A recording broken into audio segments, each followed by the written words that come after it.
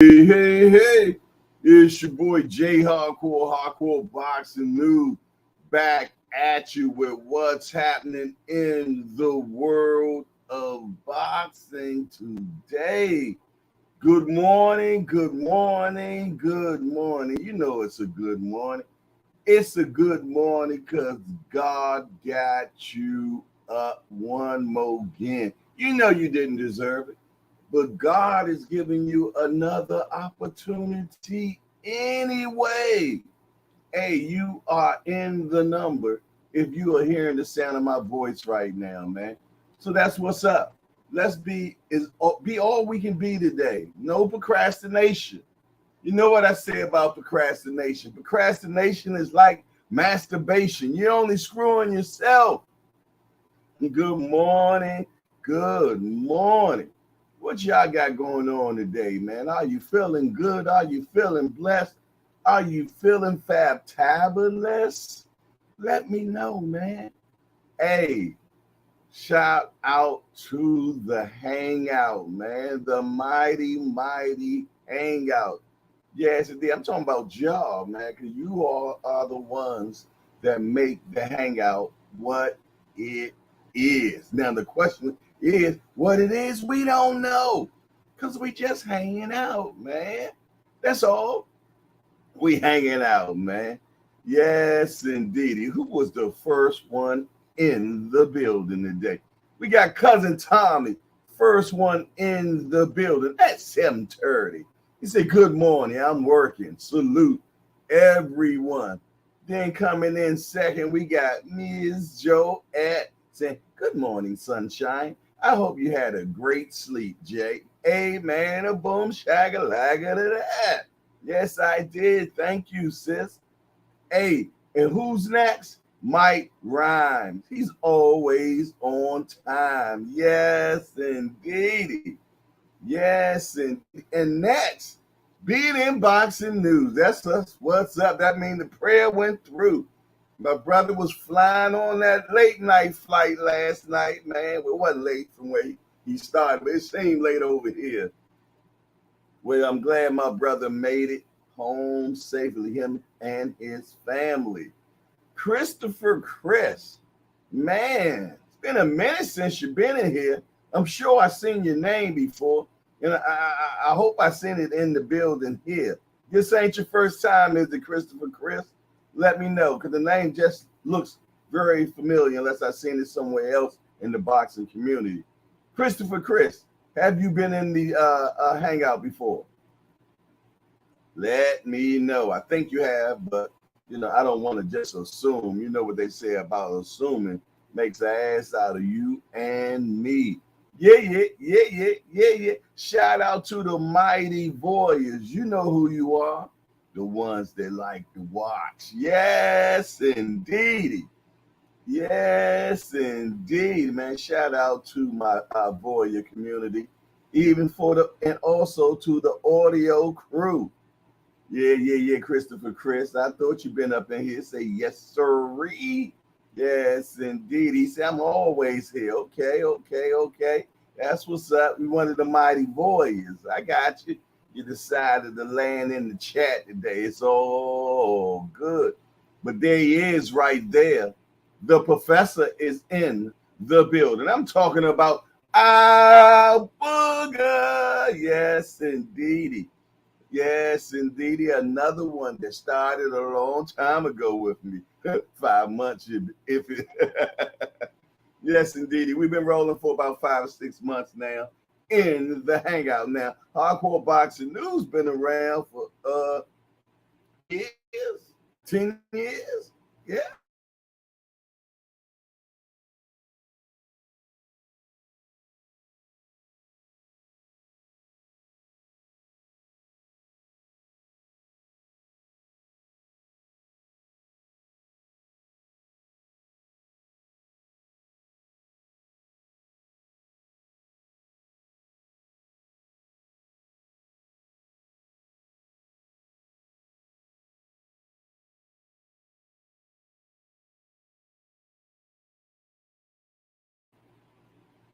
Sorry about that, y'all. Wi-Fi started doing the boogie woogie, man. How my visual look right now? I ain't got my phone out yet.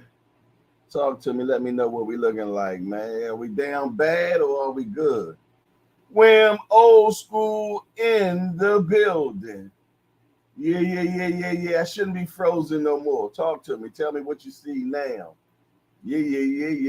Let me know if you sees me now. Let me know if you sees me. I want Tank to knock Devin out. Yes, indeed. A lot of people do. A lot of people do. That's what's up. That's what's up. Yeah. Oh, you want him to give him the boo-bop bang, huh? Christopher Chris said he want Tank to give him the boo-bop bang, man. That's what I'm talking about, man. Yes, indeed. Oh, soon come. Soon come. Trust me. Yes, indeed, man. But you know what they doing? The Devin team, man. They gathering their coins together, man. Yeah. They getting all that money they can get, every bit of it. They're trying to get every bit of that money they can get. Yeah, they trying to get every bit of that money they can get right now, man. So you know, when Tank do put them paws on them, man. You did. Yeah. They got something to land on. Old big old cushion. Yeah. They putting together that cushion right now. You did.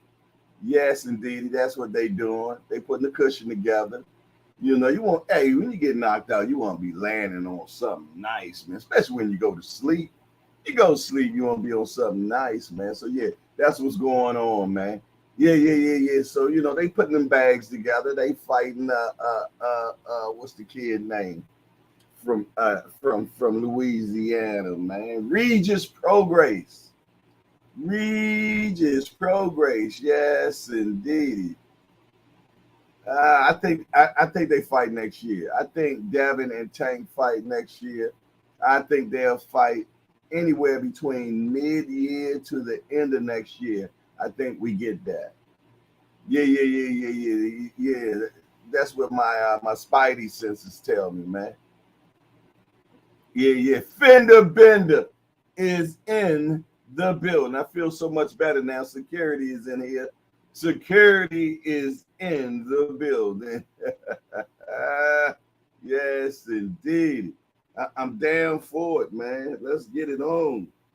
What do y'all do? What do y'all feel? Everybody feeling good this morning? Anything you gonna do fabulous today?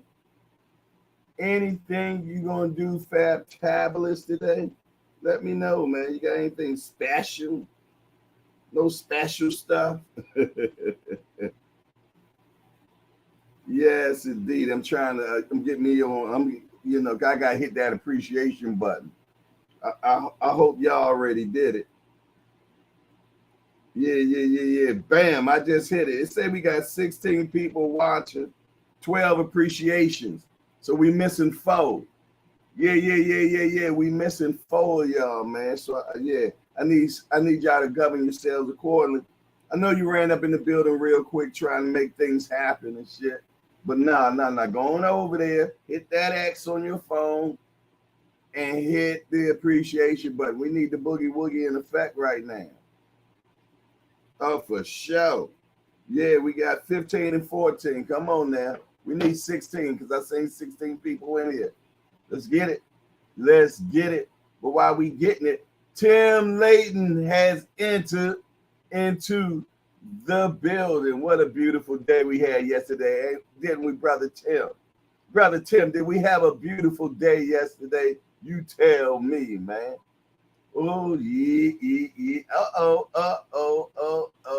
The morning dew is in the building. I'm talking about Mrs. Jazz Dew has entered the establishment. I got y'all that time. Yeah. She is in the building. The congregation, I got an amen.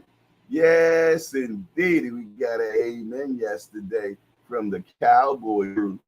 What it do, man? Yes, indeedy, man. We gotta make them Eagles fly next week. Fly on away from here. Yes, indeedy, man. Woo-wee. Hold on one second. Hold on one second. I get this call.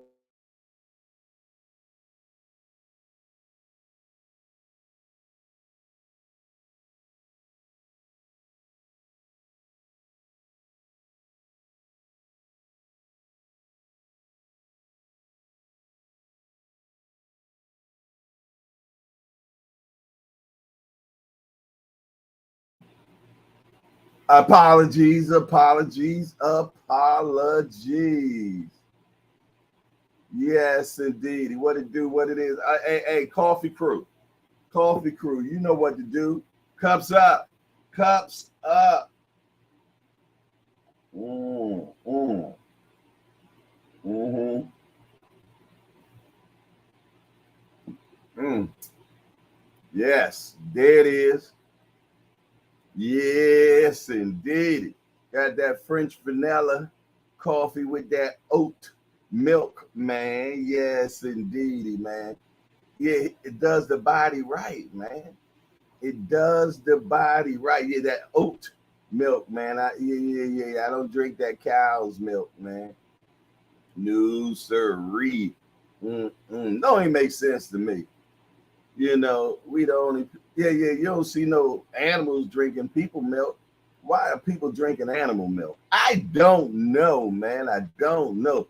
Al Booker say he got that good old blueberry smoothie working right now. Man, that sounds good. Oh yeah, that sounds good. Yes, indeed. Oh yeah, exactly, man. I ain't drinking no. Hey, my daughter put me down on that milk game. I was like, why have I been drinking that? Lord have mercy. Yes, indeed. I drink that oat milk now. Can you get a new microphone, Jay? If you buy me one fender bender, I will use it. What's wrong with my mic? My mic. My mic ain't sounding right now. Do I need to adjust it? Maybe because I got it so damn low. I tell you, boy, y'all some bougie ass people, man. Want the mic to be all right. Damn, talking about can't you get a new mic? Hell yeah, I get a new mic. You buy me one. Is that better for you, fender bender, with your bougie country ass? God damn it. Is that better? Damn Sasquatch. Hey, you ever seen a boozy Sasquatch before, man? Oh, I apologize. I'm all wrong. You still a Sasquatch, though. Nah, that ain't no new mic. I didn't have this from the beginning, man. It just probably be not right in position. I gotta apologize to you. I'm all bombing you out, telling you to give me a new mic. Because hey, you gotta look at what you wrote. You wrote, "Can you get a new microphone, Jay?" See, that's what happened when you be writing shit all backwards, fender bender. God, yeah, we told you about that shit, man. Yeah, that's how you ran Senior away from here the first time. Talking about you want to do naked wrestling with him and shit. Man. I had to go to bat for your ass so many times about that texting, man. Goddamn voice texting and shit. Talking about, can you get a new microphone, Jay? And now you're going to tell me, you ask me, is that a new microphone? Goddamn a bear. Get your shit together, you big Sasquatch. Goddamn 7'4" and shit. They say Fender 7'4" and wear a size 9 shoe and shit. And the shit don't matter. It don't balance, man. He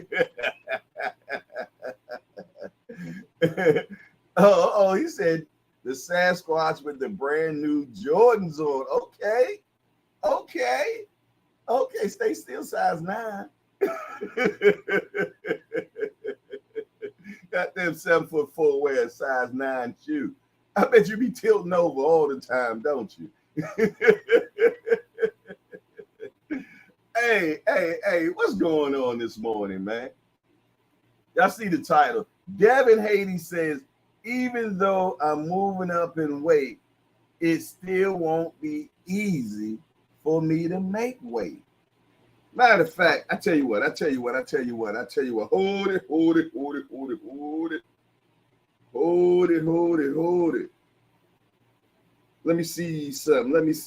Matter of fact, Devin Haney, quote, said, "It feels good." Haney told a group of reporters when asked how he feels at his new weight class. "I've been eating a lot more. 135 was hard for me to make, but 140 won't be easy either. I'm a big guy. I'm getting bigger. My body's maturing. My muscles are filling out. Even though I'm moving up in weight, it still won't be easy for me to make weight." Well, maybe you're a goddamn weight bully there. Maybe you're a weight bully, and maybe you should be fighting 147 or 154. If 40, you haven't even fought in that division yet, it's still going to be a problem with you making. Now, I could be wrong, but correct me if I am. Talk to me quick. I might forget, but I'm trying to get some understanding on this. Yeah, I'm going to need some understanding. Talk to me. Hold on, my mic done slip. What the hell going on in here? I gotta tighten it up. Ugh. Yeah. What the hell going on here? Let's get things right up in the building. Okay. We got some more people that ran up in the hangout. Who the hell is in the building? Who the hell done snuck in the door? No, they late. Hey, senior. That's one demerit, bruh. You late. Talking about good money, you degenerate mofos, man. Then he gonna come up here incorrect and late. Oh, that's two demerits, matter of fact. Who else in the building? Gregory Pratt. Yo, salute Jay and the hangout. Driving, but I'm listening. I've hit the like button when I can't see. That man know how to govern himself accordingly. He knew he was late, but he handled business. That damn senior, man. Yeah. I'm gonna have to fire that boy, man. I'm gonna have to fire him, man. God damn it. How you gonna be the king of the hangout, man? And always late. Speaking of the king, where the hell is the mayor, man? Yeah, I gotta check on the mayor. Matter of fact, man, I know he had death in his family, so I'll make sure that I give him a call today, check on him and everything. Fender Benders say, "God, this phone always trying to get me in trouble." Yeah, you keep blaming it on the phone. I'm starting to wonder now. You did, you know what I mean? You in there, you know.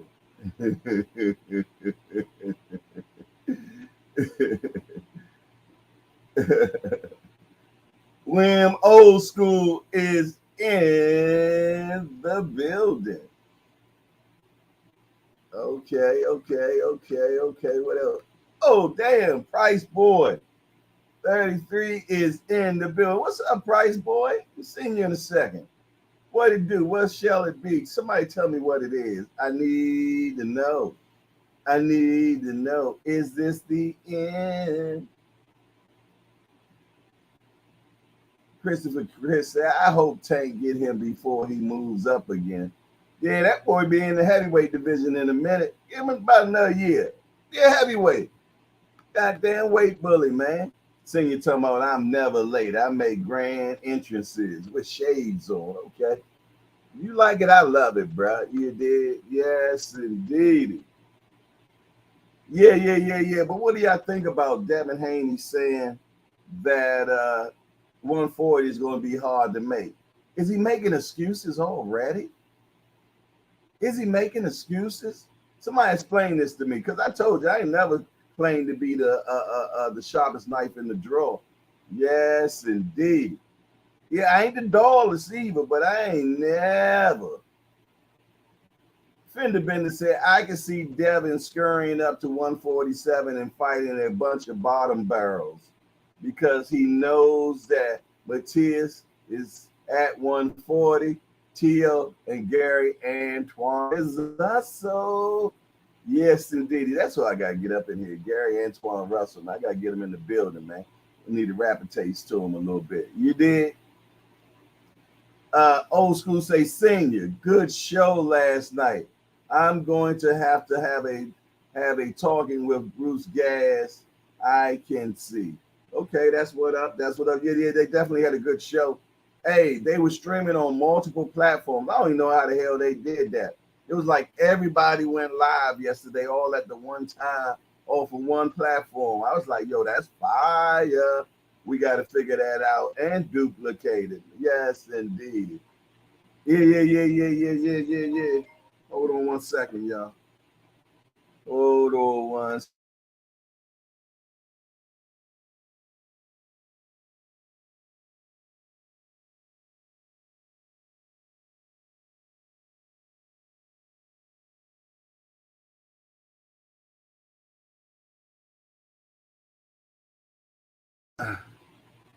AJ, I don't know how I streamed it, but we got to do that for sure. Hey, but you know what? I seen Skywalker Boxer do that before. I seen Skywalker do that before, man. Yeah, so okay, being in Boxing News says StreamYard allows you to do that. But I tell you what, man. Got somebody special in the building. I'm gonna go ahead and bring them up in there, man. Some of y'all know him, some of y'all might not know him, man. Yeah. World renowned. Yes, indeed. I'm talking about known from coast to coast, world to world, man. Even known on Mars and shit. Y'all very own Coach Kenny. Hey man, cut that out, man. How you known everywhere, man? You know, Martians know your ass, boy. I got a dome like I'm from Mars, huh? What's up? Ain't nothing, man. Hey, senior, you fired. You ain't tell me Coach Kenny was coming on the show today. You fired. Yeah, let him know. You know what I mean? You fired. I know he's watching. You best to believe it, man. Yes, indeed. What it do, Coach Kenny? Ain't nothing. Just got through running baby girl. Yeah, I kind of figured you make sure you handle that in the morning, man. Yep. Yes, indeed. What you been up to lately? I'm just getting ready for the next. You know how that go. All right, what's next? Top of the year we got Tank, and then we got the kids. We got the kids fighting. Okay, always beautiful to have the kids out there. Senior said, hold up. What in the fraggle naggle bullshit is going on? I don't know, man. I thought you would have let us know, man. If anybody should have known Coach Kenny was going to be in the building, you should. I tell you, feel like left out Lamont, don't you? I thought maybe he would sleep this time. Something, right? Oh, yeah. Good, man. Yes, indeed. So, man, speaking of what's next, I'd like to know what's next for the Killer Bee, man. We scheduled to fight December the 1st. Oh, for real? Yeah, in Texas. In Texas. Okay. Any name yet? I don't know the last name. Her name is Angelica. Angelica. Yeah. 12. Okay. 10 and 2, 12 and 2, something like that. 12 and 2? Okay. That's what's up. Yeah. Hey, you know what I like this? I seen it a couple of weeks ago, maybe a week and a half ago or so. Man, we had the quote wearing a Mia Killer Bee Ellis shirt, man. Oh yeah, man. That was dope. That surprised me, man. Mia told me she ordered a shirt, and I was like, huh? Yeah, that was beautiful, man. That's nothing like support, man, from somebody, at her status, Wow. Yeah, man. And she ordered it. She didn't ask for somebody to send her one or nothing like that. That's fire, man. Yeah, she definitely ordered one. That's classy, man. That's showing the quote. Say, okay, she on the radar. She on the radar, man. Yeah. Man, I can't wait till one day we see Mia Killer Bee Ellis champion of the world, man. Because I It's know it's coming, man. coming. God I know willing. it is. God God willing. willing. Right, exactly, man. We watching everybody close, man. You know, people come and go. You ain't You know? lying with that, man. Yes, indeed. Like a revolving door, man, for sure. Yeah. Yeah. Wow. That hey man, yeah, I'm definitely looking forward, man. I'm a big Killer Bee fan, man. Hey, I don't use that word loosely. I always say supporter. But when it Right. comes to Killer Bee, man, I'm her fan, man, for sure, man. Appreciate it. I appreciate Yes, it, man. indeed. Yeah, and More money. the other day More I was money. talking, right. The other day I was talking, I was saying, man, I call her the boots of the female division. Oh yeah, I saw that. I was laughing when I seen that. I was like, oh man, people gonna respond to that one. They didn't know exactly what you was talking about, you know? Right. I'm just talking about how she be knocking people out, Jack. You Yeah, know what she I'm can saying? crack. She can crack. Exactly. And that's why when I put in there Killer B, I was like, hey, I'm just saying how you knocking people out. That's all. She can crack. For You sure, know? without a doubt, man. So we got some fights coming up. I definitely wanted to get your input on we got Devin about to fight Regis Prograis, man. What do you think about that one? I'm gonna rock with Devin on this one. Why? I just think he gonna out hustle Regis. Regis don't have enough offense. Regis fighting spurts, you know what I mean? And Okay. Devin will outbox him. Okay. I got So Devin winning the 12-round decision. 12 round decision. That's what Yeah. I was thinking decision as well. You know, Regis got a nice counter punch. He got a nice counter punch left hand though. If mhm. Devin get past that, he should be good. Okay. When it comes to skill set, how much difference is it? Um, Haney got more skill. Yeah, more athletic, I think. What would Prograis have to do to win that fight, or can he win that fight? He would actually have to stop Devin. Mm. He have to stop him. Other than that, Do you think that he has to make it a physical fight? yeah, he can't out. He got to force himself on Devin. He can't outbox him. And Regis fighting spurts. He don't have that constant pressure. You know, he don't go after you long enough. You know, he just Mm. do it in spurts, and then he'll stop. And then he get the midway. He always fades. You know what I mean? What do you think That's about my opinion. okay, what do you think about Prograis' footwork? Do you think is any good, or what do you think? It's fair. You It's know, fair. yeah. Mm-hmm. But again, he don't have that offense. He don't have that pressure. You know. Senior just put in the chat. I'm leaving to go put money on Regis now. He never put the money up, man. Hey, coach, they say whoever you say gonna win, they gonna go the opposite way, man. They're not allowed to talk if they're not betting.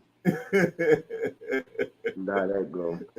Put your money up or shut up, right? Put the money up and shut up. Hey, did you catch the fight this weekend? I saw clips of you talking about the And Tyson God Fury fight. knows, yeah. What do you think, I man? saw the clips of it. Oh, okay. You didn't watch the entirety, huh? No, it happens. So I heard he got robbed, and some people say it was close. So you know, for the guy that never ever boxed before in his life, he did excellent. But That's what I'm saying, man. I mean, he was only in there with the champion of the entire world, man. right. Considered the baddest man on the planet right now. But you know they say you got to beat the champion up to take it. I guess he didn't beat him. And that's old school. That's what we were talking about yesterday. Yeah. When we were coming up, you had to beat the champ, knock the champ out to take you the have belt. to like dominate the whole fight or something. You know what I mean? Exactly. Yes, yeah. Somebody, my guy Remo said, "Hey, Coach Kenny, is Stacy returning to the ring soon?" Yes. We're looking at fight Stacy in December. I think it is December. Cool. Daryl Thigpen said, "What's up with Truck?" Truck will be back in spring. Didn't he just have surgery on the shoulder or something? Yeah. He had surgery on his shoulder and his ankle. Oh, damn.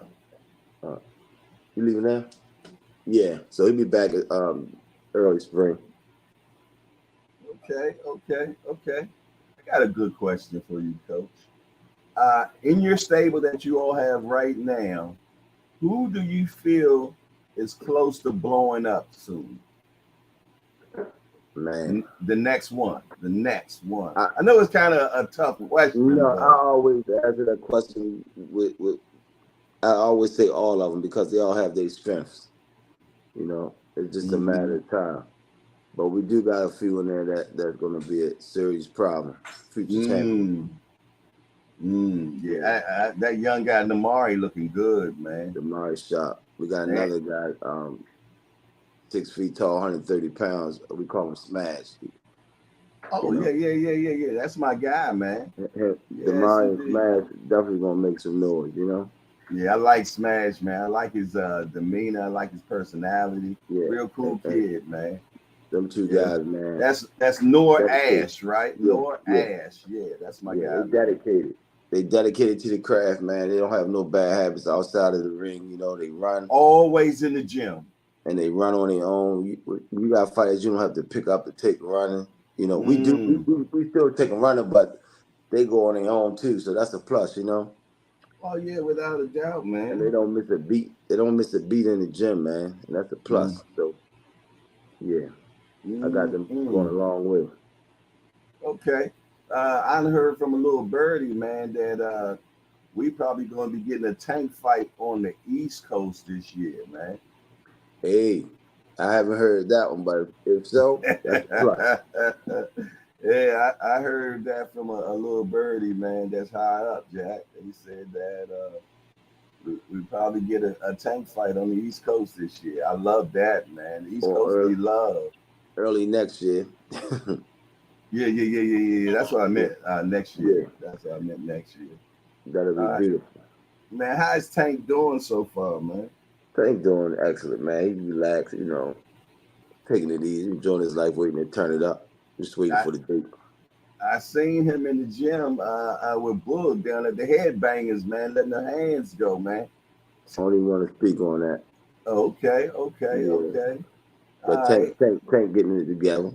That's what's up, man. And you know what I like of what I'm seeing right now about Tank is that in between fights, that waist stand nice, man. He's looking, He's looking slim and trim, man. I think he done finally realized that he is him, and he knows that he's the face of boxing, man.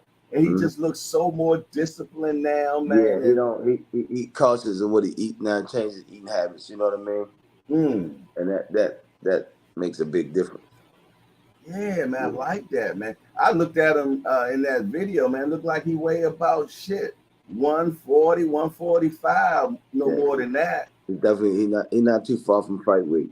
Yeah. He get his running in when he's supposed to. You know what I mean? Oh man, that's so much a blessing, man. We just waiting for that date to turn it up. That's it, huh? Yeah, see, and that's a beautiful thing, man, when you can come into training already ready. So you ain't got to be dealing with fat camp or nothing like that. Exactly. And you can just work on the skill set. Exactly. We don't work on a game plan. We ain't training just to lose weight, Okay.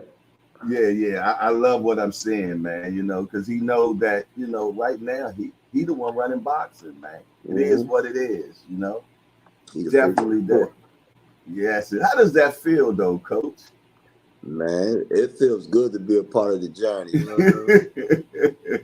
Look, I'm trying not to smile. I'm trying not to smile. Look, I know the whole journey. I know the ups and the downs. Some people trying to claim it, but they really don't know it, It's a long story, but the journey. Yeah. It's a beautiful journey, though. I know it. It gotta be, man.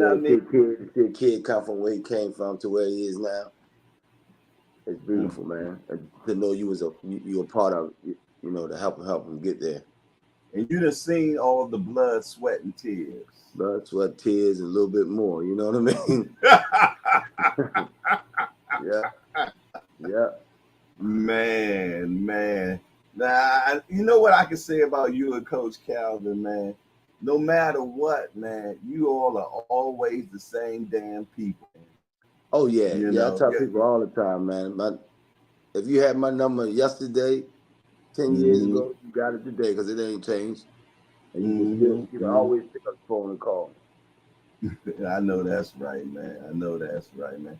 But that's truly a blessing, man, that you all always remain humble, man, because you for all are sure. in a very, very big position and also in a big fishbowl. You know what I mean? People's Yeah, always watching your every move, yeah, man. You know yeah. what I'm saying? So you're underneath that you know what the hell I'm talking, Bal- magnifier. Bal- Baltimore's TMZ. I know exactly what you're talking about. You know what I'm saying? Right. Exactly, man. Yeah, Anything y'all do, man, is magnified 10 times, man. yeah, But yet yeah. you all handle it so graciously, man. For sure. It's like no different. You did, you know. Exactly. Same old me. You know what I mean? Yeah, I've been always in there with the kids, man. And it's amazing how y'all able to switch gears like that, where y'all go from being at the apex of the boxing world and then Mm-hmm. slide all the way down next week and with the amateurs, man. At You a know what I mean? local show. Yep, Driving up the road, man. yep. You I, know, I the kids go, are our future, man. When Tank was young, we used to say the kids are the future, and look at Tank. You know what I mean? So we got more mm-hmm. coming behind them that's taking the same path from the same hood, drinking the same water. You know what I'm saying? You know what? And I guess from being up here and down here and balance, it just balances you out in the middle, man. Yeah, yeah. Man, working with the kids relieve a lot of stress, man. 'Cause, you see them kids come in the door and to see them smile. They learn it. They come in the door. They don't know nothing. Then you see them take their first fight and see how much they learn. And it's fun, man.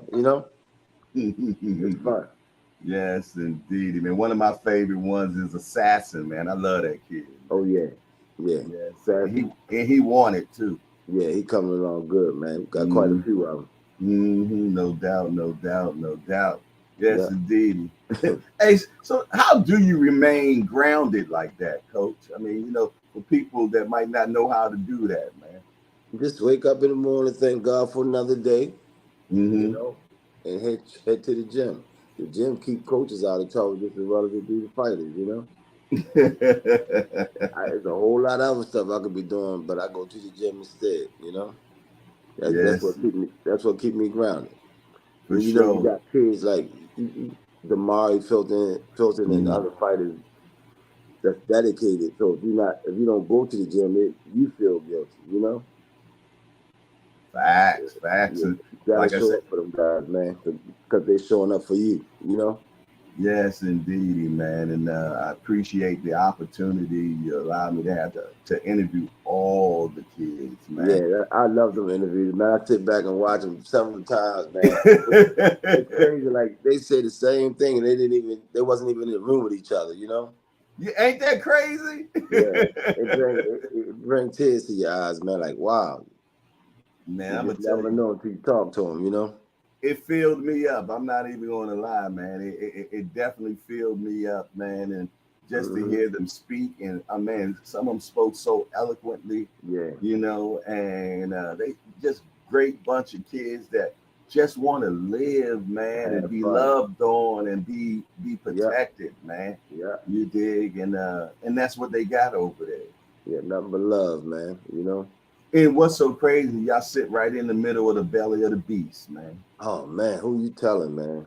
Oh man, people don't have a clue, man, what goes on in the wee hours of the night while we sleep Oh yeah, man. You in the wake up and community, yellow tape everywhere, man. man.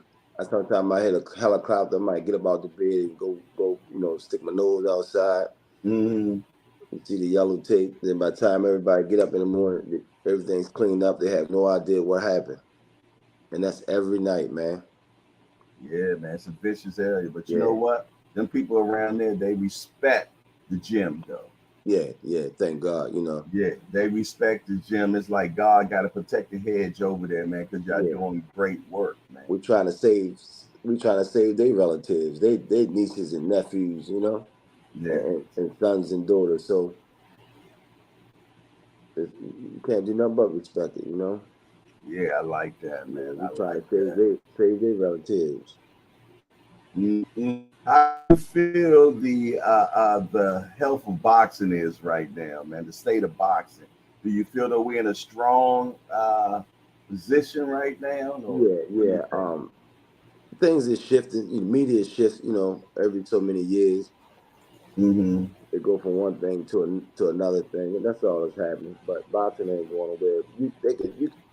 You can ban boxing on TV. We're gonna find a way to fight in the backyard somewhere. You know what I mean?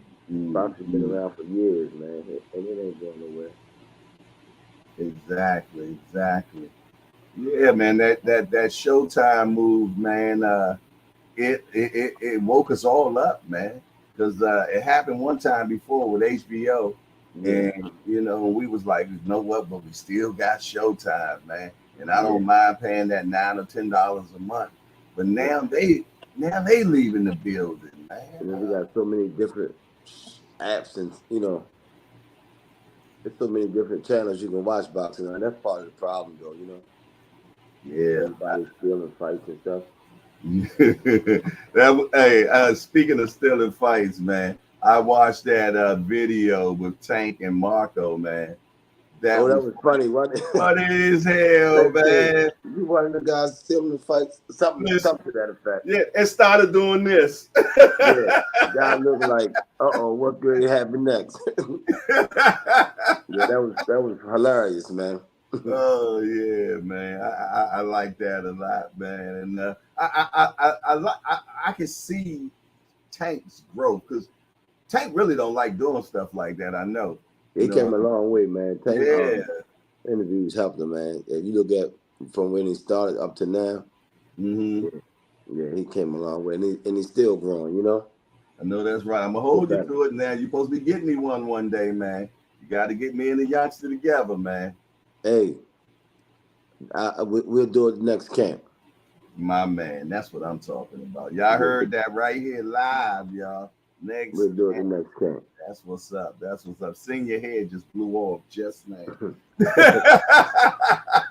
Then you need a partner that's willing to go out and get footage for him. Oh, You need a travel partner. need a co-defendant, huh?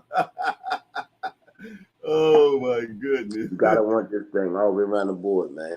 You better believe it. But that's my guy, man. Thing See, working hard though, man. He yeah, working hard. He oh yeah. grinding. The boy got so many hats he wearing right now, Yeah, man. So yeah. he talking about I know he counter punched me with something, right? no, not you, me. He talking about I'm about to report this channel. Uh-oh. Oh Lord have mercy. Hey, if it happened, we know where it come from now, yo. No, he ain't gonna do no snitching, that's for sure. He better not, boy. I tell you, to hang out or whip his ass. Crazy. The hang out and whip his ass. He better stop playing about that snitching and shit. You know about when they online, they do that silent snitch. You know, like how they pass letters in jail. Yeah. He just hit that little button and shit. Yeah. That's crazy.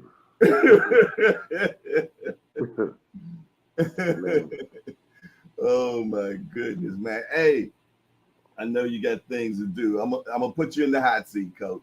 Uh-oh. You know I do hardcore's hot seat, right? Uh-oh. Go for it. Let's get it. Okay. First one. What does Coach Kenny like to do when he's not training fighters? Watch boxing. I'm home watching the fights. Gotta have a hobby, man. Yeah, I like nature, man. But it's hard to find people. I want to go like wild boar hunting and stuff like that. Okay. I like dogs. I like animals, man. I like to be in the woods, but this generation can't find too many people that's with it. You know, everybody allergic or got allergies or something. But yeah, I like nature, man. I always grew up with animals and in the woods, down by the creek some damn where. I'm always watching Animal Planet. You know what I mean? I like stuff like that. Me and my youngest granddaughter yesterday was watching Animal Planet. I like that joint called Swamp People when they go in there and be going after them alligators. Yeah, man, I like that, man. They be in them boats, man, and they shoot that alligator. Hey, they shoot the alligator. Got to shoot them right here, man. Because the alligator got a real small brain. You got to hit them right on the right spot. Man, but if it ain't nature, it's boxing. You know. Okay. He talking about if it ain't snitch. He talking about it ain't snitching when you send an anonymous letter. Man, he's crazy. Something wrong with that boy, man. I'm trying to tell you. He's crazy as shit. All right, here's a tough one. Something about Coach Calvin we don't know. Oh man, something about Coach Calvin we don't know. We don't know. Oh man, that's hard. That's a hard one there. That's a hard one there. Something about Coach Calvin that we don't know. I don't know. I can't answer that one. You've been around that man for how many years now? Over 20 years, but you gotta know something. I don't care if you tell us his favorite food. You gotta tell us something we don't know, bro. His favorite food, I'm gonna have to roll with I ain't gonna say his favorite food, but he loved oysters, man. Okay. Oysters and clams. He loved what's the other thing? Crab cakes. He loved crab cakes too. Okay, cool. What type of music he like? A little bit of everything. He mix it up. It depends on what kind of mood he in. Okay, you know? Cool. Matter of fact, how did y'all meet, Coach? I met Calvin as soon as he came home. I was at another gym. He came over there I ain't gonna say help, for advice, how to get started his own gym. And I just so happened to hit, him. And once he got started over at Her and Run, I was taking some of my fighters over there to spar with the new kids that he had, Okay. And then they moved him over from East Baltimore to West Baltimore, and some things wasn't right at the gym where I was, so I kind of joined him at Upton. And our chemistry, man, he was one of the first guys that wasn't in it for the money, or I'm gonna say possibility of making money. Money wasn't on his mind. And that's the same with me. Money wasn't on our mind. We was just doing it for the passion of the sport and for the kids. But when you do things right, money come with it. And a lot of guys that I met in the sport, their mind was just on money. Wasn't really for the sport. It wasn't really for the kids. Sound good when they talk, but no. What Calvin had the same passion I had for the kids. You know what? And what you said lines up with what the Bible says. It says your gift will make a way. You know what I mean? Right, exactly. Yeah, and that's what it did. All you got to do is, have a passion for it, have the right heart for it. That's it. Yeah. And Calvin, man, it's gonna come out in the documentary, man. What I witnessed with Calvin is unbelievable, man. I can't wait. And the sacrifice that both of us put up. It's been times where myself, man, I ain't gonna say that I took money from my kids to help other people's kids, but money that was, I could have did over here. I took over here and did that, Right. I understand, man. But people don't see it. Nobody see your vision like you do, This was before Tank turned professional. This is just to make so Tank can make it to the tournament, that other fighters make it to the tournaments, I miss my daughter's prom, Yeah, man. Well, somebody else's kids. Yeah, facts. Okay. The next question. Your funniest Tank story. Man, my funniest Tank story. Mm-hmm.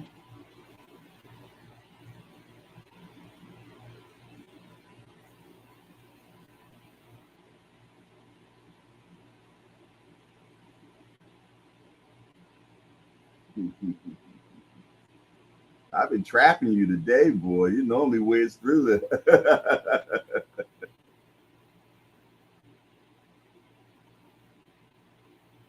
Are you frozen? I think he's frozen. Ew. Okay. Uh-oh. Can't hear you. Can you hear me? Now I can, yeah. Yeah, people try to call me while I'm doing a podcast. Mm-hmm. Yeah, Tank. There's so many funny stories with Tank, man. I remember one time we were at a tournament Mm-hmm. and he was hitting this guy with so much. This is when Tank actually started punching. He was Mm-hmm. touching this guy with everything. He was concentrating on just being fast. Mm-hmm. Up in the corner, I said, Tank, you hitting him with, you touching him with anything you want to touch him with. So I said, then ball your fist and start stuffing them punches in there now. In the second round, Tank came out, boom, boom. And I said, he ain't gonna want to fight in the third round. Mm-hmm. Sure enough, man, the third round, the kid came out, he didn't want to come out the corner. And Tank was like, Coach Kenny, that worked. And ever since then, man, he been clipping them, man. He probably was like 13 years old, 12, 13. Mm. Yeah. Wow. Yes, indeed. So that's when he really started punching when he was about Yeah, 13 man. years old. Yeah. He started punching, man. Yeah. When did you realize like his punch power was like off the scales? When he was sparring older, got grown men and like discombobulating, making them quit, knocking them out. Mm. This ain't one of the yeah. Different gyms that we would go to, you know what I mean? A few at our gym. And then one time he sparred this middleweight fighter. Mm-hmm. And he after he sparred Tank, he said he retired. And we were like, why? He said, this little kid, stop it, man. What can I do with a middleweight? You know what I mean? He made his mind up to retire. Damn. Yeah. Damn. What? This is not one of the questions, but I'm curious. What is the biggest guy he'd ever sparred and hurt or put down? A heavyweight. A heavyweight. Yeah, a couple of heavyweights, middleweights. Y'all really put him in there with a heavyweight? All sizes, man. Something happened in the gym, and he traded words with this heavyweight one time. Mm-hmm. And it was like, you glove up then. That's what the heavyweight said. You glove up. And Tank gloved up. Gloved up. It was a few minutes later, he was taking the gloves off. You know? He quit? Not Tank. No, the guy, he quit? He didn't quit. Tank planked him. Oh. Yo, I know that was embarrassing as hell. He went out on his shield. How tall was he? Probably 6 something. Yeah. He was a pretty big guy. Damn. Yeah, Tank can hit, man. Tank can hit. Wow. Last question of the hangout. The hot seat, I mean. Who is your favorite fighter to watch in the past? And who is your favorite person to watch now when you watch boxing? Man, there's so many of them in the past, man. We had a good pass. It's hard to single that out, man, but I like Sugar Ray Leonard. Yeah. I like Sugar Ray Leonard. But I can name fighters after fighter. Today, man, it depends on what's there. Like right now, I love to watch Tank fight. Right. And I was excluding Tank out of this though. I got a prospect we just turned pro, Damari Floton. I love watching him fight, man. The kid, man. Jamari Nice, and he thinks, yeah. There's so many of them, man. We have Catino Oliver, another puncher. Mm-hmm. Another puncher, man. Kid can crack. Mm-hmm. You got a kid, you know Jaleel Haggett. Yeah, that's my guy. Love watching Jaleel. One thing Jaleel gonna do, Mm-hmm. coming across that ring, man. Yeah, he coming to you. He ain't gonna hesitate. So it's so many guys, so many of them coming up, you know. He a big kid too, man. I don't know how he Yeah. make the weight, man. He's only 20 years old, but yeah, so many of them that I love to watch. Yeah, he gonna be destruction for sure. Yeah. What do you think? What do you think about Boots, man? Boots Ennis is another one. I think Boots can be like, he's a little bigger, but he can be like Henry Armstrong. Henry Armstrong had 3 titles at the same time. I think Boots can get 147, 154, and 160 and shift back and forth to defend them. Yeah, he said he makes 47 easy. Yeah, right. Boots can be like Henry Armstrong, man, if they position him to do it, you know. Do you feel though that he has that, what we say, Jinsei Qua? He's that dude, man. Because you know, people like Tank, Mayweather, you know, people like that, they only come like every 10, 15 years. Do you think Boots is one? Yeah, every 20 years. Yeah, Boots is. Yeah, he's flamboyant. He can punch. He got the whole everything disciplined. The kid probably up already. You know, doing what he's supposed to do. You seen him spar too, right? Oh yeah, I seen him spar plenty of times. Yeah. And his IQ, man. I remember when me and Calvin was going up for sparring with pros that we had in the past. Boots is 19 years old, leaning on the ringside, just watching. Little kid, man. Yeah, his IQ is off the chain. Yeah. It's amazing when you can say, I remember when he was 9 years old, and now he's, you know, about to be champion of the world eventually. Yeah, man. 24, 25 years old, number one, mandatory kid. Do you feel though that he's ready for Crawford right now? Listen, he's 30 and 0, 30 and 0, 31 and 0. If he ain't ready now, he ain't gonna never be ready. Yeah, I think he's ready for anybody. Yeah. Kid got 30-some professional fights, man. Kid worked hard in the gym. Yeah. He beat about 15, 20, 25 rounds in the gym straight. No 12 rounds ain't nothing to him. You know what I'm saying? Right. And they 4-minute rounds too. Yeah. Boots is next up. Hey, and look, and no water. People think it's exaggeration. Go up there and spar, ask and spar Boots. Yeah, see? And you're gonna look, like I said, they put boots on his hands and he stomp people. That's why I call them Boots. Hey, he can't get a fight right now though, man.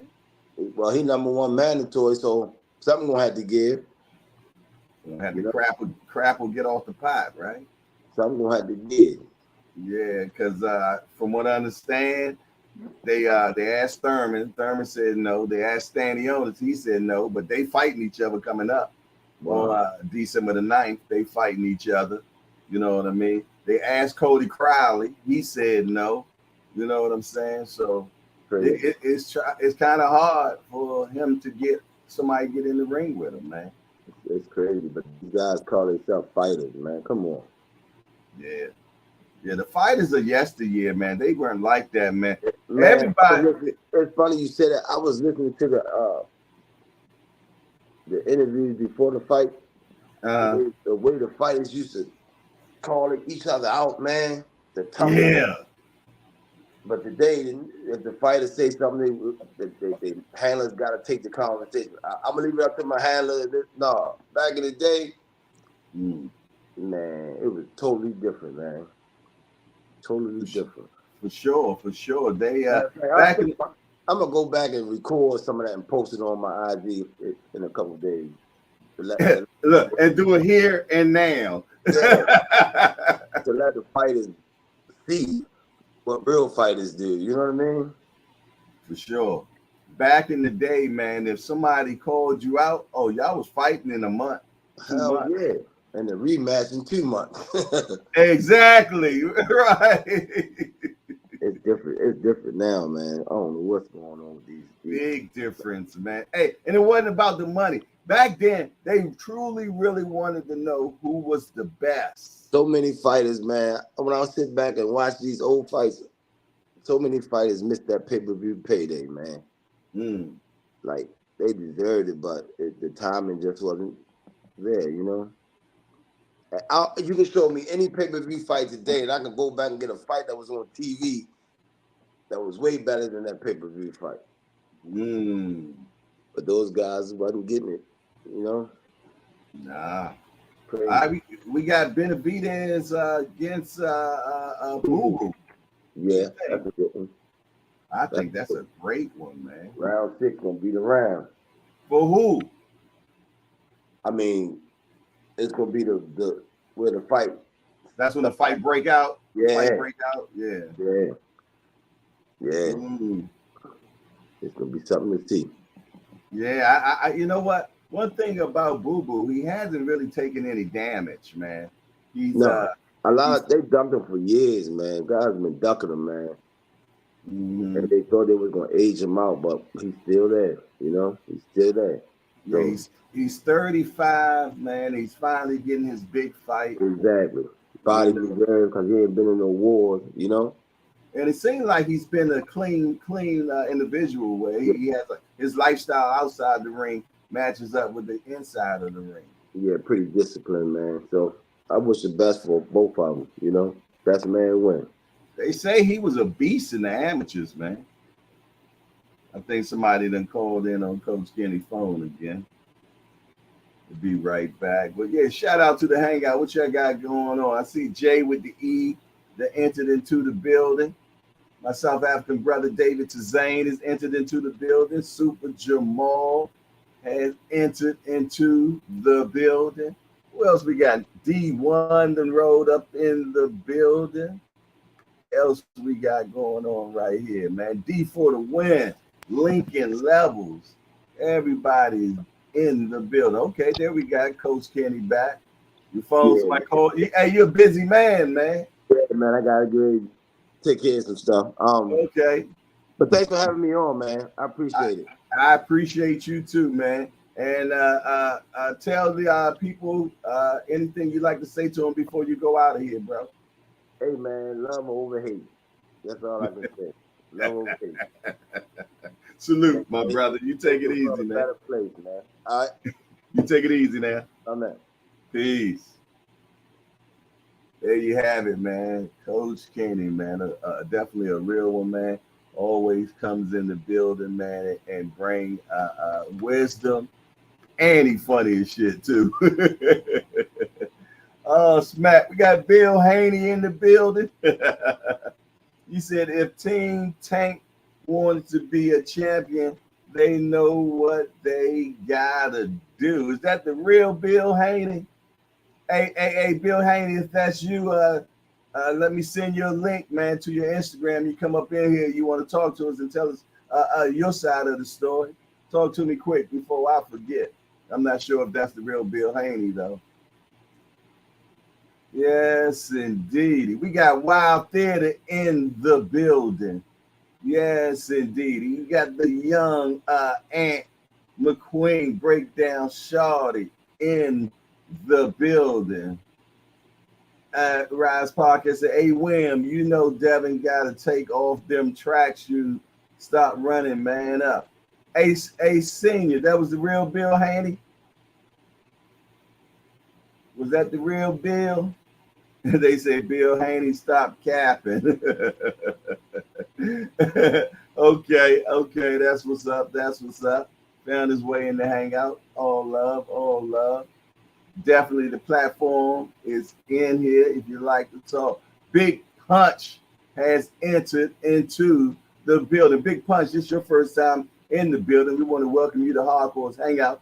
We're just a bunch of hardcore degenerates that get together and talk about this beautiful sport we love called boxing.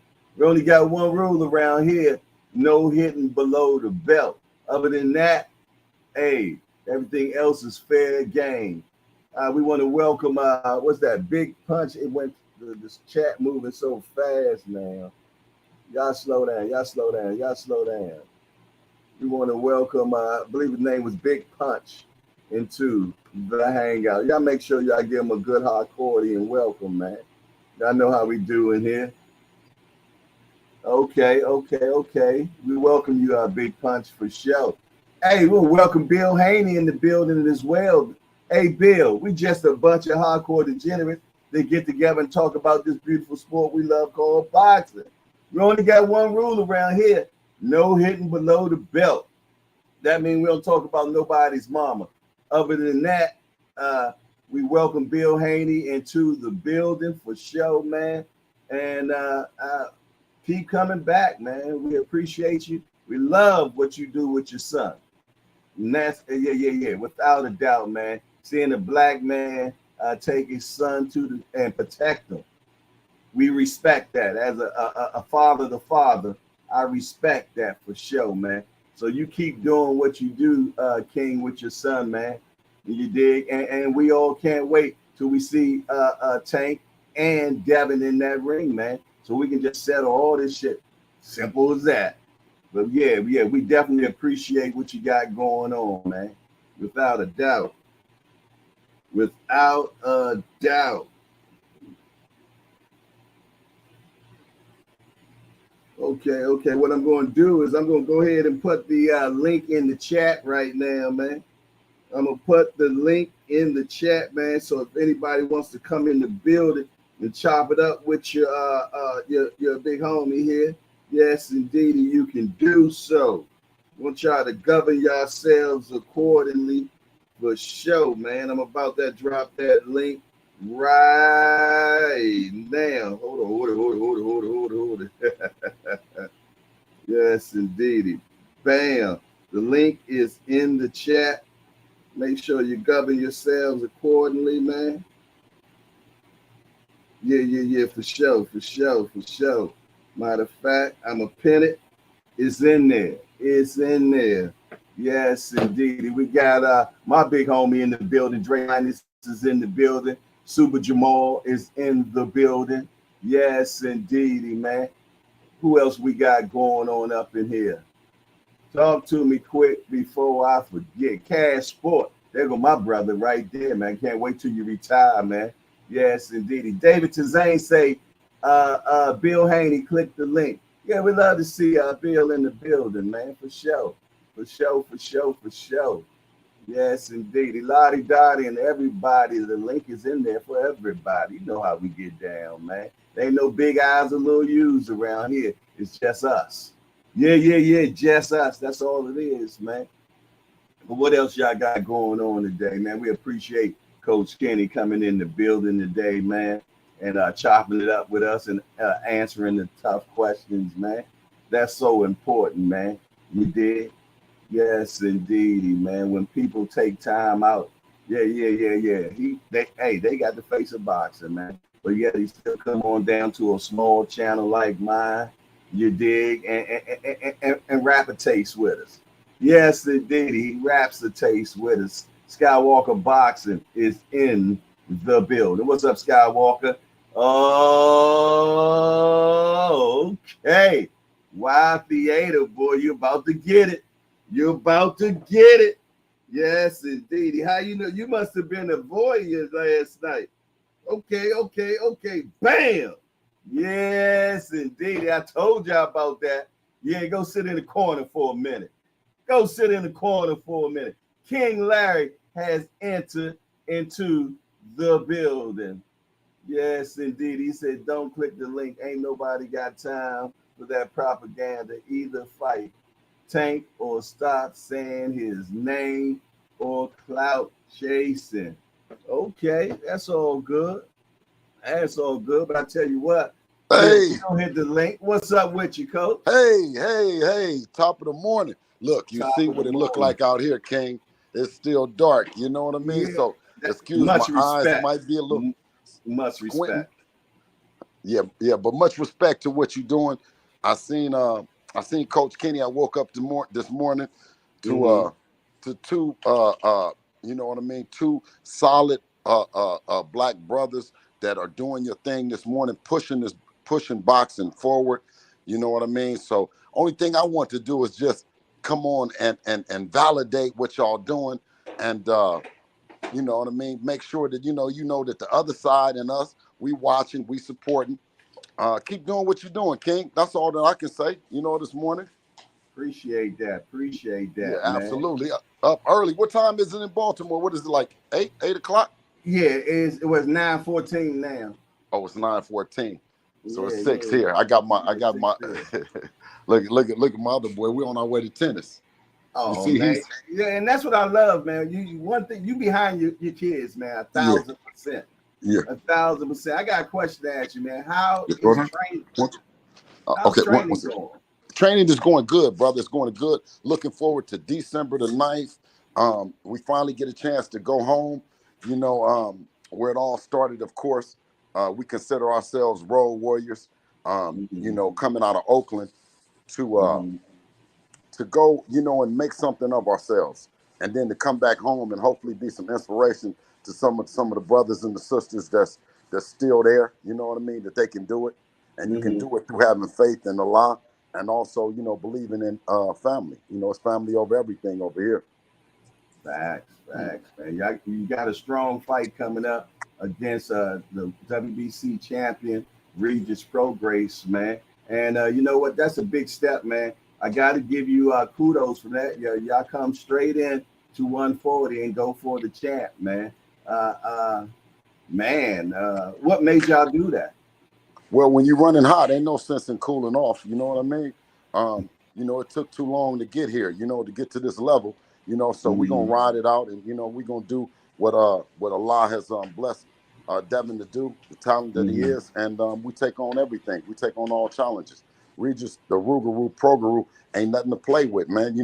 I always speak about, us and our culture, because I know us. I don't know other cultures. I know us. And I know those guys out of New Orleans, when they had that Hurricane Katrina, they really showed the resilience. They really showed what they was about when they was forced out of their homes and out of their neighborhoods, and they had to go everywhere, and every place and every city that I came into them, they had that do or die attitude.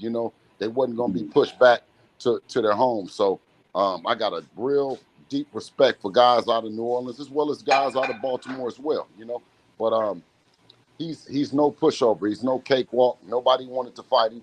Nobody wanted to give. They all said that two brothers, don't make sense unless it's a Crawford or an Earl Spence. Well, what does that do for the brother that's on the sideline that's 34 years old, two-time champ? What do he do? So we came in to give him an opportunity because he is a bad motor scooter. You know what I'm saying? When we're in that position, and we look to others, right? But when you're in that position, what are you gonna do? So we're really showing what we about by picking Regis. Nice. And is the game plan the same thing that was in 135? Oh, absolutely. Listen, to dominate, and to get all the belts, to be undisputed at 140, just like he was 100 undisputed at 135. Okay, well, not to look away from Regis, man. But who would be next? Would it be Matias or would it be T.O.? Well, he has the belts. He has the belts still at 135. At the end of after the Regis Prograis fight, he'll decide what he wants to do from there. We don't want to rule out any options. Like I said before, in order for Tank to be a real champion, Team Tank to be real champions at 135, right now they have an opportunity with Dev, right? We also have an opportunity at 140 pounds with Tank, wherever he's comfortable. Man, Devin is feeling good. He's looking good in the gym, and man, we just happy. You know what I'm saying? But like I said, I don't put nothing past Regis Prograis, but I also give, I give Tanks his grams, you know what I mean, enough to say we're going to, if any name that we'd say after Regis Prograis, it would be a Tank Davis, you know. So you're telling me that 135 is not out the question? No, it's not out the question. Wow. Okay. But once again, I'm saying is these are things that you do to show your greatness. These are opportunities that are presented to show your greatness. I mean, you know what I'm saying? Like, that's what we do. That's what we do. It's not easy. No, it's not easy at 135 pounds. It's not easy at 140. Listen, Tank ain't easy. It ain't easy for him at either weight.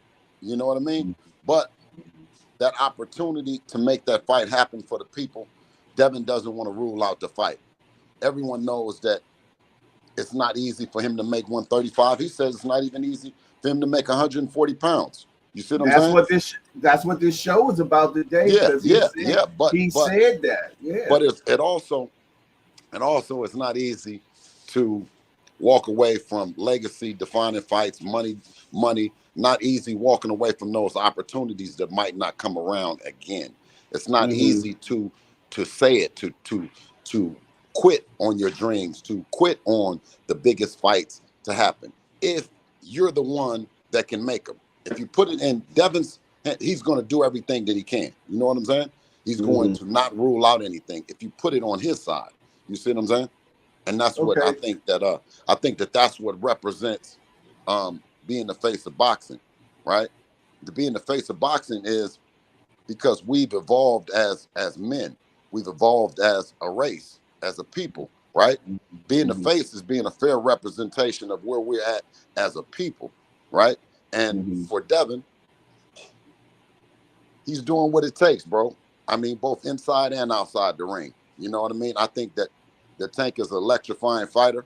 I think that he's generated an amassed wealth for himself. He's generated record-breaking numbers. But I think he's also falling right in step with the Floyd Mayweather blueprint, which is a great blueprint as well. I think Devin followed and studied the Floyd Mayweather blueprint, but he also now has the Devin Haney blueprint that no one can tell me that at the end of the day, that a father and son that's watching this show in boxing, starting out in boxing, or a father and son that's watching this show that's finished with boxing, couldn't say that they would like or love to do it the way that Devin and I have done it, right? They would like to start out their career, start their son's career or daughter's career out the way that we've done it. And it's not been easy. You know what I'm saying? It's not been easy. The easier thing would be to fall up under something other than your last name, right? We're Haney's, you know? It's Devin Haney Promotions. And we wanted it to be an example for other fighters and mothers and fathers to stick together, and they can do it. You know what I'm saying? We've seen and heard of the problems that fighters have had with making fights and decision making and all those things. You've never seen that with Devin. You never heard that with Devin. That's what we represent. We don't represent no kid that's super talented and then you fall up under the promoter. The promoter worked for you. The manager worked for you. And that's how we started. That should be the real face. The face that you don't have to quit on your dad. You don't have to quit on your uncle. You don't have to quit on that should be the real face. Every other culture, every other race stick together. So why isn't the face that we stick together, King? You see what I'm saying? That's what I be talking about. I got a question to ask because we've heard one side, and I have you here, so I want to ask you. When it came to the Tank negotiations with your son, they said you walked away. Man, man, call Kenny and call them. There ain't been no Tank negotiations. Ain't nobody from Team Tank ever called my phone to negotiate about nothing. Okay, so what Espinosa was saying, what was he talking about then? Nothing. He wasn't talking about nothing, brother. Nothing. Okay, so you'll never received a contract or anything like that? Wallahi, I've never received a contract for Tank Davis. No deal memo, no nothing. Nothing. No structure, no nothing. Wallahi. Okay. All right. Well, the people that heard both sides now, and that's the most Call him up. important I'm thing. here. Call him back up. Tell him to pull back up. I bet $100,000 this morning, man, that he won't pull up and have nothing saying that he didn't sent over no contract to Devin for Tank. Them dudes ain't even call and talk to me. They talking about Steven Espinosa. Yeah, that's what I'm talking about. Espinosa was the one, is what I was talking about. I didn't say that. Oh, yeah. No, Steven Espinosa has to do what Tank Davis says, right? Or does Tank Davis do what Steven Espinosa says? Tank's the boss. Okay, he's the boss. Well, what did he tell him to do? I don't know. I haven't spoken to Tank. I know. That's why Steven ain't did shit. Because he didn't tell him to do nothing. Okay. Those are the questions I definitely wanted to be answered from you. Because, I mean, it's on everybody. All the chats go back and forth, man. You know that. Everywhere you go, it's a Tank chat, Tank people, and the Haney people, man. And they always saying somebody duck, somebody this, somebody that. So what you're saying is there was never anything there for either one of the sides to duck, because it never happened, basically what you're saying. Yeah, well, I talked to Leonard Ellaby. That's who I talked to. I talked to Leonard Ellaby and Dev. Dev talks to Floyd, and he talks to he's spoken to Steven Espinosa, right? And everyone says, like we always say is, oh, it's going to be a big fight. That'll be a big fight. It's going to be a big fight. No one, I've never heard no date, no money, no nothing being discussed from their team to me. Because see, then that's the part where I fall in with Dev.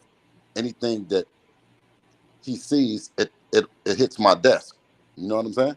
Whether he brings it to me, whether someone sends it to me, it's going to hit my desk for discussion with him, for me to just give him what my opinion is on it, and then he makes his final decision. You see what I mean? And nothing has hit my desk as far as Tank Davis. Okay. Click in some callers. No doubt. The chat is in the chat is here. Call in right now live at 626. You getting it fresh. We got blessings to you, King. Big Punch is in the building. How you doing today, sir? Big Punch. Big Punch. Top of the morning. Top of the morning. Oh yeah, I've been wanting to talk to you, Bill, for a long time. Blessings, all I ask is everybody be respectful on this channel, because that's how we get down in here. Oh yeah. Hey man, listen. I respect him, but if he got to get something off his chest, you know what I'm saying? I'm here. You talking about you been looking for me? Don't hold nothing back, King. Listen. Wait a minute. Hold on. Wait a minute. Before we go, who's doing it like this? Who's coming on and giving you action at the undisputed champion? Who's gonna let you talk and get it all off, King? I give you that. I give you that. All right, come on, run with it. I seen you face to face one time. You know, and at y'all gym, and I was gonna ask you then, but you and Devin was on y'all way in the door. This was during the Ryan Garcia fight and the Tank Davis fight. I seen y'all was going in the gym practicing for Lomachenko and all that. Yes, sir. So I just got a little question, because I'm kind of confused, because Devin said he had to make the fight at 140 with Tank, and it had to be at 140, but he's holding the belts. Man, beat. Listen, beat in the G. Get out the way. If you're not going to fight, listen. So guess what? That's what Tank's supposed to do. Pull up on him and say, man, look, beat, huh? Come on, man, let's get it. Can we pull up on Tank? Can No, we pull up on Tank and say, beat, get out the way? I don't No, think so. we can't. So wait a minute. So that don't answer your question. So purposely, Devin has the belt to say, which I came on and says, if Tank and them wanted to be real champions, they know what to do. You know what to do when you got that Reggie belt. You know what I'm saying? Mm-hmm. You see what I'm saying? So Yeah, that's the chess piece that at the top of the morning, if you calling into some real thoroughbred guys out of Baltimore, Oakland, and all that, they don't want to hear all that shit that you ain't no real champion. You see what I'm saying? They gonna make you push up on that guy. You see what I'm saying? Devin, the father talking and calling on the thing, they gonna make you push up on that guy, man. You see what I'm saying? But if you don't want it, then shit. Everybody gonna tell that you don't want it because you ain't the real champion, guy. You just so not. so it's a possibility that he can still fight him at 135. Man, it's a possibility that we gonna be two division world champion and guy ain't gonna be even a champion. Okay, all You see right. what I'm saying? That's Yeah, no. But that's some fly shit to say. Cause see, everybody want to play big money. They want to play that they got the money and all the shit like that. Don't nobody care about that money, man. If you can't spend another nigga money, don't nobody care about that. So what we do is we go do all the shit and to show you, for the people to say, okay, they standing on business. You know what I mean? And we never said that what Tank wasn't. We just said what we were. Y'all keep saying what he is. Okay, well, all right, cool. But you know what I'm saying? He ain't no champion. You know what I'm saying? He the face. He's exciting. He electrifying. Knockouts. He got a good fan base. Celebrities come and see him, but he ain't no champion. Y'all. like what But you mean look, by that? Like because he don't hold the yeah, actual. because he don't hold the actual belt. Hold the actual title. That's all. Oh, because it's the regular Well, no, it's just yeah. If that's what you want to say. and not the super. I mean, if like I said, that's what I said is if you want to hold on to that, because I know y'all very competitive on that end. Y'all normally want to have everything. You see what I'm saying? If you cool with that, I'm cool with it, fam. Oh no, like the thing is, I just want to know if y'all actually avoiding the 135 fight with Tank, or if No, it's we got Tank boxed in. You see what I'm saying? And the mm, fans boxed in and listen, making grown thoroughbred niggas come up with other narratives and act like that they don't understand what's going on and all that shit and start asking all them questions. That's why he got the belt. Listen, if you don't like he got the belt, then do something about it. yeah, that's what I'm saying. Like, but if Oh, but if Devin you is not saying, listen, from what I if you're heard not the Devin face, saying, is King, that King, but if you're not the face of boxing and you can't do what you want to do, and then you got to ask the fans, and then you got to have people create narratives, then what does that say about you being the face?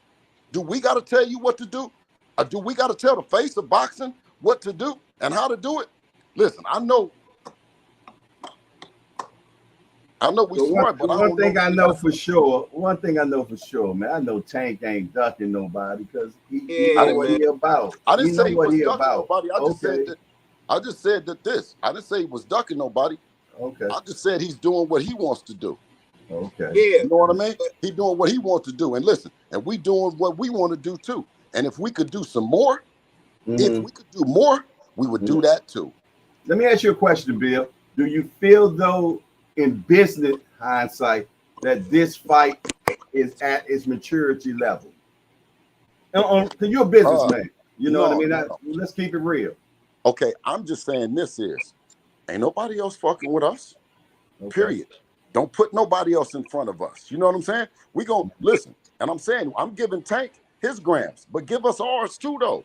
Who Mm-hmm. else other than us with Mm-hmm. maturity? So what fight is good? Would then just say this. If you say this, they both bad motor scooters, one out Amen. of Baltimore, one out of Oakland. Listen, Amen. then we can get along. But if you say anything else, then we gotta fight.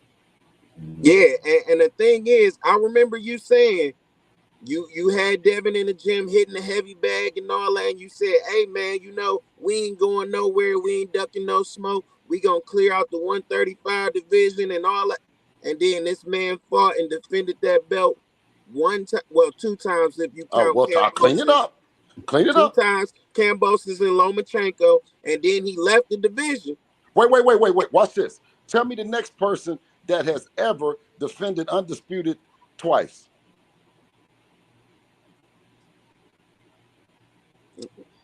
So you want us to do? Wait a minute. So you want us to do something? We've already did something. I just want you to do what you said you was gonna do, okay, man. well, That okay. you said you was gonna do it.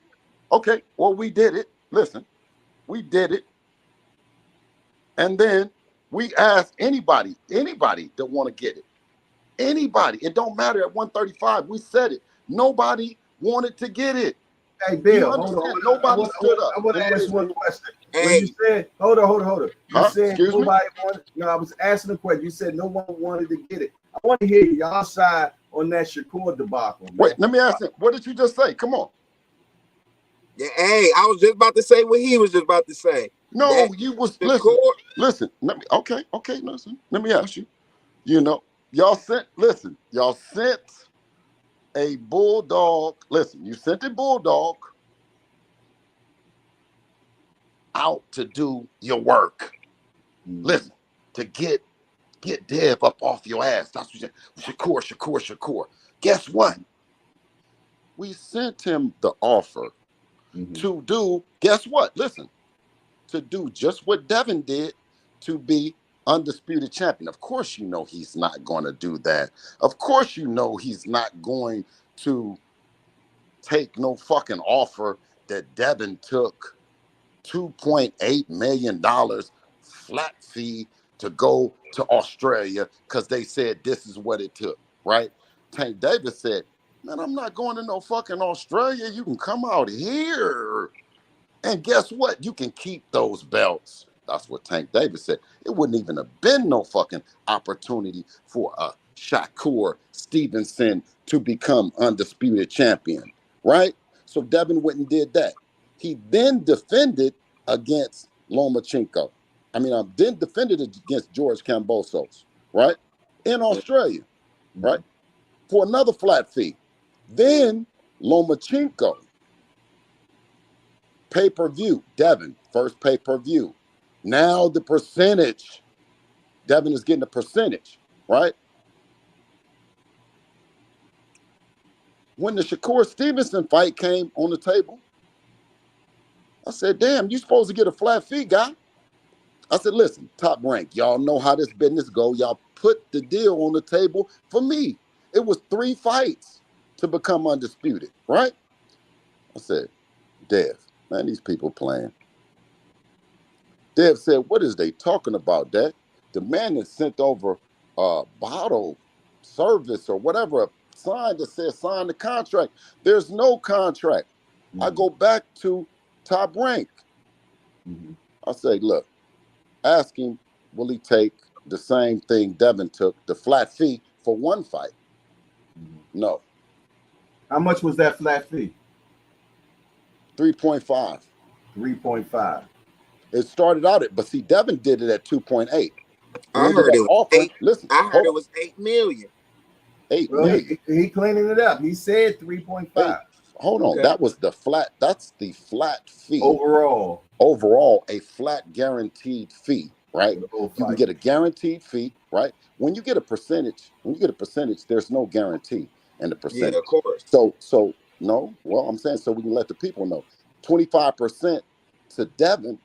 He believes that the fight is going to be an astronomical fight, right?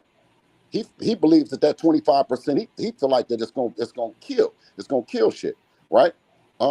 Some people from Shakur team feel like the 25% would add up to about 8 million, right? The 25%, I don't know what it's going to be. No one actually knows what the 25% is going to be till the fight actually happen, and depending on the fight to blow up. So when Shakur says the 25%, if the fight was 16 million, right? If it generated 16 million, that would be, or whatever, if it was 16 million a pot, that would be 4 million. That would be for Shakur. If it was 32 million in a pot, it would be 8 million for Shakur, right?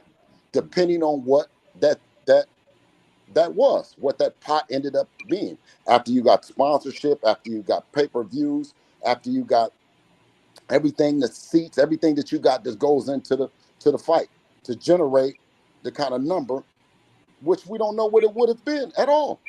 Right? Yeah, that's why I was wondering why people were throwing numbers because around. Shakur came back and said he wanted 50-50 of the fight and he didn't want a flat number. He wants 50-50. And he's maintained that he wanted 50-50. He even wanted the WBC to order 50-50, but that's only for one belt. That's not for all the belts. So I can negotiate with you for a WBC belt under the WBC rules, but I have a WBA, WBO, and an IBF belt. Don't you want them? So if you want the total package that you want to become undisputed in one fight, you get 25% of the revenue, of the overall revenue, or you get a flat fee, whatever your flat fee would have been. But 50% was something that kept coming back. And after he never budged on the 50%, Top Rank told me that we should talk about doing something else. Okay. It's good. It's always good to hear both sides of the coin. You know what I mean? And that's what I'm about. I want to hear both sides of the coin, and I can make my own decision on what I believe. That's how everybody should do. Well, if just like right now, why we were saying that your fight, you didn't have a fight that warranted 50-50. We had an opportunity to go up and be a 2-division champion simultaneously, right? And go home and a pay-per-view and percentage and all the stuff, the upside and all that. So to do a 50-50 fight with you when you have your next fight, do you know what the fight is doing? Is the fight his next fight? Are they talking about it? Is it anything? So if you really feel like, and I'm just saying to y'all, if you feel like that you could beat Devin and he was a wash, why would you fight Edwin De Los Santos and not fight Devin and then be undisputed? And then your next fight be whatever. Why not do that? It was on the table. I heard it was a third offer. What was the third offer? I'm saying he's turned down, yes, he's turned down every offer and maintained 50%, 50-50. He's turned down every offer, every other kind of way that the fight can happen. It can happen in several different kind of ways. That's what you negotiate on. His stance has maintained that it's 50-50. All right, well, one thing is, though, so now the way it's set up is that him and DeSantos are fighting, and the winner would actually get the belt. And if Devin came back, he will fight him. He gets to come back to fight for his belt, but it will be 50-50 at that point. No, listen. Devin even doesn't have to do nothing, and he's still a unified champ. Fact. He's still a unified champ. Tank Davis can fight him, and Tank Davis will be a unified champ if he beat Devin. He's still unified, but not undisputed. See, that's what I'm saying is, so only thing that Deb was saying is he's trying to play it out of position. Deb out of position where, because he wants 50-50, right? So he's like, no, that's one organization. So he's trying to play out of position where if Tank wanted to have the fight at undisputed, then it can't happen. Because dude is over here on this 50-50 shit with one belt with the WBC. So he's saying, and that's the only way. Oh, whatever, man. Whatever. No. You know what I'm saying? We've been undisputed. We've defended it more times than anyone else. So whatever. You know what I'm saying? And the other guy that's talking about it, I guess he ain't even talking about being undisputed. Tank, right? He doesn't care, right? So you saying that does basically Tank care? I'm saying, do you ever see Tank being an undisputed champion? No. Okay. So wait a minute. So we bigger than Shakur, right? We put an offer on the table for him, right? He didn't want to take the fight. We have another fight lined up to be a 2-division champion, right? And it's still an opportunity for a fight with Tank Davis. What did we lose? We gained. He lost. Shakur lost. Well, you're definitely adding more in with your bargaining chip. So when y'all come to the table, so what did Shakur add? No, I'm talking about with Tank. No. What I'm saying is because y'all brought up Shakur's name. What did he add? Okay. What did he add by his move? By not taking the fight, what did he add? The thing is, I know he got Jay Prince around him, And these guys I know are money hungry. So No, I no, don't. they veterans in the game. They've been getting money. They smart and intelligent guys over there. But it's not on Jay Prince. It's on Shakur Stevenson. It was on Shakur Stevenson to make the fight happen. We were Yeah, negotiating. he gonna have to Shakur take a Stevenson is the smaller one, not Jay. percentage. Not Jay. No, not Jay. Don't put Jay in it. Just I, stay focused. You brought up and Shakur. Let's stay I know focused. some background stuff, so I know some that background Okay, stuff well, too. and we all know background stuff, but let's Yeah, talk we all about know right background. Let's now. stay focused. Let's talk Let's now. let's talk now. Now you brought up Shakur. Now you're trying to bring up somebody hey, else. the money got to make sense when it's other people involved. Listen, so the money makes sense with Edwin De Los Santos. He can get a bigger percentage when it I comes to asked you. I asked you. Edwin. Does the money make sense with Edwin De Los Santos? The money that you about to make with Edwin De Los Santos, if you can beat him, and if you can beat Devin, right? Which one would you rather do? Which one would you rather do? Devin. Okay, you answer your own question. Okay, Big Punch. I'm going to go ahead and let somebody else come in, man. We All appreciate right. you Yeah, coming hey, through, my Big brother. All Punch. right, Hey, good looking, Bill. hey, Hey, blessings. you a real one for this. Hey, blessings to you, King. All right, bro. All right, bro. All right, we appreciate that, brother. We got another brother coming in. His name is D1. What's up, D1. Jay? How you doing? I'm good, Bill, brother. How you feeling? what's up with you, man? I only got one Bless, question. blessings to you. Good morning to you, first of all, King. Good Before you morning, Bill. How are you today? before you jump on my helmet, King. Blessings I, to you. I do a little bit. I do a little bit, man. You know what? I'm starting to respect you guys and what you're doing because ain't nobody else doing it like you guys. That's a fact. I gotta give flowers when they're due. Thank you. Thank you. But Thank you. just just one question with the WBC and the Shakur shit. I know Devin had to take a smaller percentage for the Cambosia shit. I'm not saying none of that.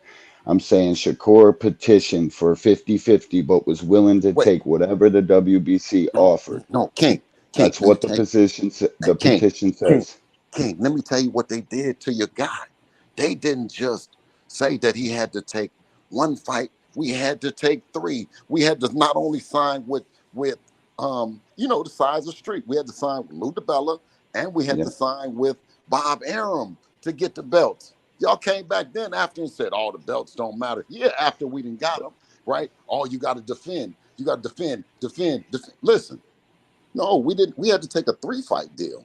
And on that third fight, it could have been Shakur or it could have been Loma. Two terrific fighters that represent the top ranked stable in the brand that I made sure. So we are doing good business and we're maintaining good business with Eddie Hearn. We can go back to Eddie Hearn. We can go to top rank because when we were at top rank, I told him it could be Shakur, it could be Lomachenko on the third fight. And you can also give me an option for a fourth fight before we leave because I wanted to make sure that it's good business and we're able to do good business. Not, you give the promoter and you give that network, if you have the best fighter, you give them action. Who you want them to fight? No, I want the most money, but who you want them to fight? Not me pick. It's who you want. You want Lomachenko or you want Shakur? Because we want the maximum amount of money where we're at from because we just left Eddie. So we don't want to go fall way under that. But we'll take a cut.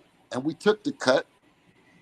George Kambosos, Lomachenko. But everyone was saying that, oh my God, Bill, if you can get through all this, oh my God, Bill, you're gonna be in pole position, Bill. Listen, just this night. So when the opportunity came and you guys were talking about Shakur, I said, well, top rank, this is easy. Give him the same shit that you gave Devin. Devin was the WBC champion. Oh, he's not. He's man. It sound like you stuttering.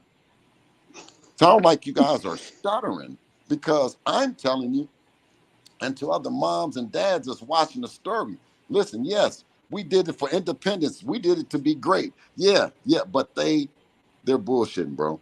They bullshitting, y'all. They tried to I create this fake narrative about Shakur building him up off of Dev, and I told you then, I said it was a publicity stunt. I it, said, we here. what I think We it hear. was a PR stunt gone wrong. Yeah, All that that's all. public clout chasing and That shit. was that was. Probably But you should know have what? just, Those things work. Those things what they used to work back in the day. You know what no I'm doubt, saying? But no but doubt. now but now with platforms like this, you know what I'm saying? I can pop up in the morning and come and get down with the people. But before You a real one for that. they would have the traditional media outlets, Sports Illustrated, New York Times, LA Times, and they had a monopoly on it. So fighters were forced to hook up or book up. You know what I'm saying? And more than times, they would just hook up with the promoter and then use the promoter to, or depend, I should say, depend on the promoter to get their message out. I get it, but I don't like the fans painting either fighter's ducks. You guys deserve too much respect for risking what you guys do risk Thank for you, King. getting in the square circle. So, I mean, I just think it's all goofy nowadays. So I got to get up here and give you a little hard time about the Shakur thing, but he didn't No, petition. absolutely. Didn't petition for 50-50. He was willing to take whatever they said. And we got what we got. I know better. Devin can't make 135. Maybe he can, but it's not healthy. And he's not at his best fighting at 135. We all know that. Thank you for Yes. your time. Jay, No, thank but you you're, for hey, letting me listen, come up you're here and ask a question. absolutely right about that. But that has a lot to say about a 24-year-old that will keep itself in the line of fire when it's not as advantageous as it would be at another weight. But he does it for the people, and he does it so you people say we'll say later on that he was a legendary fighter. He is definitely blazing his own path, and I definitely got nothing but respect for you guys. Thank you, That's brother. all. I, That's what I got to You say have a about good that. one. Thanks, Jay. appreciate you, D1. No doubt. Appreciate you. Thanks, guys. No doubt, man. Got a cat from New York, Bill. Okay, Name is Remo. Yo, what's good, man? Bill, what's going Remo. on? Remo, shout out to you, brother. What's happening? I'm good, Chief. I just got a couple of simple questions. Nothing too crazy. I'm not gonna lie. I keep it real with you. I ain't coming as no dot because I like to see look at the man eye to eye when I talk. So basically, I'm on the Tank side. We know you do everything for Devin on that end, but I just felt as though it was a lot of backbiting with the whole conversation with Tank. Being locked up and not waiting for him to actually give a offer or have a conversation about the fight. By the time he got out, you already had something locked in. So we got robbed of an opportunity at that point in time. I went up to 40 now at the point. So we know Devin is not going to be as healthy as at 40. Would you feel confident even having him come back down to 35 to fight Tank at 35? Thank you, again, but Tank, I don't take anything away from Tank, you know what I mean? And I'm on Tank's side. I'm on Tank's side with pretty much everybody other than Devin. You know what I'm saying? So Mm-hmm. I root for Tank. I like what he's doing. But in order to be the guy, in order to be the guy, you gotta hunt the guy. You know what I'm saying? And that's just the way that it goes. I like the fact that he gives, or he starts to give Devin a little bit more of his grams than he has prior. You know what I mean? But Mm-hmm. that's why we pushed up on Tank. You know what I'm saying? Obviously, Dev can go up to 140, and live happily ever after. But are y'all gonna keep talking shit? You know what I'm saying? See, so y'all stop talking shit. You see what I'm saying? And then we'll let the belt go. You know what I'm saying? And live happily ever after. Let y'all catch the email to Super Champion. But if y'all keep talking shit, we're gonna punish him in the ring. You know what I'm saying? And we're gonna punish him outside the ring until he get in the fight. Meaning, I'm gonna pull up on platforms like this. I'm gonna pull up in that motherfucking barbershop. You know what I'm saying? We're gonna do all the shit until y'all kick back. But you ain't give me a definitive. Yo, listen, I'm from Brooklyn, What? but you slick like Answer again. you Ask me slick again. like you slick like you from Harlem. You talk great. I Man, appreciate you. Zip. Hey, look, Zip is my man out of Harlem. Eric You Von know, Zip is my man. Listen, that's a Slick Well, is guy a right listen. there. So well, guess that what? that talk that talk slick just like it. No, I'm saying it's Yeah, a good yeah. thing. It's a good No, thing. You no, got a no. good mouthpiece. listen, I'm just saying, if a nigga ain't gonna say the right thing, he damn sure ain't gonna do the right thing. Hello. I'm on your side with that. What I'm saying is, do you feel confident that allowing Dev to fight him at 40 is in 35 is in Dev's best interest, knowing that he No, got to it's shut not. down. No. It's not in Dev's best interest. We've already left. We've already did all the things that you want to do at any weight class, and then move up, especially a weight class that you've been at a long time. But what I'm saying, he has great fans like yourself, great support like yourself, great people that go everywhere and talk the shit that you talk, right? You know the shit that you be talking, Of and that's course. why I'm on here right now. Because I got something else to get off. So you heavy on the business side. Is there like a threshold number that's willing to accept from a tank, or right now you're just building a profile of Devin? So when it's time to step to the table, they come to you correct as well with the numbers. Well, I mean, I know that a threshold number was just kind of created when they just did the fight with Ryan Garcia. You know what I'm saying? They know what they paid Ryan. You know what I mean? I got a good indicator of what they paid. You know what I'm saying? We know Yeah, what Devin been getting. You see what I'm okay. saying? So yeah, it's definitely a threshold. It's definitely all indicators to what it can kind of be. Because I'm a definitely an advocate of what y'all been doing as far as like, all right, forget the whole fandom. Y'all been doing great with building his profile aside from being named Tank next to his name. So y'all are running through divisions, calling out big names, making the big fights. But the thing is, like, the people, I speak for the people. We don't want to Yes. see no fucking Isaac Cruz. I don't want to see that shit. I ain't paying for that. But Devin, y'all have a built-in storyline, and we must see. We already know we don't want Shakur yet because Bob ain't putting out the money for that, and he ain't allowing his fighter to come mess with no Tank right now. But y'all got the built-in storyline between the sparring. Y'all got AB on one side. Y'all got it all. This fight needs to happen, and I just feel as though for the people, regardless of what is needed to be, we deserve this one. So I'm on Coach Kenny ass. Calvin asked, and now I'm sitting here talking to you. So whatever's needed, we need this eventually. Amen. Hey, blessings to you, King. I ain't got no problem with nothing that you saying. You know what I'm saying? You know, you see me anywhere, you know, and you see me and it's some in doubt or in question, you know what I mean? Pull my coat.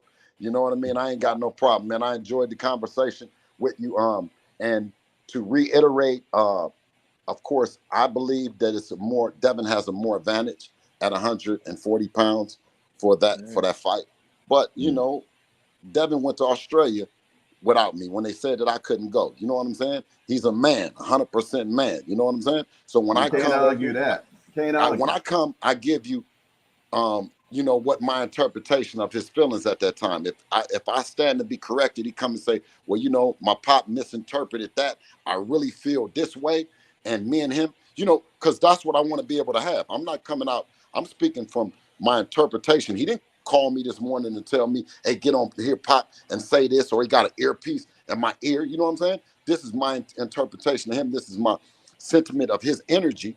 But he can always come on and say, hey, you know what I mean? My pop, he interpreted that wrong. Let me let you know, really, this is how I feel. This is what I mean. You know what I'm saying? That's And clear business some and shit that's up. respect. That I get it.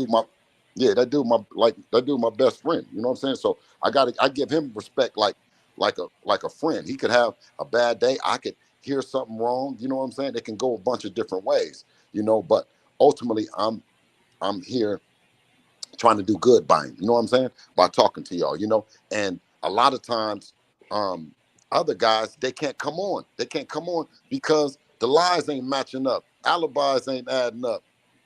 You know what I'm All right. saying? I Yeah. appreciate that. I Yeah, appreciate that yeah. for You see what I'm saying? for real. Yeah, So I can for say real. this shit. I can say the truth 1,000 different ways. You know what I'm saying? And a couple different languages. You know what I mean? Over and over again, because that's what I stand on. I just stand on that. You know what I mean? I've never said none of these fighters ain't no good fighters. You know what I'm saying? Listen, Okay. Okay. that's why. Listen, that's why I think with Shakur, he put his foot in his mouth because he said I smoke him. I done been beating him. I done been. Well, guess what? For the belts, and you said that any kind of money, Huh? Anything that's $1 over what you're gonna get from Edwin Dos Santos, anything over $1 over what you're gonna get from your last fight, because that's what you do. That's what you bring to the table. That's your money right there, right? You bring that to the table. So if a guy brings $1 over that, he brought it to the table, right? Now I you see can it. negotiate. Huh? I agree with you that Shakur fumbled that opportunity. Correct. Y'all gave him a chance to fight for all of them, and now he's fighting for one of them. So that was a fumble opportunity on his behalf. But I don't think the way that it just fizzled out so fast should have been that way. But if y'all felt as though like I'm not ready to negotiate with him, I'm off to bigger and better things, I respect that as well. No, we listen, just like Regis and just like Shakur, we're not going to be known as not giving nobody an opportunity. You know what I'm saying? Regis Prograis, ain't nobody was trying to check for Regis and all that's a dangerous fight and what he brings to the table. So guess what? We knocked on his door. You know what I'm saying? Wasn't nobody Hey, going to go to Australia, so we went to Australia. You know what I'm saying? hey, Loma hey, didn't want to go. He didn't want to do all the heavy work. So we did it, and then we knocked on his door. You know what I'm saying? I hey, told him Bill, at the I press got a conference. question. I got a Huh? question to ask you, Bill. About a month ago, that video came up, man, and it looked like somebody pretty much backhands you on it. My question was, how long ago was that video? That was for the Antonio Moran fight. You know what I'm saying? And Mm-hmm. my good friend and my brother, you know what I'm saying? Mm-hmm. He called and told me because Dev and them was going back and forth. He called me, he said, "Hey, Shakur is in town and Shakur want to come to the fight." You know what I'm saying? And Mm-hmm. I said, "Man, of course it's good." You know what I'm saying? I got my side, you got your side. Ain't that there? You know what I'm saying? It's straight. Dev is a little Mm-hmm. bit younger than Antonio Moran. I'm that Shakur here, you know what I'm saying? Brother called me, you know what I mean? And I go out there and meet him. And I go out there Mm-hmm. and I'm talking to Shakur, but his partner is recording me because I'm looking at him like, dude, like he just said, he want me to look him in his face. I'm looking him in his face just like this. And another Mm-hmm. guy is recording me. You know what I'm saying? Mm. His guy is recording me, right? Mm-hmm. And so they've been threatening us, you know what I'm saying, about bringing out the recording and shit like that. I said, dog, I don't care nothing about what I done said. I stand on it. You know what I'm saying? I stand on it. You're a good fighter. You know what I'm saying? The gap when I came and knocked on your door when Devin was, you didn't even know Devin. We knew you. I knew you. The world didn't know you. Just like Tank. When we knocked on Tank's door, nobody knew who Tank was. I know every fighter in the country that's good. And I took my son, knocked on Shakur door in Newark, New Jersey, for him to spar. Knocked on Upton door, come up to Upton. When we walked in the door, Coach Calvin them didn't know who we was. I said, hey man, we here. You got a good fighter. Tank, man, I've been studying this shit. I'm coming, but guess what? Calvin told me, he said, man, I'm glad you came. We couldn't get no sparring. He didn't even know Deb was an amateur, right? But the thing about it is, because I travel and fuck with it, and I done been locked up, I done been federal penitentiary all over the states. I know it don't matter. Every man, if man is man, it don't matter where you from. He on man time. Devin is on man time because I raised him like that. You don't think because a guy is from New York or a guy from the Bronx or a guy from I'm scared. This New York, same shit. But a guy from the Bronx or a guy from St. Louis or Detroit or Chicago or whatever, you're on man time. So when it came down to it, Dev, he don't think about it like that. So when you start saying about because you come out the streets, he don't give a fuck about because you come out the streets or because you a blood or because you a Crip. We're from Oakland, man. We ain't no Bloods and Crips in Oakland. We don't give a fuck about that shit. Period. Period.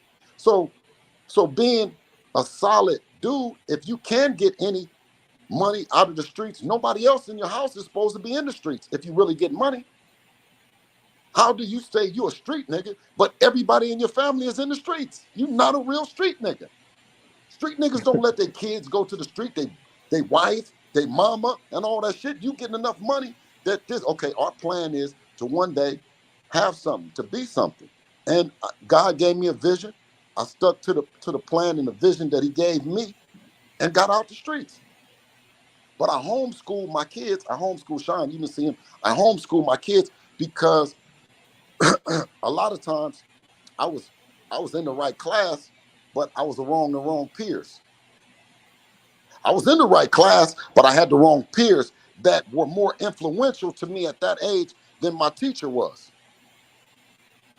You see what I mean? So now I cut that umbilical cord with Devin, and I said, "Nah, man, you ain't nigga. We gonna we're gonna take some pride in being a Haney, and we're gonna educate. We're gonna do everything. We're gonna be at the house, and we're gonna do it. Your uncles and all. You got enough niggas, uncles that come out the streets. Any kind of story, any of that shit. So I think when they talk about that, the story resonates more with what we're doing, and people just don't know it. It hits more to the guy that's at home right now trying to get his kid to not go to the streets. That's what hits. And the kid not listening to him, right? Not listening to him because of the peer pressure in there. I suffer from that. A nigga could tell me something and then I'm just following and doing it. Dev, no, he wasn't gonna do that. He got that focus, he got that drive. He couldn't, you couldn't go tell him right now, hey man, why don't you put in on this diesel truck worth of cocaine to go over here, and I'm telling you, nobody is going to know about it. No, you can't convince him to do that. All right, I'm gonna let hey Remo, I'm gonna let you go, man. Remo, sure. good talk. Remo, good talking to you. Did I answer all the questions, Remo? Pretty much, man. Get your money No, out don't here. you leave. Don't let Remo leave. Nah, we good. Okay, I'm gonna let somebody else hop on, but for sure, okay. listen. Remember the hashtag We the People. We need that. The people need that. We the people. We the people. That's it. I'm about money. All right. Blessing to you, King. What borough are you out of? Brooklyn, man, Flatbush area. Oh, Brooklyn. Okay, that's Zab now. Yep. Nah. Yeah, well, yeah, he's Flatbush, but we up there. He's from Browns, man. All right, bro. Yeah. All right, man, safe. Peace. All right, peace. Appreciate you, Jay. All right, appreciate you, brother. Yes, indeed. We got someone from Newark coming in. We got my man Just Do Boxing. Nah, not from Newark, from Jersey, Jay. From Jersey. I from apologize. Brunswick. Okay, Nah, we ain't Brunswick, too far from Newark, though. We ain't too far. Okay. But I had to come up here, man. I had to come up here. King. Blessings. Blessings to you, man. Salute to you and the young Devin Haney, man. But I had to come up here and chop it up with you because I see the chat asking me to come up here. I'm from Jersey, so you already know where I'm going with it. Absolutely. I hear y'all up here talking about the Shakur Stevenson situation, right? And my question to that is, had he taken the 25%, would y'all really had taken another fight at 135, knowing that Devin has clearly outgrown the weight class, and it would be a very difficult fight, in my opinion. Okay, yeah, but once you put an offer on the table, the offer is for the fight. It ain't no other fight. That's the fight. Would y'all had really taken another fight? Like what I'm basically asking is, and I know you probably can't. We would have did it. We would have did it. It would have been as real as I'm standing right here talking to you right now. I feel that. I feel you. Yes, but sir. I guess I'm asking, what is the likelihood of the possibility of him actually going back down to 35, especially after having a fight at 140? And one more, I just want to know, what do you think moving forward?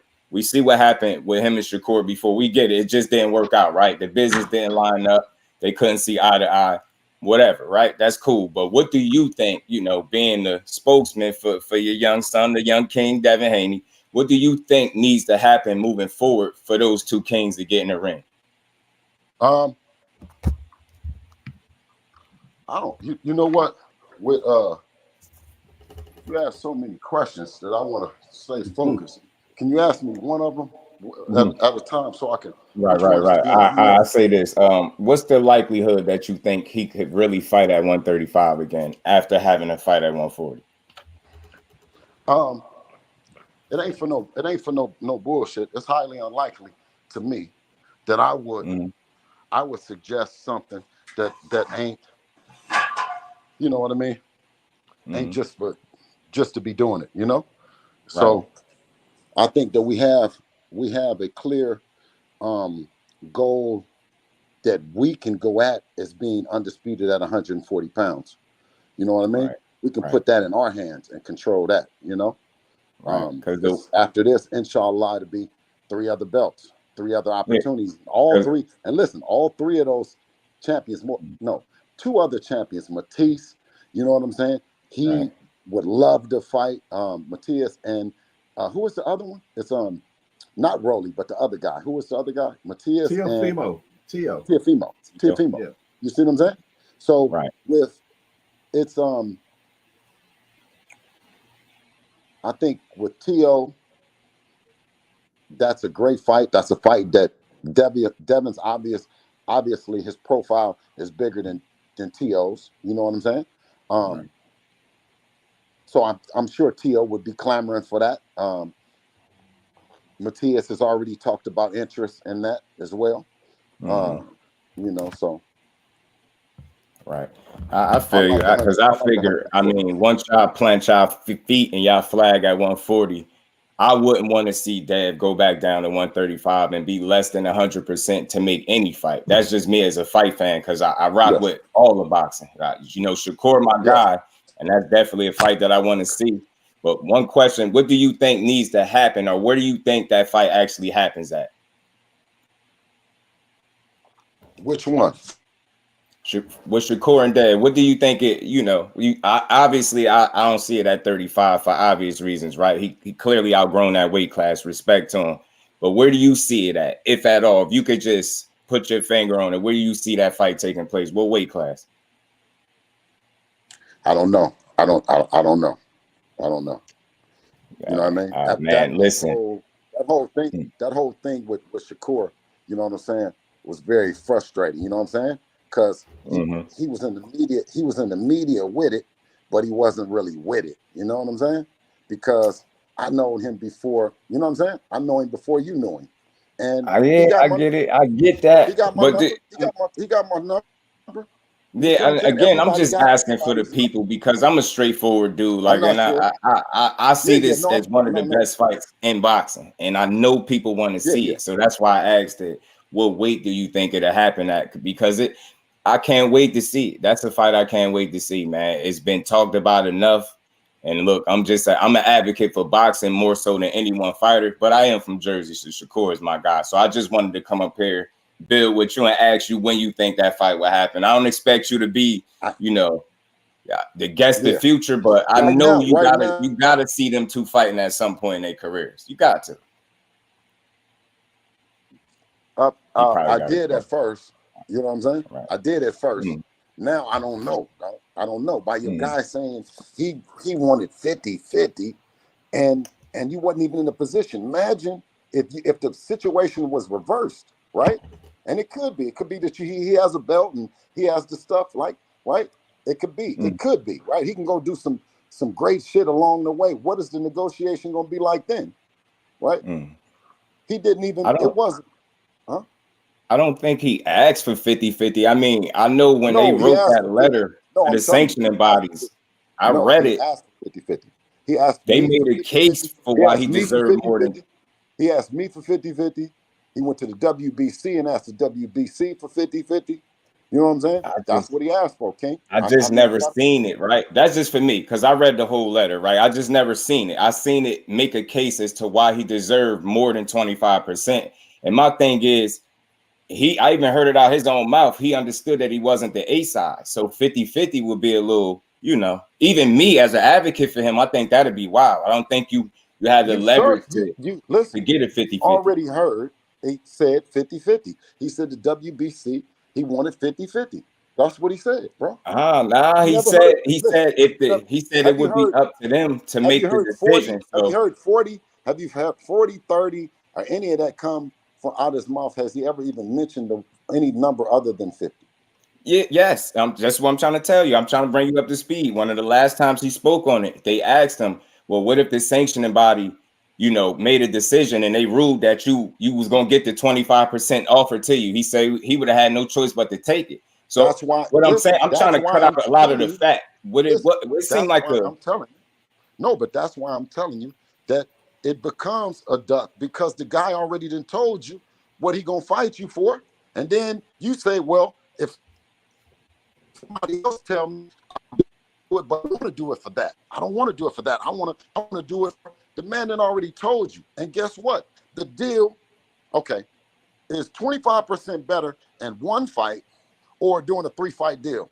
Doing a 3-fight deal where you locked in for 3 fights and you fight who they tell you to fight. Which one is better? I don't know. It depends on how but you that's see it. I mean, I don't know that's what why you you talk. looking at You tell boxing me. business from right there. No, that's why you looking at it, because your decision. See, I got rapid fire. I'm not gonna. That's why they let me up in the building, because when they ask me some shit like that about Dev, I'm not going to do it like you did, like you just did it. You know what I'm saying? Right. And Right. yes, and the level. No, but I'm just telling you. So when it comes time to do business for your son or your niece or whatever, don't be doing that. Don't do that shit for them, because then you lose the integrity of the project. You lose the integrity of you know what I mean, the position that you're in, right? And I'm just telling you, like I know you guys do a great job at spinning narratives for fighters, but if the This fighters right say here, no, just do. I shoot narratives down, and I even done it on behalf of your son. I hate false narratives. That's why I came up here to build with you. okay, I cut out all the fat and all the BS, and I try to ask direct questions where we could get straight answers. I look at those two dudes as two of the top guys in boxing, right?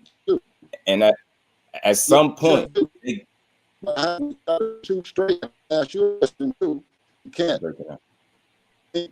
Saying this, white fans were giving you action too. Sir, I said, does this make any sense? So what you're saying from business for him, that you knock the ball. Do you think someone from your in the ball? I couldn't really hear you. Were breaking up a little bit.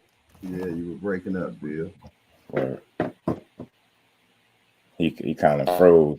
Yeah. You kind of froze, Bill. I think your Wi-Fi.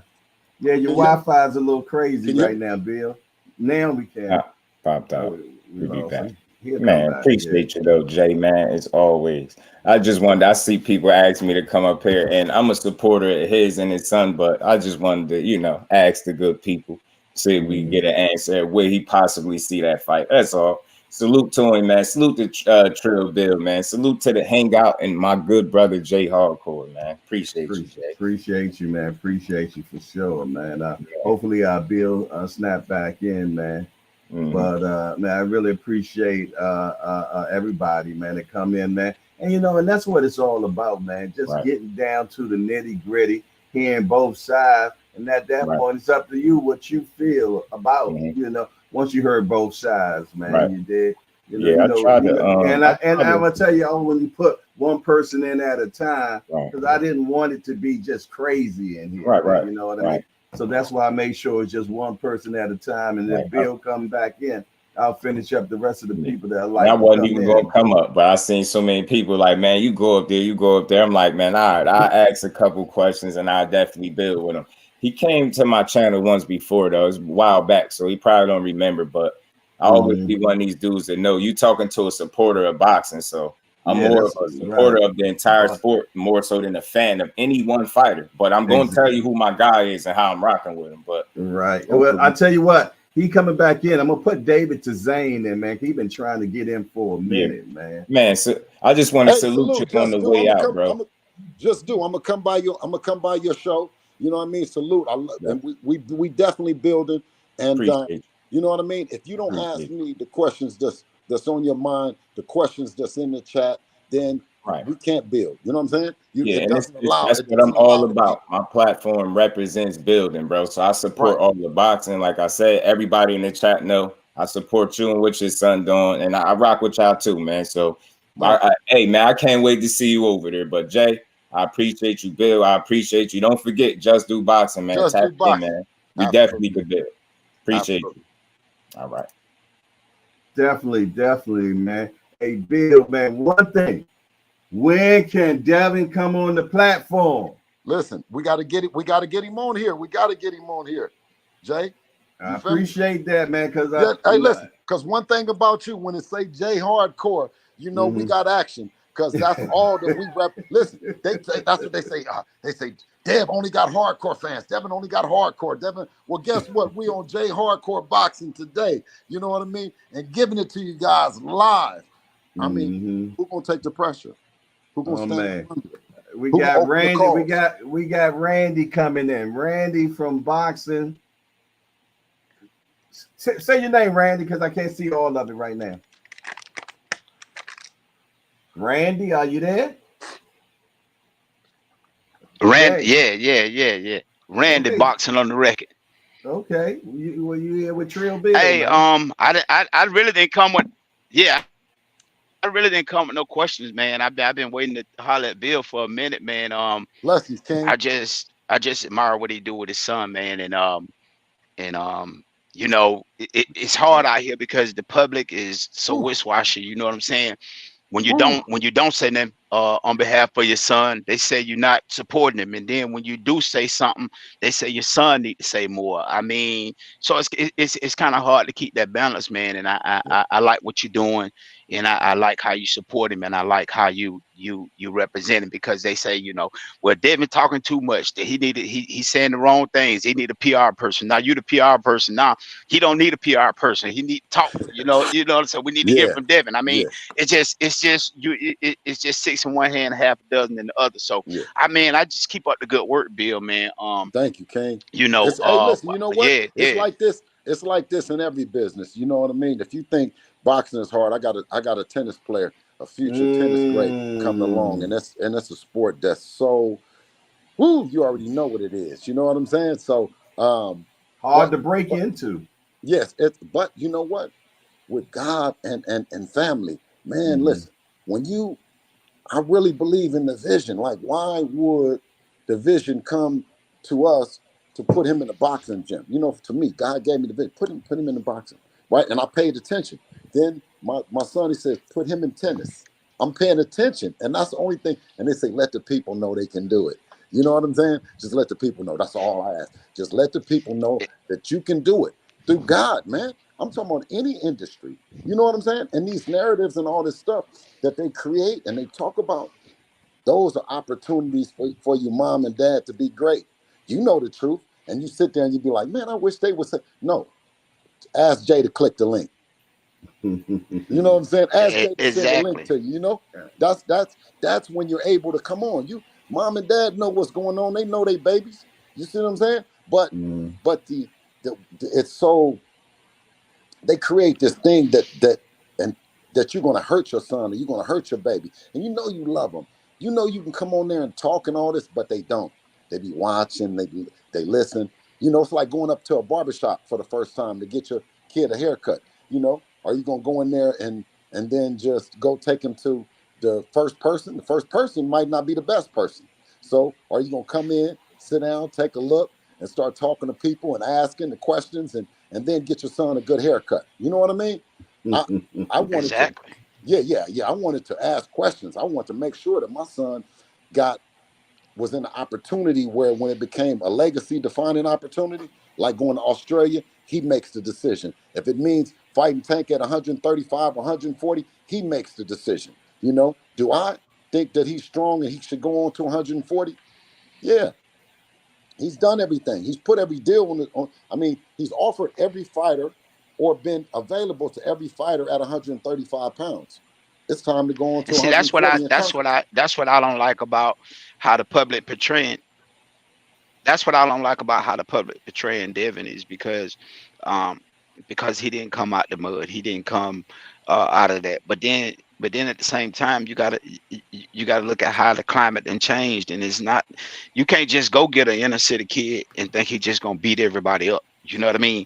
I mean, you can't win because you're an inner city kid. You win because you got the dog in you, and he willing to get out there and fight and do what it takes to be victorious.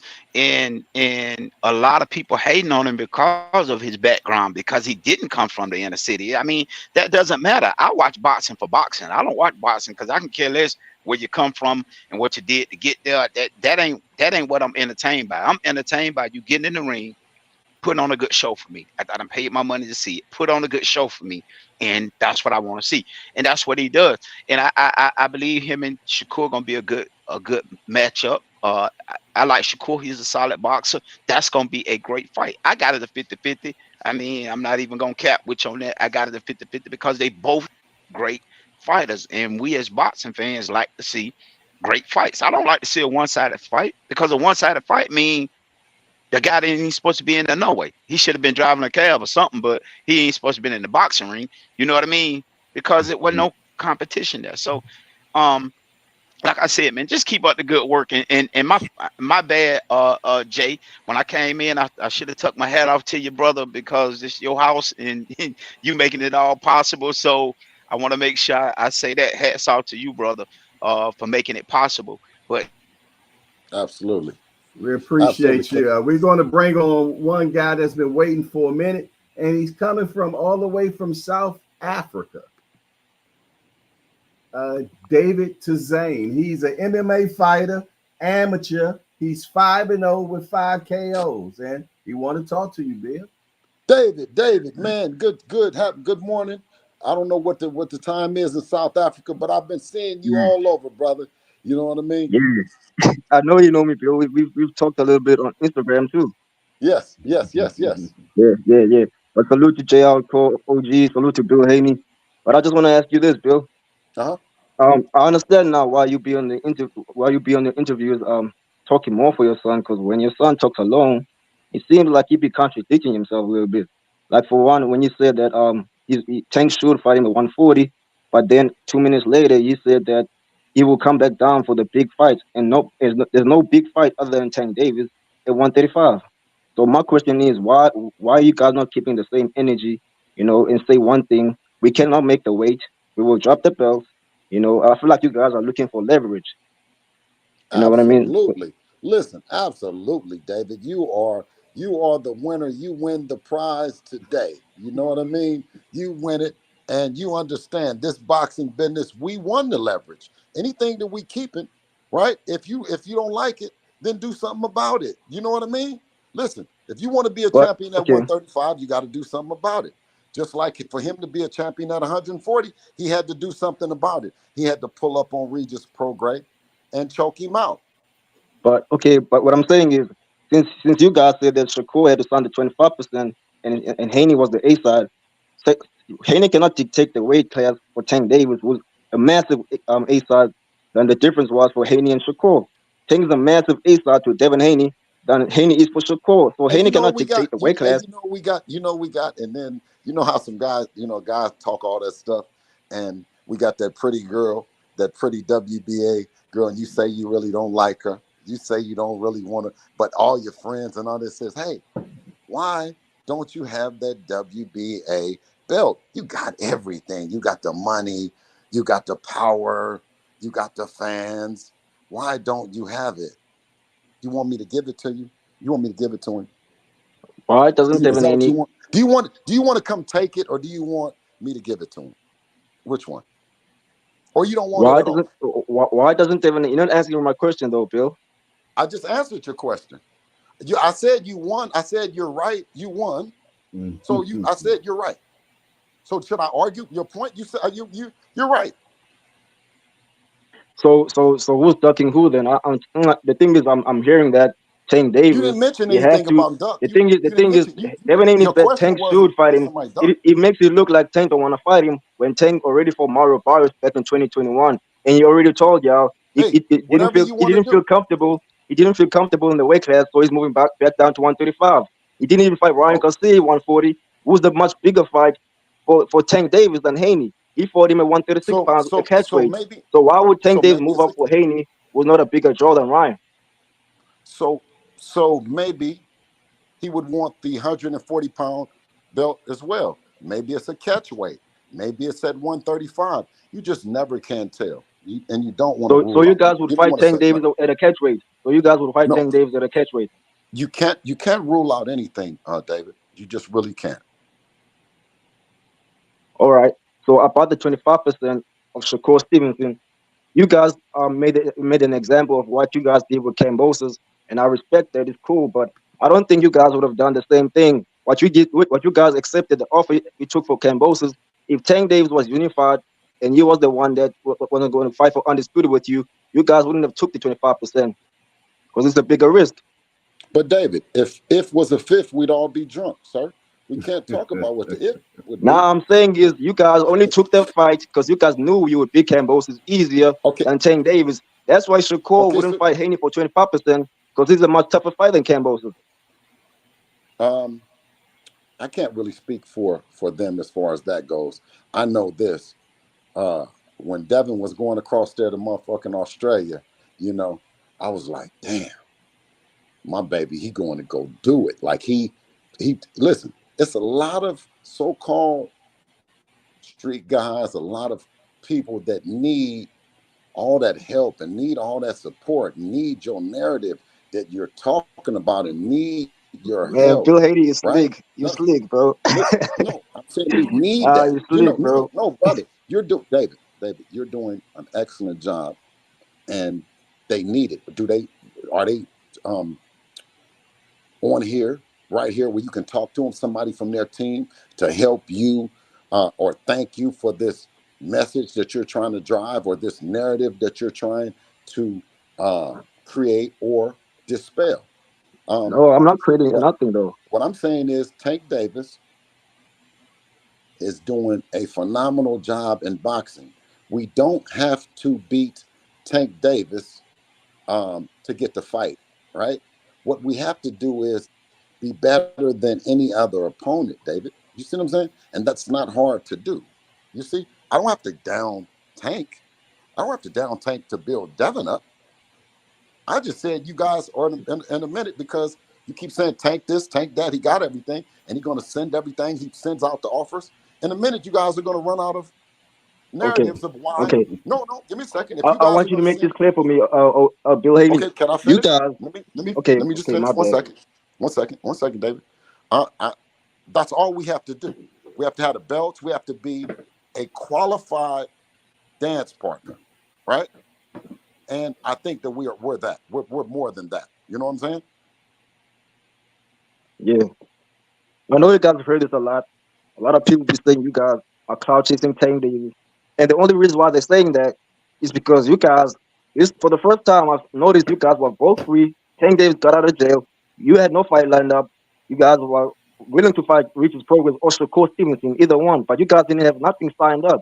And Tank Davis had no fight lined up, and you guys have never called out Tank when he had no fight lined up. But you guys always seem to call him out when he has a fight lined up, like when he was about to fight Rowley. You guys called him out when Rolly pulled out the first fight after the press conference with Rolly Romero when he had sexual allegations. You guys said you are willing to step in and fight for Rolly Romero instead of Tank fighting Pitbull Cruz. You guys are willing to fight Tank in 2 weeks. Watch this. You guys Watch this, you David. guys seem to call out Tank. You guys Watch seem to this, call out David. Tank I Davis when love it. wait, hold on. Yeah, You I guys seem love to it, call out Tank baby. Davis. You guys seem to call out Tank Davis whenever he got a fire lined up. And from the first time he was free, you guys said nothing after Lomachenko exposed you guys. You guys were humble. Hey, look. Now you got a fight David. lined up. You guys are calling Hey, him out again. We're willing to fight Tank at 140, but you guys were quiet until the Regis Progress fight was announced. You guys not keeping the same energy. watch this, David. You know what I told Dev when he became undisputed champion? I say, now you done called all them niggas out. Yeah, you did. Because guess what? It was going to make the Davids of the world have to create other narratives of why.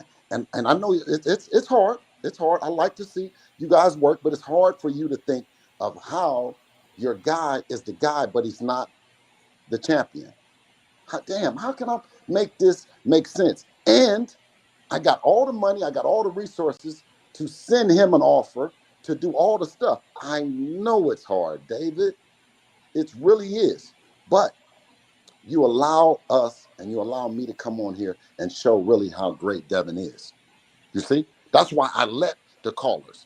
I sit on here and I wait for you guys to call because it's somebody, some beautiful wife, some amazing husband that's listening to this shit and saying, I'm not gonna go in there and say that. I said they say that David has Kirk. David, show your face. Show your I ain't face, got it. David. No, No, I I just know. came from Listen, because I you just have came from to. the gym right Listen, now. but Why you don't wanna see worry my about it face? though, David. Why you wanna see Don't my worry face? about it. Listen, because when I say this stuff, and then I go and I'm in Walmart, I'm at Target, and somebody comes and says, "Man, I might, hey man, what you doing for your son?" And won't like this is what this all about. My other son is in earshot of me, so if I'm sitting here about some money, saying fake shit, right, doing fake shit, my family gonna lose respect for me. They've Yeah, already got every but Bill, fucking thing. you've seen my face before, man. You've seen my face. You know the channel. You've seen my face. I don't No, want to what name I'm no saying other is you channels. have to. Okay, All no, right. David. Well, I tell you I'm what, we're saying, going to get another person on. I want let everybody me to just get say one their. thing to David before Okay. he leave. What I was mean by Okay. that, David, is when you, like the other caller wanted to see my eyes. What I was saying is whatever you say this morning, right, you putting a face behind it, not a voice. So people are hearing it and seeing your face and saying, oh, that was the brother. If you had to grocery, oh, that was the brother that was saying that, whatever. That's all I was saying, brother. But appreciate you, though. Okay. It's all good. Thank you, Thanks, David. OG. I'll go for putting me on. See you next I time. All right, thank appreciate you, you, brother. brother. You know how we get down. All righty. We got Heavy Bag. Heavy Bag, how you doing? I'm good, I'm good, Salute, sir. Salute to you, sir. Salute to you, Mr. Bill Haney. Hey, salute, King. Yeah, man. Sorry about that. I heard you two discussing or whatnot. You get me? Obviously, I'm very familiar with David Tizane, and I'm familiar with Mr. Bill Haney. Obviously, Mr. Bill Haney goes and speaks to a plethora of guys. You know what I'm saying to you, but especially David. Sorry about that, Mr. Haney. He doesn't know what he's talking about. He doesn't know the history of the sport. He doesn't. All he cares about is one fighter. He's a tankomaniac. All he cares about is Tank Davis, and that's it. Me, I'm a fan of the sport. So I like your son. I think he's about to be a great fighter. The same with Shakur Stevenson. The same with Tank Davis. The same with the rest of those guys. I don't think Tank Davis is a great fighter, to be honest. He's still got work to do. But like you said, you don't need to fight that guy to prove to the world or prove to cement your legacy. You have a better legacy than Tank Davis. Tank Davis doesn't have a legacy of T.O. Even maybe a Shakur. Actually, he has a better legacy than Shakur Stevenson, in my opinion. But I want to know, what is it for you? What is it for you and your son? Obviously, you're about the business. But do you want to fight the top caliber oppositions at 140? And where do you see Devin Haney? Do you see him finishing at 154? Because he's a big boy now. He's a big boy. So where do you see him finishing? Man, it ain't but a couple guys at 147 that Devin can't beat right now. You know what I'm saying? It's only a couple. So I plan on, he's gonna run through the 140-pound division like a hot knife in butter. You know what I mean? They're good fighters, but it's something special about Devin. And I'm seeing him getting better and better and better. Topping out, I think 154.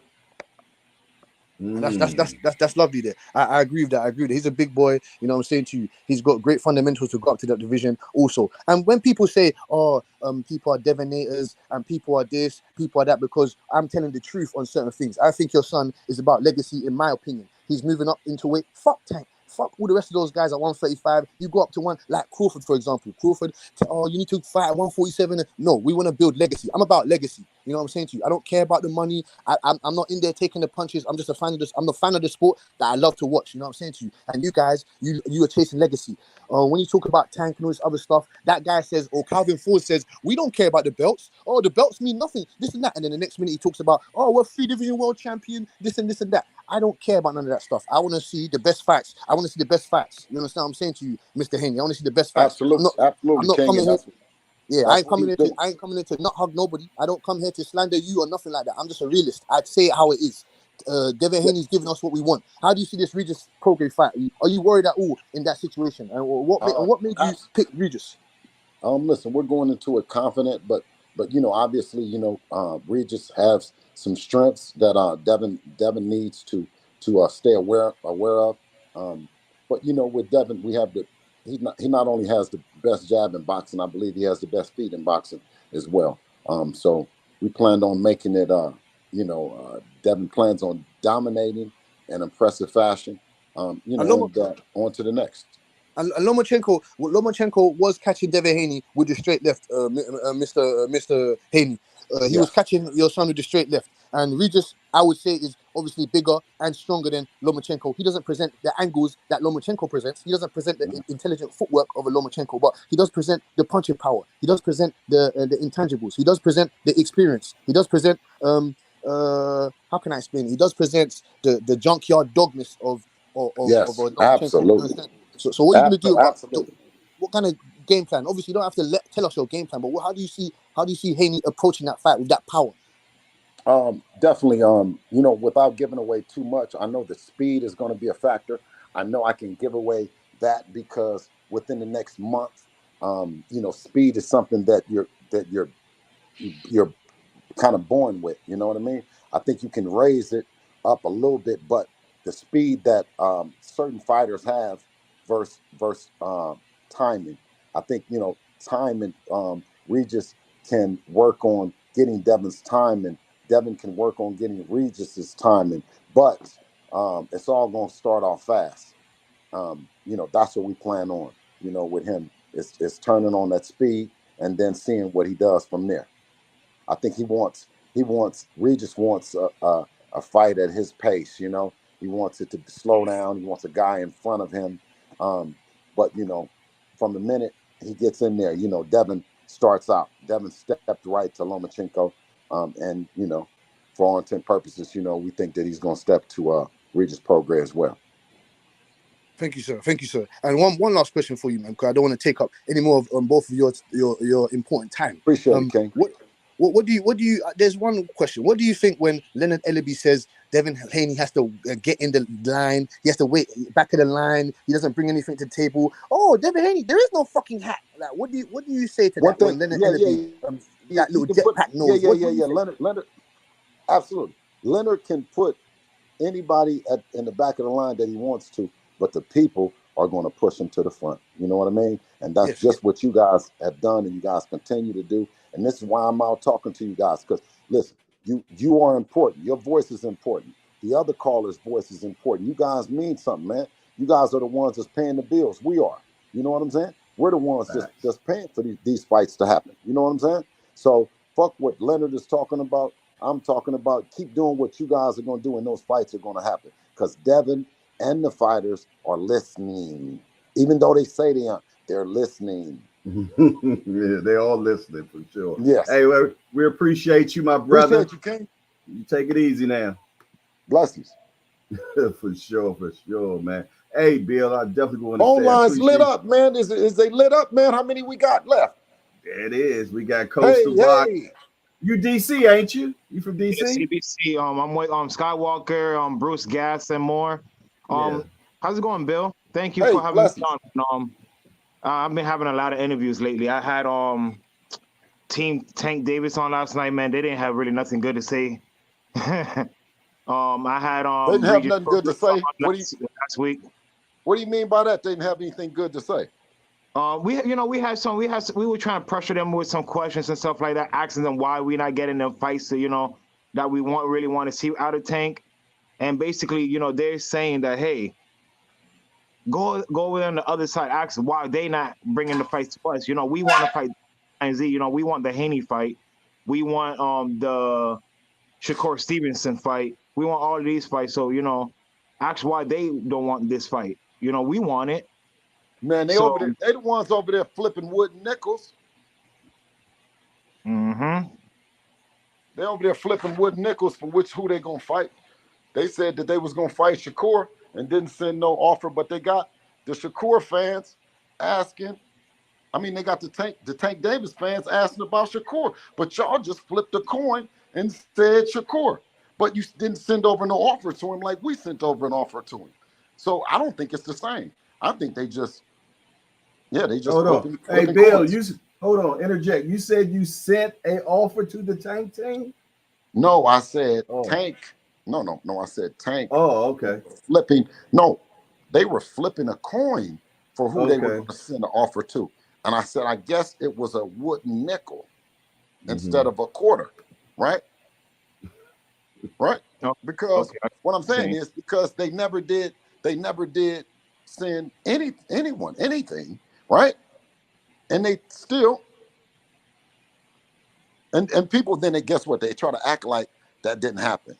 They try to act like that didn't happen. So naturally, you're not going to answer no questions. If you say you the guy, you say you got the money, you say you send the offer, and then you say you're going to flip a coin, and none of that shit happens. Well, real quick, Bill. What if that fight was to ever happen with Tank Davis and Devin Haney? With Devin Haney having all of the belts and everything like that at 135, would you consider him being the A side coming into this fight? I consider Devin the side that's willing to make it work. You know what I mean? He decided that consider him the side that's going to do the things to make it work. And that's why I said this. We didn't put no 3-fight deal on the table for undisputed, right? But we had to take a 3-fight deal to become undisputed. Right. No, but you see what I'm saying? We Yeah, I get didn't what you're saying. put an offer on the table for a 3-fight deal for undisputed, but but we had to take one to become undisputed. And I mean, somebody need to explain that. Right. I have another question real quick, Bill. With him for about to fight Regis Progress and everything like that, he's moving up to 140. I know he said a couple of times, 135 is, it's a little. He feel a little big for 135. He feel 140 probably be better for Devin Haney and everything like that. Is there any particular reason why Devin Haney is still holding the belts at 135? Yeah, he just he letting the people know who's that guy. And if Tank wanted to do something about it, if Tank wanted to be a world champion, right? That's all that is, you know. But Right. I don't take nothing away from these guys, man. You know what I'm saying? Like, I don't say that them guys ain't no good fighters. Only thing I say is that it's something special about a 24-year-old that just showed up on the scene with this much energy. Oh, That's right. all. That's all I say. That's all. Right. They the ones that say he's pillow fisted. He don't sell. You know what I mean? Like that belts don't matter. They just say a whole lot of shit, right? Right. And we just keep getting better, bro. We just keep getting now. He's at home and he's selling at home, and nobody is saying that. Now they don't want to talk about it. They don't want to bring up no sales, no shit like that. They don't want to bring up that. They talked about the pay-per-view numbers. Well, before Ryan Garcia, them was equivalent to Gervonta Davis pay-per-view numbers. He was doing 150s and 200s. Bill, before any last word you want to say before this fight comes up with Regis Progress because I had Coach Evans on my show a couple of days ago and everything. I don't know if you've seen that. Yeah. But definitely. I just want people to know. That Regis Prograis and guys out of New Orleans, man, they not play. They don't be like that. They ain't soft. It ain't what's the name. He done came out the mud. You know what I'm saying? He done grew up, came out the mud, and we're gonna send his ass right back. You know what I mean? December the 9th. You keep talking all that shit about private school kids and kids that listen to that. You're gonna see my son, that's a good kid, whip all these guys' ass to talk about that you should have listened. Yeah, your hard head ass. Yeah, that's what you should have did. That's why Devin making the shit look easy. All right. I tell you what, we're gonna keep on moving, brother. I want to get everybody a chance. Yeah, definitely, most A definitely. good kid from a good background, man. Parents, let me tell all the parents, man. Listen, and you go and tell your kid, say nigga or nothing over there. Excuse my language, but you tell them, right? When they talking about a kid gotta be concerned, he out the mud and he ain't out the mud and all that, man. Tell you the truth, man. Now the people that's talking, they might be the ones that ain't out the mud because they don't really recognize. You know what I'm saying? And when you come from the mud and you come from that, and you didn't switch your life around, the last thing that you do is to portray an image of where you came from and not where you at. That's a fake nigga. A nigga that's acting like you're not in the mud, brother. So why you keep portraying the story about the mud? Portray what you did was different than the guys are doing that's in the mud. You wasn't toting, shooting, selling drugs, and doing all that. So why you keep equating your story for being out the mud, man? Niggas out the mud are not glamorizing and glorifying it because you're so worried and you know it was so stupid.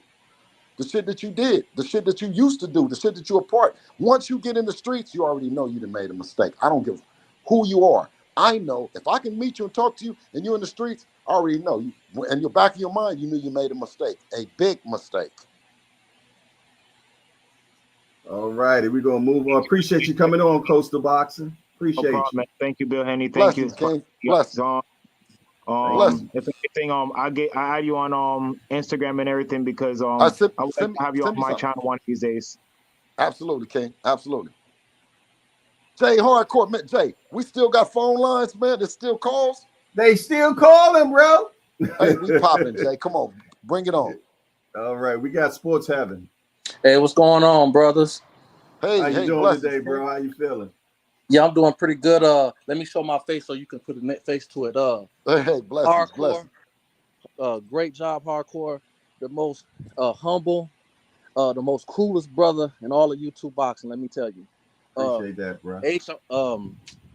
Mr. Haney, let me give you your props first because I'm GTD. But let me give you your props first. What you're doing with your son is amazing. The new Don King of boxing is here, ladies and gentlemen, boys and girls. It's the truth. You went Get that pick and hey, Bill, pick it out. I mean, good talking. It'd be too long. Look, it'd be too long if I pick it out. Reincarnated. Look, Devin, I love what he's doing. I'm becoming a fan of his. I respect him and what he's doing. I respect all brothers. He got that old school. He low key nastier than what people recognize. He fight a little nastier than he get credit for. He even looked like Big Red from the 5 Heartbeats in that fight against Loma. Really, what he did with Loma, I thought it was a Hey man, let me ask you. You know what? You know when his hair. So another thing that we found out that when you got hair and then if you turn like this and it's sweat, so it looked more different than it was, right? So he had the red, like you said, the 5 Heartbeat joint. But what we learned is you got to put hairspray. You got to put hairspray. You got to put some spritz on it. You got to put you got to put the spritz, make it hard. Make it hard, but thank you though. But go ahead, bro. Yes, sir. And I'm gonna be fast too because I know I want to hog nothing. The fight with Loma, I thought it could have been a draw, but when I watched it, two more times, it was to me Haney won unanimously. Those body shots really added up in the end. He showed championship heart in the end.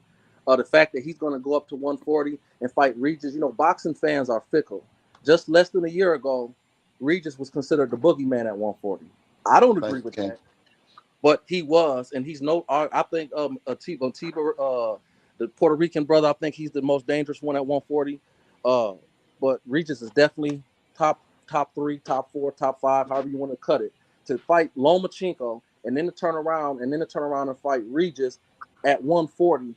When Tio went up to 140, he fought a couple of average fighters. Thought he actually lost to Martin, but we ain't gonna knock on him right now.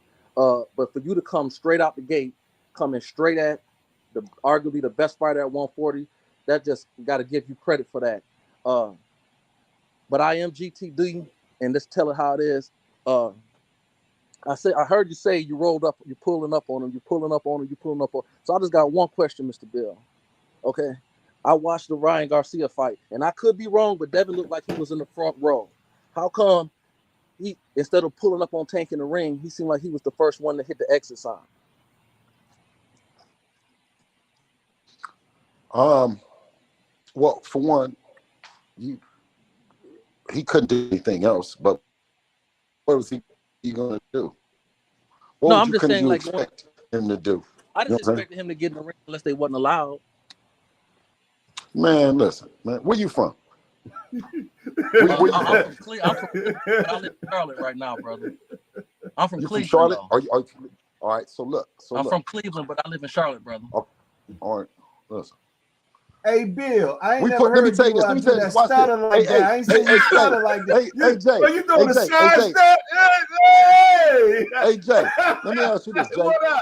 What up? Where's your show at? Where you filming? Where you filming your show at from? I'm from DC, but I'm in Hartford, Maryland now. Okay, all right. So good, perfect. I just needed you to know where Baltimore. I'm right next by the Baltimore. I'm right next to Baltimore. Yeah. Okay.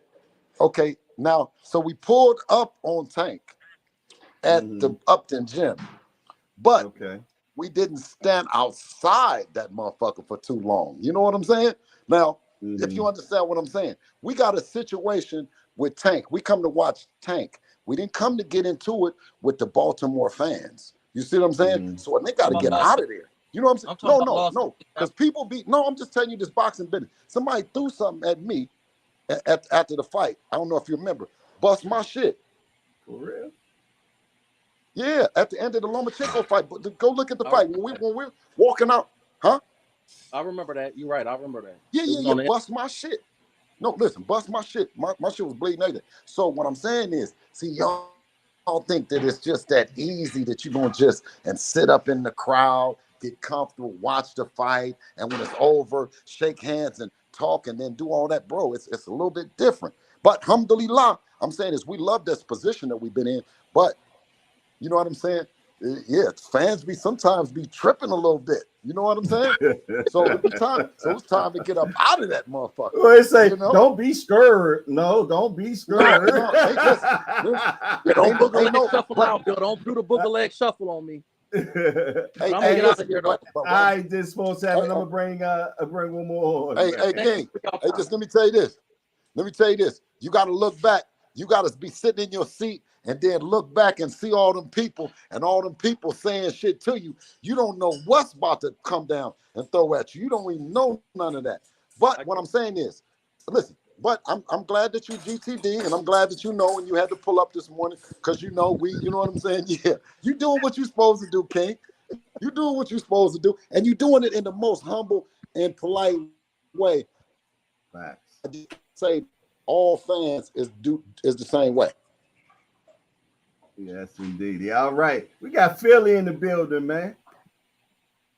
YSM Sports Media, one of the hardest working men in the media game right there. YSM.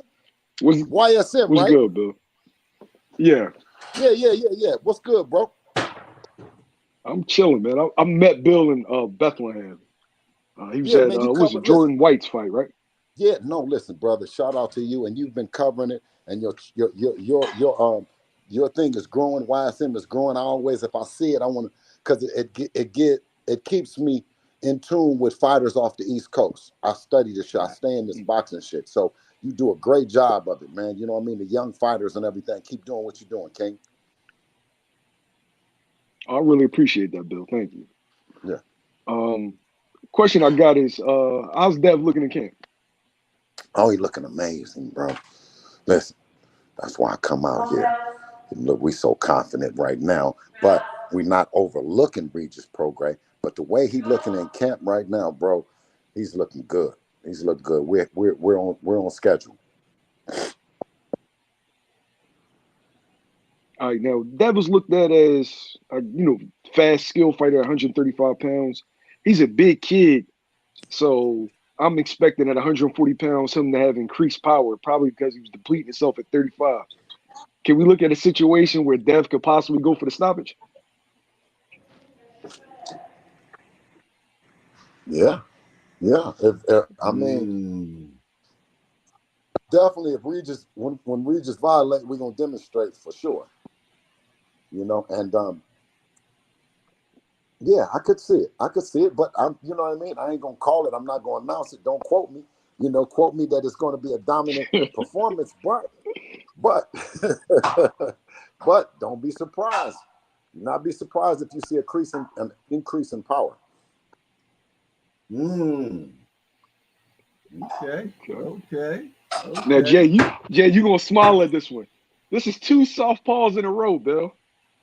Lomachenko, Regis, 2 different styles. You got the slick. What are you getting ready for? Southpaw, then you got the puncher. That's what I'm saying. What you getting ready for? What you getting ready for, man? Listen, we ain't got no south after this fight. There won't be no southpaw excuse. There won't be no fighter that I'm telling you. Listen, we went right back at another southpaw. They said we're not good with southpaws. Why did we go right back at a southpaw? Right? They say he's a power puncher. Why we didn't just go up to 140 and get a soft touch and then have a homecoming fight? Because this is what it takes to be great, man. This is what it takes to be great. I'm so proud of my son, man. I'm telling you.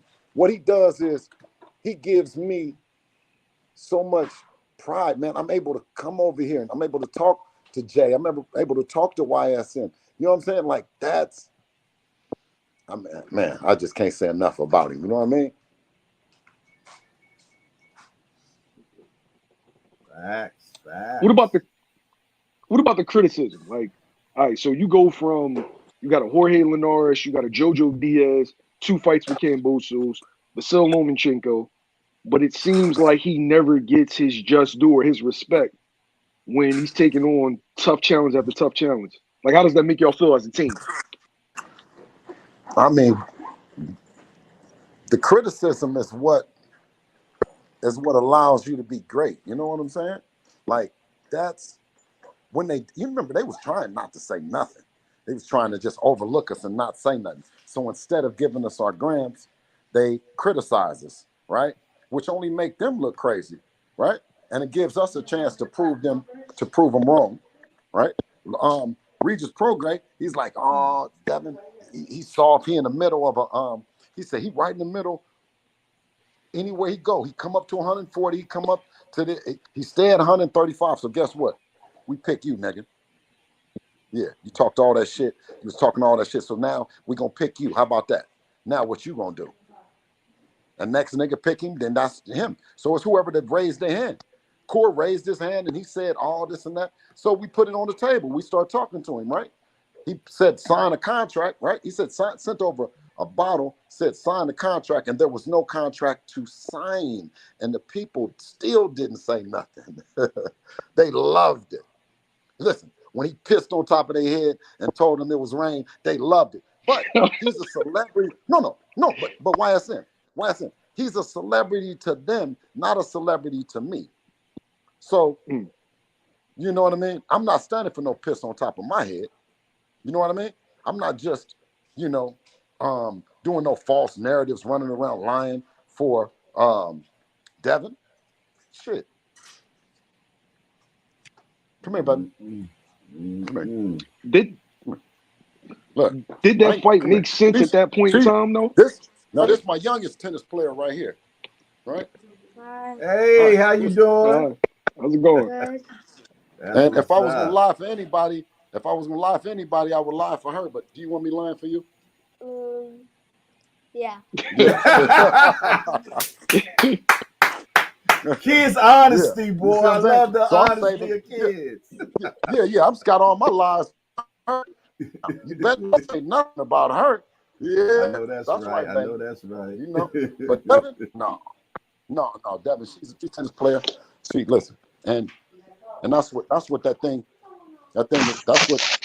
this is about. It's about family over everything, man. You see what I'm saying?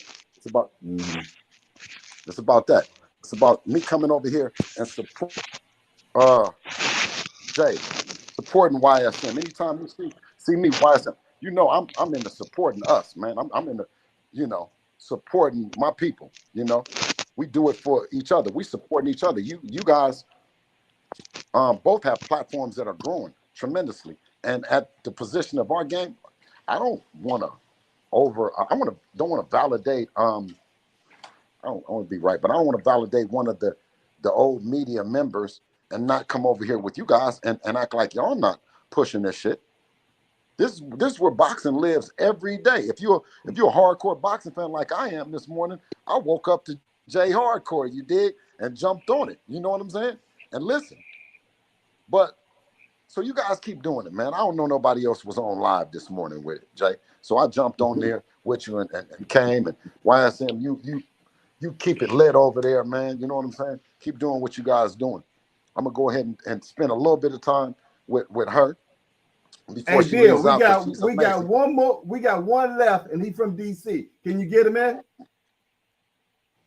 All right. Well, listen, y'all keep talking and just give me a minute. And what's the name? And I'll come right back on. I'm about to just mute my phone because I got to talk to my daughter real quick. Okay, cool. All right. Appreciate that. Yes. Hey, D for the win. What's up, my guy? What's up with you, Jay? It's all love, man. All love for sure, man. I got to get my young DC homie in the building.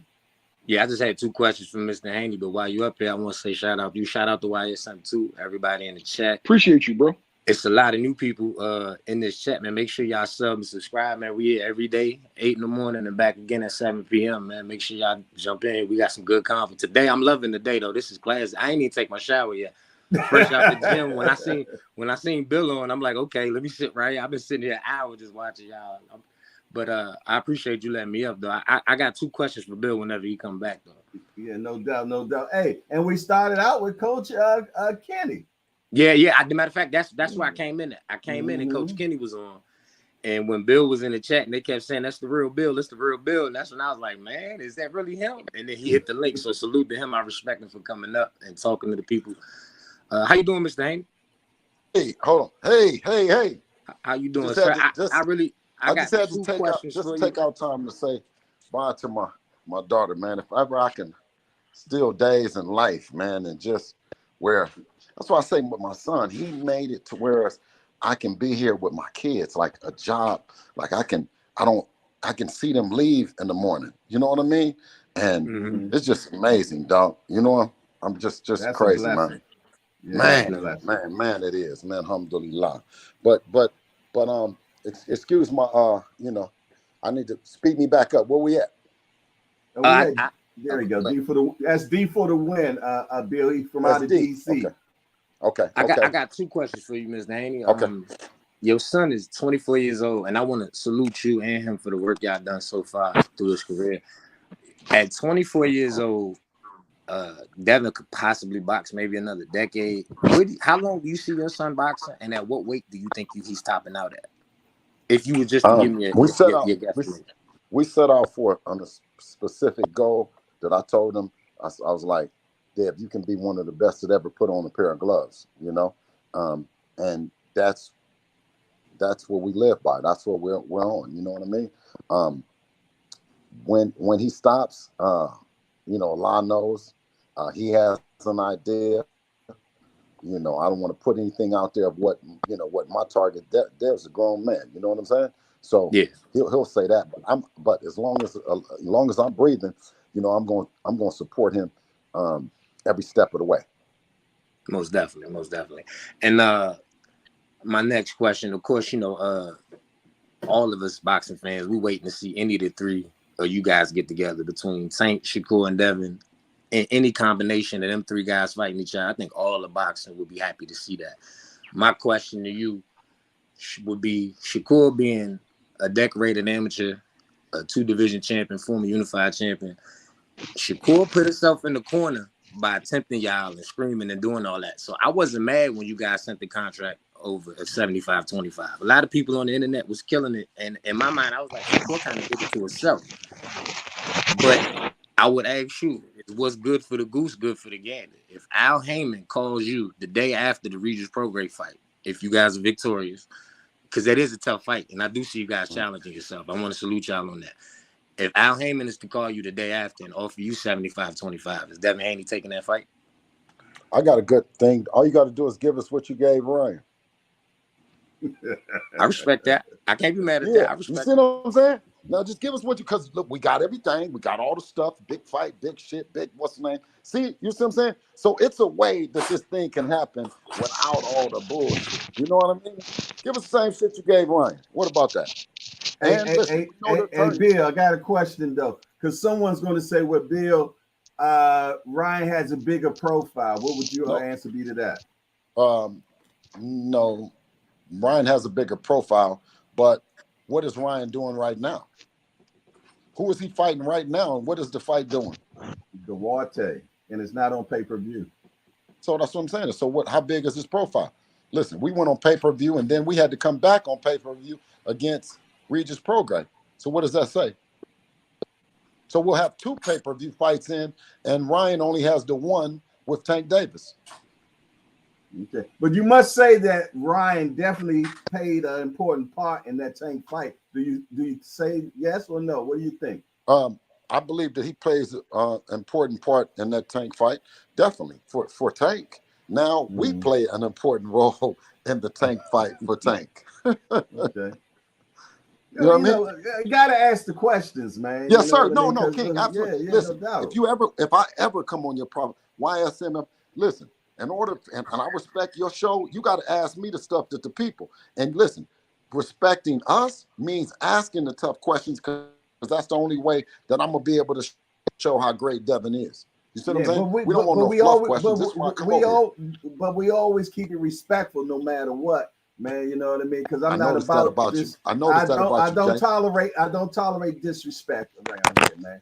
You know what I'm saying? So we give what we receive back. You know what I'm saying? But yeah, I'm sorry for that, D, for the win. You were talking, man. Go back. Great conversation. Go ahead. Keep going. You got the floor. I just want to go ahead. I just while I'm still here, because I only had them 2 questions. I salute again to Mr. Haney for tapping the link and coming in. YSM, Jay, everybody in the chat. Like I said, everybody else, like, subscribe. We here every day, y'all. Appreciate you, dude. No doubt. Yes, indeed. Thomas Hill, where you at, Thomas Hill? What you been up to, YSL? What you got going on? Oh man, I'm chilling, man. Slow motion. About to get out. You know, it's about to be 12, so I got to get Fury versus Ngannou reactions. Oh man. What you thought about that, bro? We ain't talk. I catch a lot of criticism for my take on this, and normally I try to be a little PC, but Tyson Fury embarrassed boxing. He embarrassed boxing on Saturday, right? I said the same thing. If Tyson Fury goes into that octagon, right? Francis Ngannou was getting him out of there in 1 round, easy. Like it's not even going to be a competitive fight. Like he sat there and he let a guy that's never boxed before. And mind you, Francis Ngannou was a lot better than what I thought. But you heading into this, you were supposed to be this generation's great heavyweight. You were supposed to be able to compete with all the legends and possibly beat the legends. Like dudes had him over Ali, him beating Ali, him beating Lennox because of his size and skill. And he went in there and went fucking life and death with an MMA fighter. Are you fucking serious, yo? Yeah, all the way. I thought he lost that fight, by the way. Yeah, I could have took a Ngannou win or draw. And it seemed like all America said the same thing. I think you had a poll, didn't you? I think I seen your poll. No, I ain't do a poll. I think that was either Fred. No, I think that was either Fred or Cheeto. Yeah, somebody did a poll though. Yeah, I know. Well, you know what? Hey Jay, check this out. What's up? Dude, like there were a lot of swing rounds. Dudes are giving Tyson Fury the benefit of the doubt in those swing rounds. I'm not.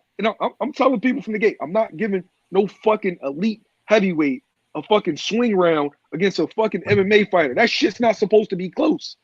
So if that round is close, I'm giving it to the MMA dude. Sorry. It's an absolute fact. Yeah. Like you said, if he ain't gonna win, man, we can barely hear you, Thomas Hill. I said, no, that's a fact. That's a freaking fact. You're absolutely right. To add to your point, if he had a better win, he would have got him up out of there. That was an embarrassment to boxing all the way around because it should not have been that close, no matter how out of shape he was in. That man has never fought a professional boxing match, and we see how MMA fighters struggle with boxers, and it wasn't the case. He was very fortunate to walk away with the win in that bout, but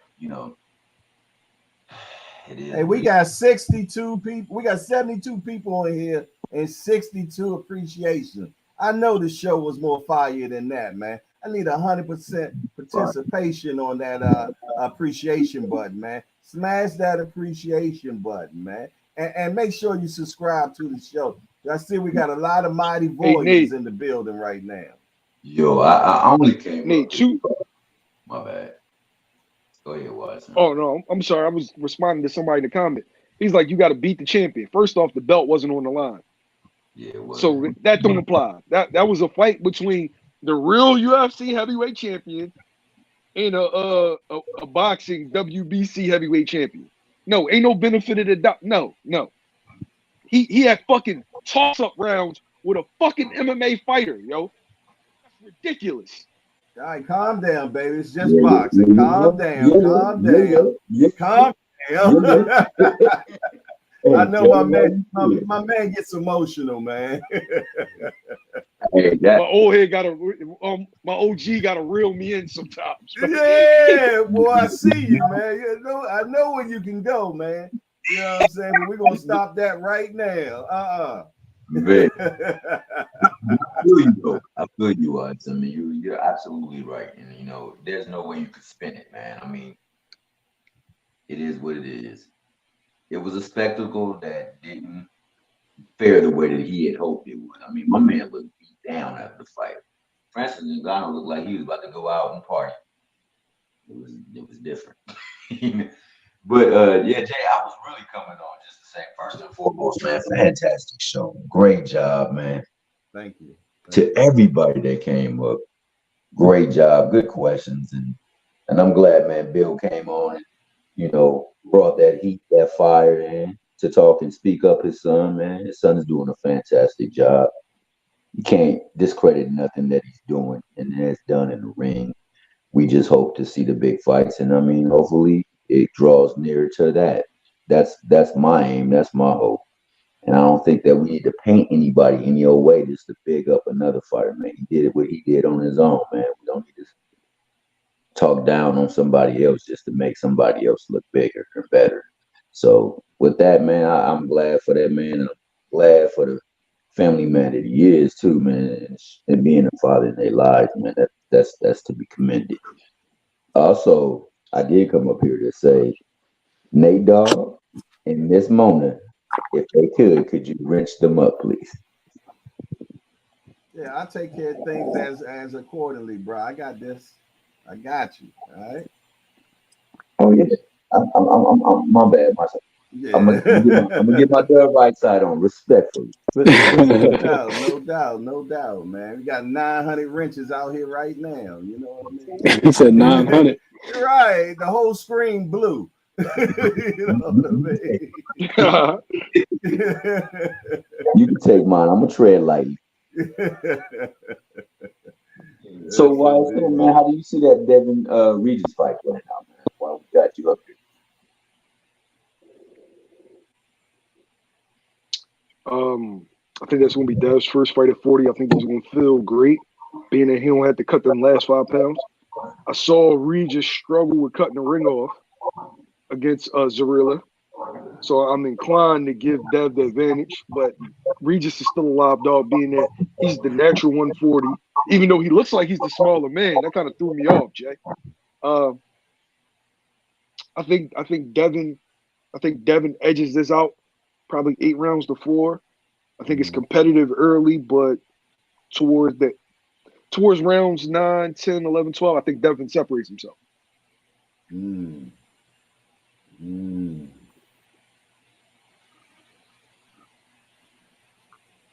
I can see that. I can see that, man. I think that Regis got to make it real physical, man, to make things work for him. We definitely, I think he really, if he makes it real physical, man, and try to force him to go somewhere he never been before. Other than that, I don't think he can win. Even with that plan, I don't know that he will win, but at least I think it'll make it a more exciting fight. So me personally, I think Devin is a little bit more talented than him. You know what I mean? So, and then it's a young man's game. What, he 24 years old? And he's fighting a 35-year-old. What's that, 11-year difference? In this sport, I've been there in some tough fights. Yeah. They said this is a young man's sport, man. But you know what I mean? I like Regis, man, for sure. So, man, best of luck to both fellas. What I want is a good damn fight. That's what I want. I didn't get a chance to ask Bill, man, how he feel about the that day being so full, being as though you got that Mayweather pay-per-view going on as well. You know what I'm saying? So just trying to understand, is that going to make a difference? You know what I mean? But I guess if people had to make a decision, if you want to see Keith Thurman and Stanionis and Laura and Danny, You know what I'm saying? And Mayweather against a wrestler or something, from what I understand. You know me. I don't pay for poop. You did. So Yo, I'm a steal that. I'm steal that. yeah, I don't pay for poop around. That's a saying we got over here in the hangout. We don't pay for poop. You know what I mean? So, Aunt McQueen, what you doing the mad scientist? That's Pinky the Chilling, man. brain. I finally got all this. I finally got all this stuff clipped up. Oscar Duarte and what's my guy's name? Ryan Garcia. Shout out to YSM. I always Hmm. say the classiest guy in What up, man? boxing. No You always disrespect to Jimmy Lennon. My man. Yo, I always leave them comments because, man, every time you do these interviews, even with people that you see on a regular basis, I just appreciate the way that you do it with so much tact. You'd be like, yo, thank you, Mr. Bosie. And I'm like, man, you're right, this guy on the regular and still call him Mr. Bosie. Like, you can't help but respect somebody with that type of character. But yeah, that's pretty much it. Just clipping stuff up. Appreciate Personally, I you, don't man. feel as though Tyson Fury I don't feel like he embarrassed the sport of boxing. I just feel like he didn't give the best account of himself. And the other thing is this too, regardless of whether or not that was that guy's pro debut, what he showed in the ring to me, personally, I compartmentalize. Like it didn't come in the package that we expected it to, but a great performance is a great performance. They both men in there with 2 feet, 2 arms, and a brain. So if this guy was able to carry out his game plan and impose himself or impede the other guy, stop him from doing what he wants to do, regardless of what his experience is, as terms of him being in terms of him being a professional. And the other thing too is there are also elements of that in his sport. And from my understanding, he also has a kickboxing background as well. So it's not like he's coming from lacrosse or something like that, where he doesn't have any type of striking or combat experience. I thought it was just a fantastic performance by him. Fury, you can see the wheels turning in his head. He tried everything he could. He tried on a southpaw. He tried to smother him. He tried to throw an elbow. Like everything he tried, this man had an answer for. So I just got to give respect to Ngannou for that performance. It didn't come in the package we expected. We expected it to be against a guy like Usyk or whomever else, but the guy just put on a hell of a performance, man.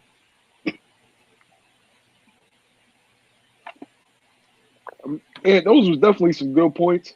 Um, I'm gonna still double down on my embarrassed boxing because you went in there with an MMA guy. I don't think he trained like he normally does. Well, I don't think he trained like he did in those bigger fights with Deontay Wilder. I think he gave it his all. He played dude sweet, and it backfired on him. He switched with you when you went southpaw.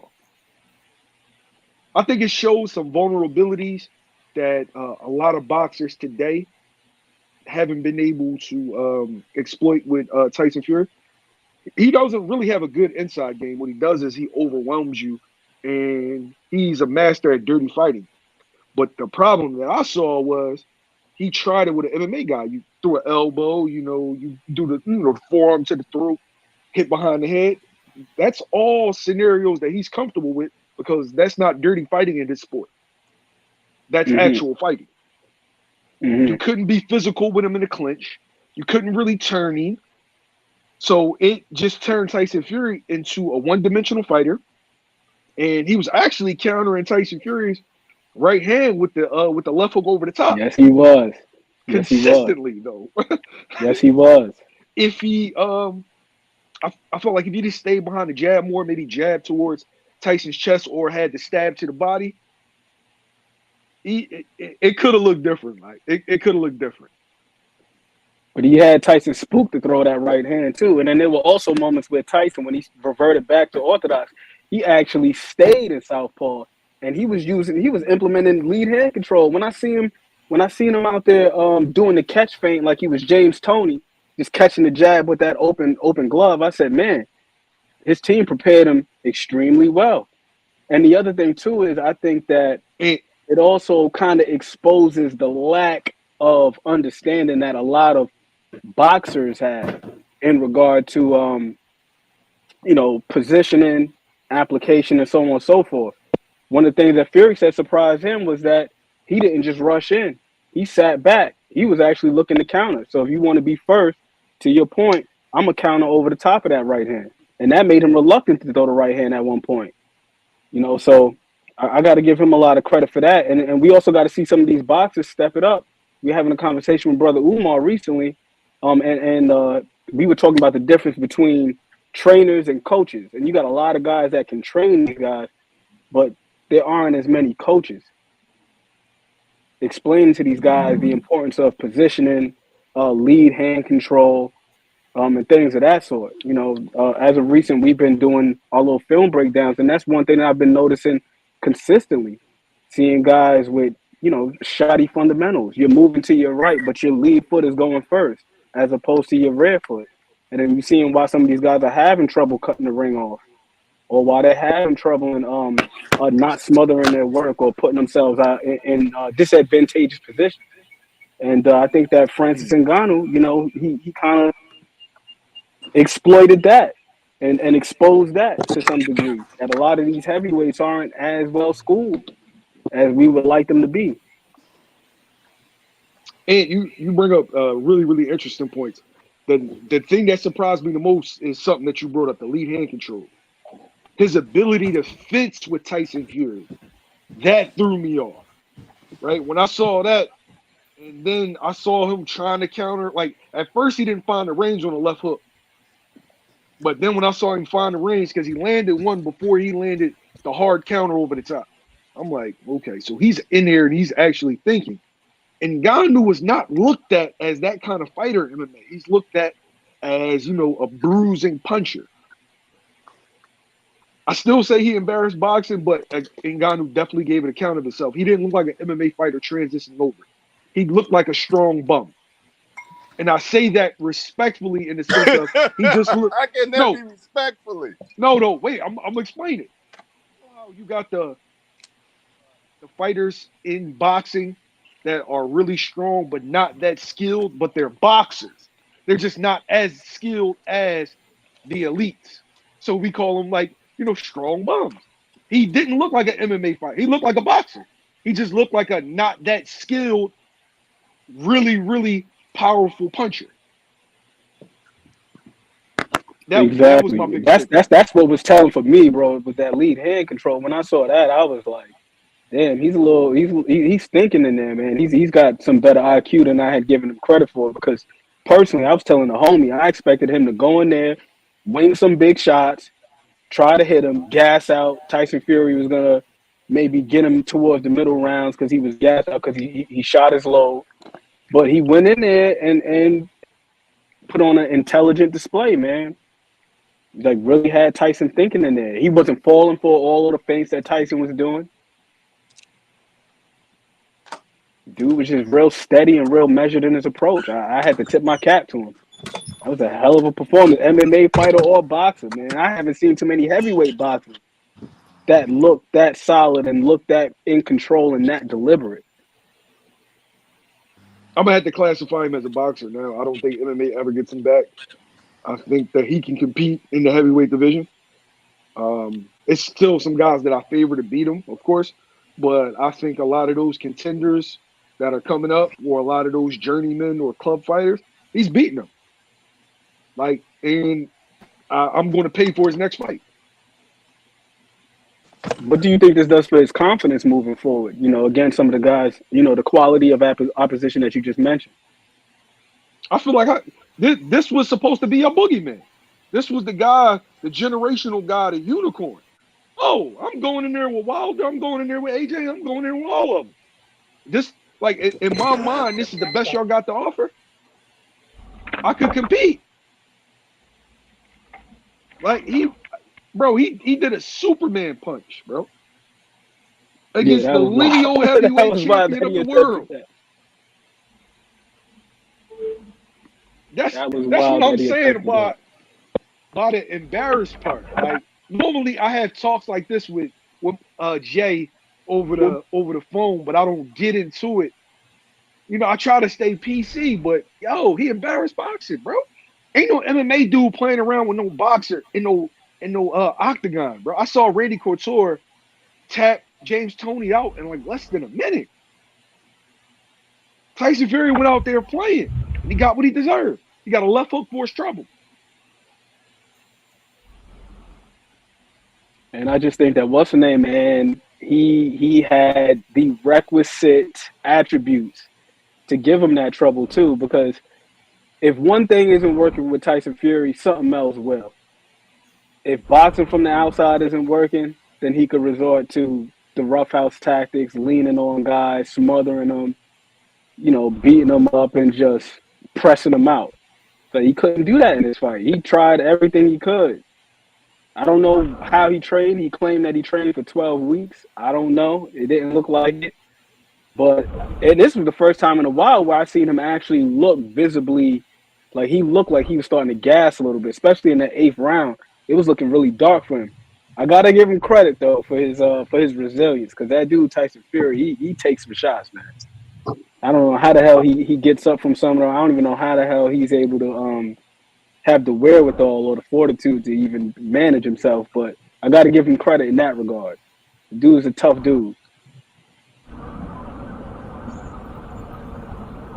I love the Ngannou fight, looked pretty man. sturdy too, man. Even when he got hit with that, when he got hit with a Very couple sturdy. right hands, he Very looked sturdy. sturdy, man. He didn't You know, budge. Ngannou got that Jesus. short neck too, so that short neck gonna sustain a lot of impact, bro. He built like a tank, bro.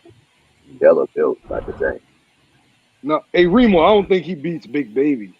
I think Big Baby is I don't think he beats Big Baby, but a lot of dudes. As far as Tyson Fury goes, I don't think Tyson Fury can beat Big Bang. I'm standing on that. From what I saw, That's a tough fight for right? anybody. From what I saw, Tyson Fury can't muscle you in the clinch, which I don't think he can muscle Big Bang in the clinch. And we all know Big Bang is adept at boxing on the outside. Tyson Fury's inside fundamentals are lacking from what I saw against an MMA fighter. Nah, man. I think Big Bang sends Tyson to the shadow realm. He said the shadow realm. D for the win, man. Great question, bro. Great question. Yeah, that's a hell of a fight though. So what do we think happens with Usyk and Fury now? Do y'all think that plays out next month, December, or is that being postponed? That's gonna be postponed. They already now postponed, didn't they? Yeah. As a matter of fact, Fury came out and said that I see y'all next year. Merry Christmas. With a nice black eye. I still think he stops red Usyk. on his forehead. He got banged. Yeah. Yo, I ain't gonna lie, it was embarrassing to me, man. I'm gonna tell you how I felt about it. It was embarrassing to me to see what MMA dude did. You know me, I ain't going back and forth with y'all. Yeah, no doubt. I agree with that. Hey Jay, I understand the that. MMA dude's gonna be talking just look at the crazy to us. And rightfully so. And rightfully so. And rightfully so. Again, like me personally, I strip away the titles. I'm just looking at it like, okay, you got this one guy. This is his attributes and his skill set, so on and so forth. And this is how they're being applied in the ring. And that other guy who just happened to be an MMA fighter, in my personal opinion, I felt that he was a bit better in his tactics, more prepared, more deliberate, more diligent in his approach. It just is what it is. He just happens to be an MMA guy. That's where I look at it. But Tyson Fury said this is like Still an MMA table fighter. tennis champion, the table tennis champion going up and facing Djokovic. That's what this was. And he found out the hard way that it wasn't. Exactly. It's like that sometimes, man. It's like that sometimes. Sometimes he found out the hard way. It ain't what you thought it was. It looked different on the outside looking in. MMA dudes is gonna be talking crazy. I've been getting texts, phone calls. I'm not answering nothing.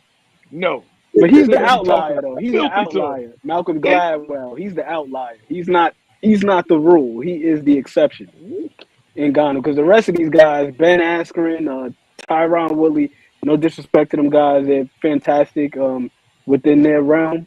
but we saw the account that they gave of themselves in the boxing ring, and it was not great. So yeah, he's the outlier. You gotta let them have their one. He's the one, and Ngannou is the one. Man, we got to send Bud over there, man. We got to send Bud over there for some get back, yo. Ooh, I would like that. I'm not even gonna lie to you. I was watching the I think he interview can with do it. what's my guy's name? I Richard think he can. Torres. Richard Torres, the heavyweight, said Bud was able to lift him up. This dude's 220. I hear Bud is like real strong physically. Make it happen. Who will we put him in there with though? A top flight guy or somebody who's fledgling, or like who would we put Bud Connor. in there? We had to see Bud in there with McConnell. Excuse me, sir. Excuse me, Mr. YSM. I've got a bone to pick with you, sir. What up, Butch? What's salute? Yeah. I see you. I see you smiling. I know you're happy. I know you're happy with what you saw on Saturday night. I know all you Americans are happy. I know you Americans are happy. I'm not ignorant. Salute to all you OGs. You get me? Salute to you. You know your boxing. You know what I'm saying to you. Mr. YSM is very plugged in. As his name says, Mr. Media. Why do you believe that Tyson Fury? Obviously, you've explained already. But you tried to come out and say some other outrageous stuff like Zhang and all this other stuff. How would you think that Wilder? How would you think that Anthony Joshua? How would you think that your fellow Americans would fare against someone like Ngannou? Ngannou's not just a brawler. He's a kickboxer. That guy's got ultimate power. He came in at 270 pounds. If he hits anybody with that same left hook, they would have felt the same power. And I'm not giving Tyson Fury any excuses or nothing. He said he came in shape. He said he came in trained hard for the fight. He said he didn't underestimate Francis Ngannou. He didn't know what to expect from that guy. But we clearly saw that Ngannou has some type of skills. You understand what I'm saying to you? We clearly saw that. And he had two boxing fights prior to him entering the UFC in 2018, which he lost by unanimous decision, which you guys mostly don't know. So he didn't have no experience and all this is bullshit. It's bullshit. By the way, y'all, this is my homie Butch. We've already had this conversation. Yes. And you thinking that Zhang, what? He got robbed per se against Hrgovic, and then he looked impressive against Joe Joyce twice. Get out of there, man. That guy ain't been in no championship fights. He hasn't fought anybody He stopped your homie. He stopped your homie Joe Joyce twice, though. Yes, he did. And Joe Joyce took the belt. Yeah. No, Joe Joyce beat Danny Dubois. Danny Dubois beat your boy, your heavyweight. Who was your last heavyweight champion, by the way, Mr. Watson? Do you know that? Our last heavyweight champion, Deontay Wilder. No, incorrect, sir. Incorrect. It was Trevor the Dream Bryant. Our last heavyweight champion. Yes. Trevor the Dream Bryant. Oh, you talking about the WBA regular? Oh, the same belt that Tank has. The same belt that Tank has. That Calvin Ford says he's 3-time champion, 3-time world champion. Yes, that same belt. Yes. Correct. Do you think? Wait. You think Ngannou can beat Anthony Joshua and Deontay Wilder, Big Bang? Yes. If Wilder gets hit on his noggin with that same left hook, if Wilder gets hit on the head with that left hook, he's going to sleep. The same with AJ. They're going to go to sleep. I don't have Ngannou beating them guys. I just think that it'll be an interesting fight. I would like to see the fights, but I don't think that Ngannou can beat them. I do think Big Bang can beat Fury, even though I still say Fury stops Usyk. I'm just looking at the style.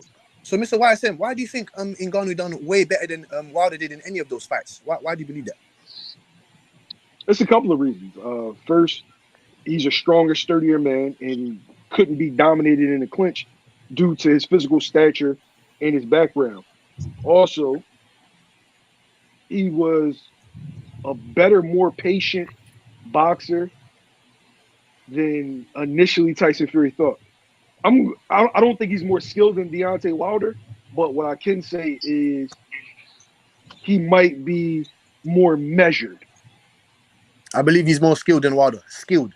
I believe so. I believe he knows how to catch your punches. He uses his backhand, I believe, better than Wilder. They're both flat-footed. You know what I'm saying to you? They're both powers coming from the back, the back leg. You know what I'm saying to you? When you say skills, I would say that he's better skilled than Wilder. Wilder might be a bit more.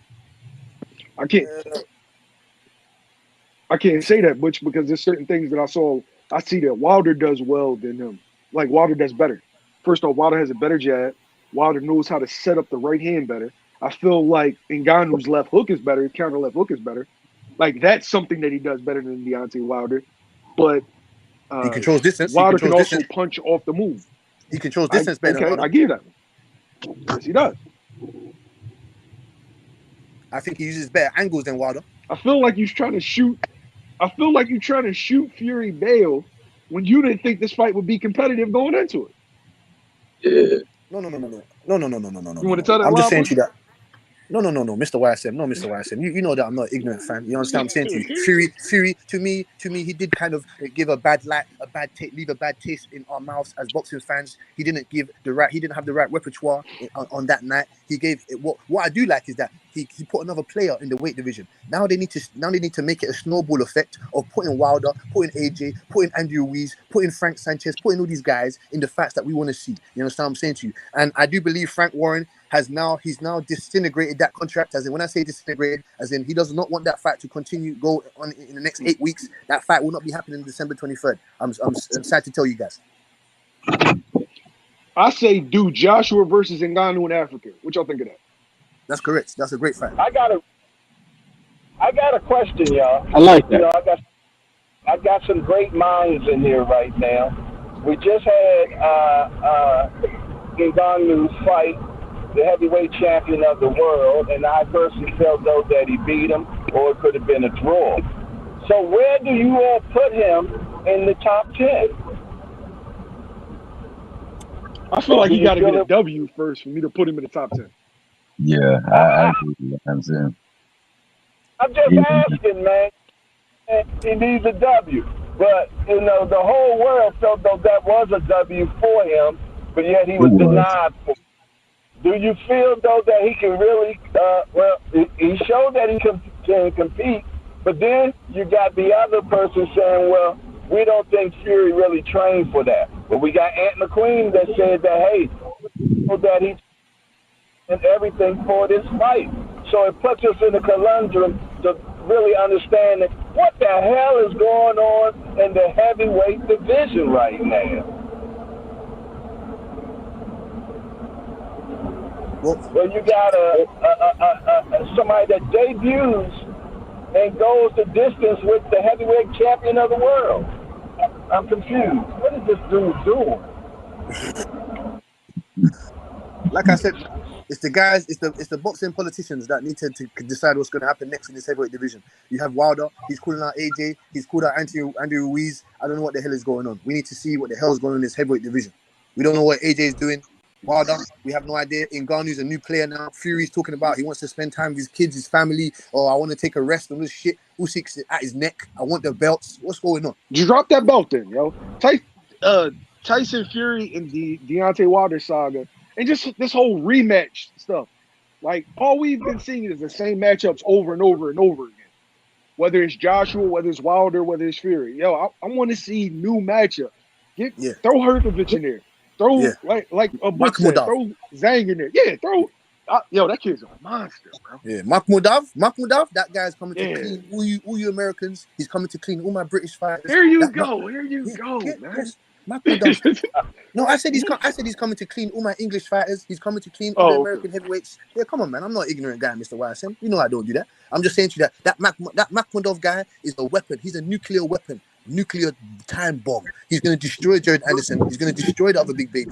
Wilder ain't getting in there with that guy. I'm telling you, Makhmudov. He stopped Richard Torres in the gold medal games. Yes, he knocked him out, clean out, destroyed him.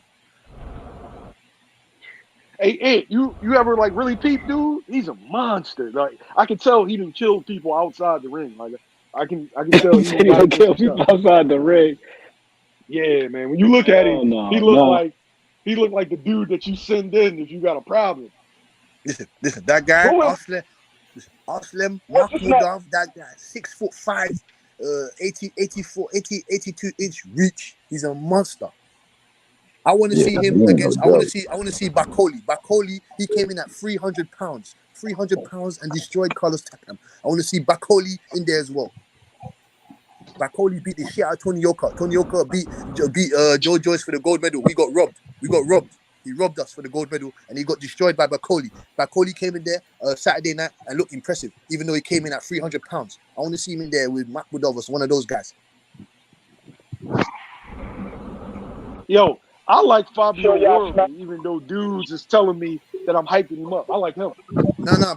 Bring Jared Anderson. Bring him over. We'll destroy him. Bring Jared Anderson over here to fight Fabio Worley in Ipswich. We'll destroy that guy. We'll destroy him. Jared Anderson. He ain't in boxing. He doesn't love boxing the way Fabio Worley does. He's crying in that. You get to Roy Jones and that. Crying to I don't mind passion for boxing. All right then, cool. Come to England and come get your bum whipped. Pause.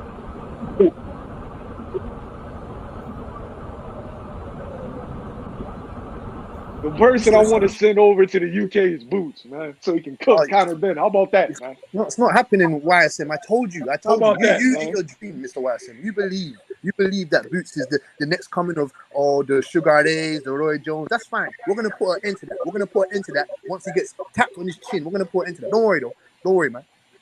Tell Boots to move up to 154, man. He can't get the fights that he wants. Where's he going to be fighting? Is he going to be fighting on Amazon Prime? Is he going to be fighting on Google? Is he going to be fighting on Zeus? Is he going to be fighting on Zeus? What's he going to be fighting on, man? It's about something Hey, big. Jay, Zeus? we can't hear Oh my you. Lord. Jay, we can't hear you, Jay. I said something big gonna be coming out about Boots soon. Something Talk big. to him, Platform-wise. Please. I want Boots to get a name. Please, man. Please. I love it, man. Hey, make sure y'all hit the appreciation button. Make sure you subscribe to the channel. Got a lot of shoplifting going on in here right now, man. Hit the appreciation button. Hit the subscription, man. You know what I mean? We got way more people we ever had in here, but I don't see the subscriptions going up, and I don't see the appreciation. Let's get it. Oh, correct. Hey, Jay, real fast and Ed. Didn't Tank go over there? Up an English muffin? Oh, he definitely went over there. Okay, didn't Spence go up there and serve up an English muffin? No. Tank went to go fight Liam Walsh. Liam Walsh ain't shit. Tell Tank to come fight a real. Is he a UK fighter? Come on, man. And Boots is next, man. Boots is going to come over. Errol Spence talking about Kell Brook, chocolate brownie. And he going to eat some fish and chips, man. Boots is coming over next, man. No, he ain't because he's scared. I don't want to say he's scared, but maybe someone in the team behind Philadelphia somewhere. Maybe I don't know, an Eagles fan. You scared or something? Come over here. Didn't Wilder knock out their gold medalist? Go to the Altley dungeon, Harrison. Mr. YSM. Didn't Go Wilder to the knock out dungeon. Altley Harrison? I'm just saying that's your gold medalist, right? We also got Ben Whittaker. We got Ben Whittaker. We got Dennis McCann. We got Sonny Edwards gonna come and destroy your boy. We got multiple guys here. We got Joe Cordino. We got multiple guys. Come on, man. What happened to Josh Kelly? For who? Joe Cordino for who? So what was that, sir? I said Joe Cordino for who? Joe Cordino. For who? Who is he gonna come and destroy? Bring that boy Oshaki Foster, man. Bring him round there. We saw him get his ass whooped by Rocky Hernandez and knocked him out in the 12th round. That was a very impressive knockout by Oshaki Foster. But he can't be doing that stuff against someone like Joe Cordino. We'll knock him out. We got more skills than Rocky Hernandez. I'll send Ray Ford back to the UK to beat Joe Cordino. Oh, God, Raymond Ford. Raymond Ford. Raymond Ford. Who's he beat? Who's he knocked out? He ain't knocked out no world champions. Who's Raymond Ford? Whoa. Have you been watching Raymond Ford? Of course I've been watching Raymond Ford. I'm very familiar with Mr. Raymond Ford. What are you talking about? 15, come on, man. 15. How many fights you got? 15? 14? I think Ray got like 14 to 15. Yeah. He ain't ready for no Joe Cordino. I'm sorry, Mr. Wyson. Don't get ahead of yourself. He just knocked down a former world champion twice in the last Okay. You beat. Listen, he went the distance with Magdaleno. Wow. He went the distance with Magdaleno. Okay. He's 29-1. That was okay. Magdaleno. Okay. Yeah, we knocked out Ogawa. Ogawa was the world champion. Ogawa beat the guy to get that belt. He destroyed Ogawa. You see what he did to Ogawa? Come on, man. Ogawa better than Jesse Magdaleno. Come on, man. You being Shakiri Lucas and Richard Mendino. Yeah, man. Shakiri Lucas, who did he get his ass whooped by? He got his ass whooped. In 16 fights? That's not an impressive resume in 16 fights? It's impressive. It's impressive. It is impressive. It Come is on, man. impressive. Yes, yes, it is impressive. He's got more undefeated fighters. He's got more undefeated fighters than I think Boots does. Boots beat what? I think like 3 undefeated guys. Oh yeah. Same as Raymond Ford. Same as Raymond Ford. Right? Yeah. I think so. Yeah, no. Raymond Ford's got more undefeated fighters. Aaron Perez, Edward Vasquez, you get me? Richard Mendina, and he beat that Figueroa. Multiple undefeated guys, man. Yeah, man. Raymond Ford is a very good fighter, but he ain't taking on no Joe Cordino. He's a good southpaw, you know what I'm saying to you. Raymond Ford coming from New Jersey, out of near Shakur, those guys. Nah. He's not ready for no Joe Cordino. No. He from right outside of Philly. He got a Philly trainer. Oh, yeah, outside from Philly. Yeah, he's from Camden. Okay. It's the next city over from Philly. Okay. We got a place in the UK called Camden. You know that, right, Mr. Watson? I didn't know that. I'm pretty sure. Love it, Mr. YSM. Love it. Yeah. What about your boy O'Teef? What about your boy O'Teef Overton? When's he gonna come get this work from Ben Whittaker, man? Tell your boy O'Teef to come over here and get the work from Ben Whittaker. You know what Ben Whittaker will do to your boy O'Teef. You know what he do. Yeah. You know what he'll do. Hey, yo, we gonna invade the UK. Hey, Jay. Yo, next big fight, we over there, man. Gotta go. I'm gonna post up in the ends, man, with a boots, with a JBE shirt on, man.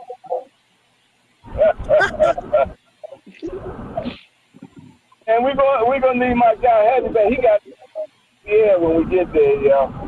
Show us around. Yeah, when AJ knocks out Wilder, and disintegrates Wilder once and for all, you know, are gonna really believe that AJ gonna knock out Wilder? You don't believe that. Yeah, dude. Did you believe when Wilder was talking about, I want to knock you with the Fury, knock you, knock this, knock that? He didn't knock out nothing. He got his eardrums busted, and he got a confused brain. That's what he got left with. You talk about that second fight, your boy got his stuff off on him, but he did knock Fury on the ground for a minute on 2 other occasions. Of course, yes, he did. I mean, hey, I give Fury his credit. He was awarded the win. You know what I'm saying? I cannot hate on that. Division it's an infested shark pool right now. It's an infested shark pool. We need the heavyweight fights. We need the fights that we want to see. I'm tired of this rubbish. We need to see AJ Wilder. We need to see Wilder. We do. Tell AJ to get the courage to get in the ring with him. You don't want to fight. Courage. His resume is better than Wilder's. We talking about courage. We talking about courage. We doing? Huh? When there's no Povetkins. There's none of those guys. There's no Klitschko's on Wilder's resume. You fighting Burman Sylvain. You fighting I agree with you too. I agree with you to an extent, though, Butch, because I do feel the same. But remember, Povetkin was slated to fight Wilder, but then he tested positive for something. So that fight was supposed to be in the making, but it fell through. But go ahead and cook, sir. Cook.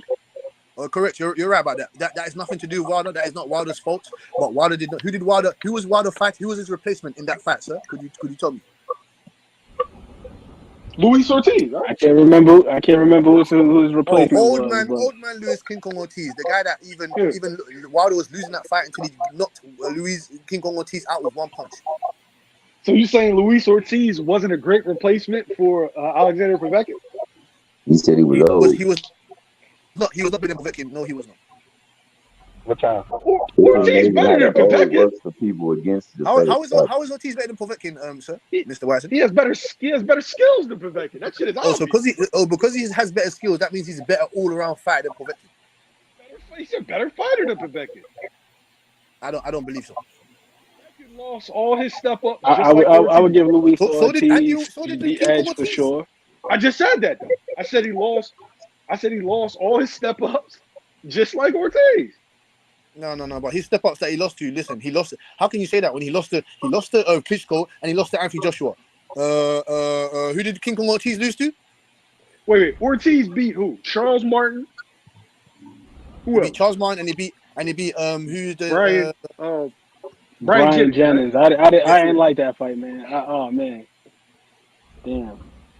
What are you talking about? He's got better wins. He's got wins over. He's got multiple wins over Duapas. He's got wins over Carlos Takam when Come Carlos on, Takam was bro. hold on. Carlos, Come hold on. on. Carlos, he beat Manuel Charles. Manuel Charles, the interim champion right now. He knocked out Hassim Rahman. He knocked out Hassim Rahman. He knocked out what's my man's name as well. He destroyed Dillian White. He destroyed Dillian White. He beat Huey Fury. He destroyed David Price.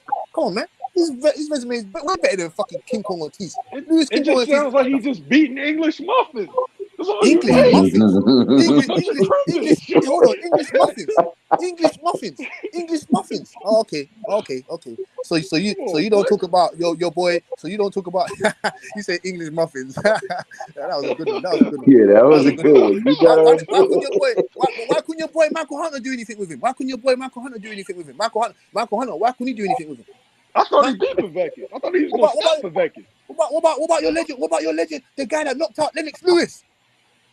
Hassim Rahman knocked out Lennox Lewis. What you did? What is he a muffin? Was he a muffin? Was Rahman a muffin? He was past it. Yo, no, I don't want to hear he was past it. I don't want to hear it. I don't want to hear he was past it. The Dillian White victory was a good job. It was a good one. Excuse me. This is a prime example of you saying it past it stuff. It doesn't count, Mr. YSM. If Sean Porter was to come off the couch and fight Boots, and Boots was to beat him, that would be Boots' best win on his resume. But Sean Porter's passed it off the couch. So what do you mean?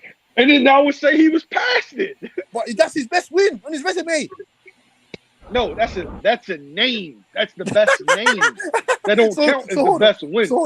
So hold on. That wouldn't be Boots' best win if he beat Sean Porter, Mr. Weiss. Is that what you're telling me? If you get a dude off the couch, Roman Villa beat the dude that y'all wanted to see Boots face. Did he not? No, he got robbed. Rashidi Ellis got robbed. He was outboxing. Cool. Got robbed. Yeah, say whatever you want, but he beat him. And then Boots showed Rashidi how you treat a fighter like Roman Villa. He put him on a stretcher. Yes, he did. But Roman Villa is nowhere near the skill. You don't talk about skills. He's nowhere near on the skill level of Sean Porter. He's nowhere near the pedigree, nowhere near the experience, nowhere near nothing of Sean Porter. So how can you say that's a better win? Because Sean Porter's coming off the couch. Talk to him. That doesn't matter. Look, Pacquiao matters. If Pacquiao comes out of retirement, if Pacquiao comes out of retirement to fight Tank, cheesesteaks in the food court. That's fine. That is fine. If Pacquiao wants to fight Tank, if Pacquiao comes out of retirement to go fight Tank Davis at a catchweight, that is Tank Davis's best name. That's his best name on his resume. Pacquiao off the couch. Yeah, it's the best name, but it's not. But that's a different argument, though. That's a different argument. Best name and best win are two different things. How? No. That's the best win because Pacquiao is better than every single fighter Tank has fought, and Sean Porter is better than every single fighter Boots has fought. Coming off the couch on Pacquiao this juncture, historically, but not like you said, not at this juncture. No, he's not. It's not a good fight. It is. Nah. Hey, to a casual, yeah.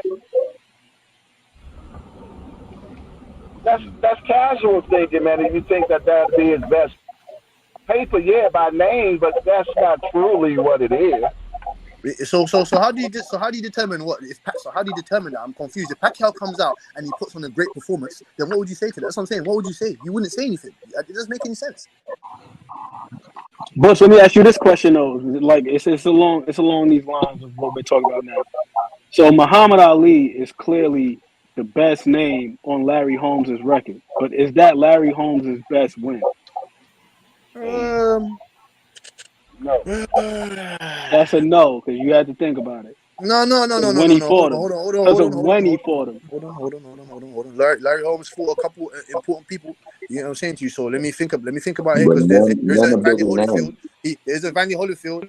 Oh, you said best win. You said best win. You said he's the biggest name, but the best name. The best win. Obviously, Muhammad Ali is clearly the best name. But when he fought him, there's Ken Norton. There's got a couple Ernie Shavers wins. There's multiple guys. He knocked out Spinks. You know what I'm saying to you. Yeah. Muhammad Ali, yeah. That is the best win on his resume. Yes, correct. Best win or best name?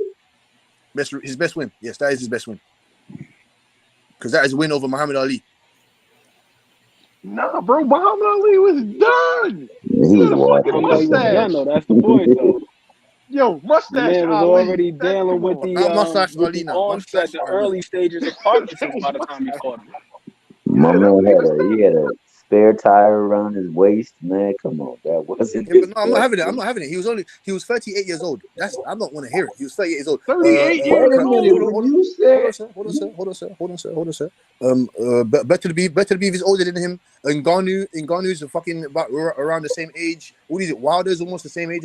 Come on, man. Golovkin is older than him. Come on, man. Those guys, they're still fighting. Those guys are still fighting, and they're Yeah, still but that beating some doesn't of the mean top they're guys. at their best though. Listen, I don't. I understand that. I understand that. So what about Bernard Hopkins? Bernard Hopkins had he had about two primes. Now, some guys are Bernard is anomalies. an exception to an Yeah, exception but to Muhammad the Ali rule. was done. Muhammad Ali is a no. you Like I don't want people to find this disrespectful. Muhammad Ali, Roy Jones, they are like the same ilk of a fighter. They're athleticism fighters. As soon as their athleticism waned, then all of a sudden you saw them getting beat. So if you're not talking about Ali in the sphere of like 24 to like 34 or 33, no, I can't say that was your best win. Yeah, but you said you saw them getting beat when he lost his athleticism. He lost to Ken Norton, and he had all the athleticism. He lost to multiple guys with his athleticism. So that's wrong. That's He incorrect, lost Mr. he lost to Ken Norton. How old was he? Yes. He was in his 30s, right? If I'm not mistaken, was he in his 30s? I think he was. Yeah. Yes, correct. he was Yeah. 32. Yeah, Because he correct. can't. Yeah. Go ahead, Mr. White. That's about right. To me, honestly, Cassius Clay is an unbeatable fighter, but he had just fucked up circumstances. I'm So sorry. what about when he lost to Joe Frazier? He had all the athleticism. He was below 30 years old. What Wait. about when he lost to Joe Frazier? Let me explain to you. Remember, he was coming off of what was it, 2-3 year layoff? Yeah, I term mean, injury. he has some No, when tune. he lost to Joe Frazier. Not when he lost to Joe Frazier, sir. No. He has some Yes. he has some tune ups, but at the same time, there was a gap of 2 to 3 years where he didn't fight. No, Mr. YSM. I'm talking Like about when he lost to Joe Frazier the first time in 1971. yes, Yes, he didn't have no 2-year layoff. He didn't have no tune-ups. yes, He fought Jerry Quarry and he fought Bonanova. I said he was off for 2 to 3 years, had some tune ups, but then he lost. You took 2-3 years out of somebody's prime, bro. Okay, Mm-hmm. yes. But when you say he's took tune-ups and that was Jerry Quarry was a tune-up, is that what you're telling me? Yes. He I'm was not telling you that wasn't a great win for Joe Frazier. I don't discount that win. But what I'm saying is Cassius Clay. Remember what I'm saying. Cassius Clay was a fighter from when did he change his name? What, 25, 26? Yes, correct. Yeah. To me, like from 1926, it's unbeatable. Nobody's beating that dude. Fair enough. Yeah, and that layoff that definitely hurt him. That set him back, and it showed too because he just didn't have his timing down. He didn't have his instincts around like he normally has, and it allowed for him to get hit more times than he's normally accustomed to getting hit. But I mean, you say that that's a great win for them, but how come it's not a great win? Why you use age as a discriminatory for Ortiz then? Shouldn't that be a good fight then? Because they know his age. No, Ortiz wasn't proven. Ortiz didn't beat anybody to be proven. He But didn't do you anything. disqualified him because he was old though. No. I See, a lot disqualified him of because times he didn't people do do that. anything. They talk He double. hasn't done anything. He hasn't done anything in the sport. He has all these next type of belts, but he's never become a world champion, which is confusing to me. I agree that I'll say this though, Butch. I think that's also circumstantial as well. I think that's circumstantial as well. One of my favorite examples is Marvin Hagler. Marvin Hagler didn't get a title shot until 50 fights, bro. So Yeah. prior to him winning that title, would you say that he was unaccomplished or that No. he wasn't a You good see, fighter because he hadn't won a title yet? no. That was Sometimes got opportunity. no. Obviously, that's because of boxing, but that's because of the actual government. The actual government stepped in for Hagler to say no. That's different. That's completely. I understand what you're saying, sir, but that's just that's an exception, like you said. That's an exception. Marvin Hagler had to go to the government to get his title shot. No one else in this time, in this world, in this era, has gone to any government to go and get a title shot. Nobody. Well, regardless of the actual conditions themselves, I mean, the circumstance is the circumstance, whether you're it correct. You're be correct. You're correct. somebody having to go to a government or somebody being frozen out or not having the proper connections to get these opportunities. You know, lack of opportunity is lack of opportunity. Okay, and this is the question to you now. What do you do what do you do as a fighter to put yourself in a position where you don't get boxed out? They can't box you out. I guess you would have to align yourself with the appropriate parties in order to, have access to resources, have access to certain fights, and so on and so forth. And that is a problem, though. That's a problem that definitely needs to be addressed because they got to start making these fights. I believe that they got to hold these governing bodies accountable in that fact as well, too. Like there needs to be some kind of substandard in play that allows for these fights to be mandated to taking place. It can't be just moving around because Ortiz got dodged a lot in his career. He didn't get those opportunities, like Ann was saying. People didn't want to fight him. Even your boy AJ didn't want to fight him. So you can't hold that against him because he can't get the fights. Incorrect. And Incorrect. So you say But I do think AJ has one of the better resumes in the sport, though. I don't care what for anybody sure, says. of course he for does. sure he does. But incorrect. You saying he didn't want to fight him. Do you believe that he didn't want to fight him because of actual fight purposes, or is it because of business purposes? Whatever the purpose was, he avoided Ortiz, and they didn't fight, and they should have fought. Fair enough. That's all I'm saying. And I believe that's the case through all the classes. They need to start making these fights. The fights need to happen. It shouldn't be that somebody from the MMA can get a fight at a big name before people who have actually been fighting for 40 fights. Big That fact. doesn't make sense. Big fact. Yes. Correct. I have no idea. No, now I'm just upset that the business has now taken over. It's now surfaced. It's spread poison into the sport of boxing because all they talk about is the business. Nothing. It doesn't make sense. This and that is bullshit. I believe that there should be regulations. There should be stipulations as into how much money they're getting paid, like the NBA, like the NFL. You are getting paid for the work that you have put in. You're not getting paid for what you feel like. We should be as in the fans, us. We should be able to determine what your value is in the market. We should be able to do that. You can't just come out of the couch after 650 days or whatever it is, 700 days, and think you're gonna ask for this. You're allowed to be acquitted to this amount of money, and you haven't put in no work. Someone like Jamal Charlo, how the hell have you had that belt for almost 3 years now? And there's guys like Carlos Adams, there's guys like Yanabek, there's multiple other guys, Troy Isley, up and coming young bull. These guys need their shots. So it's either even like Crawford, you don't want to fight any mandatories, you don't want to fight Stanionis, you don't want to fight Boots, you don't want to fight Keith Young, all these guys, get off the pot, put the belts down, get off the pot and go up into the division, or you can retire. It's as simple as that. Facts. I can't argue with that, man. I can't argue with that point. I'm tired of it. They need to give us what we want. They need to give us what we deserve and what we want as fans. That's why I said I feel good for you OGs, because you actually got to see certain you got to see the Lennoxes in their prime. You got to see Mike Tyson's in their prime. You got to see Evander Holyfield in their prime, Riddick Bowe, all these guys. You got to see the big motherfucking fight. You got to see Ray Leonard, Sugar Ray, Thomas Hearns, Marvin Hagler, all those guys. You got to see those guys.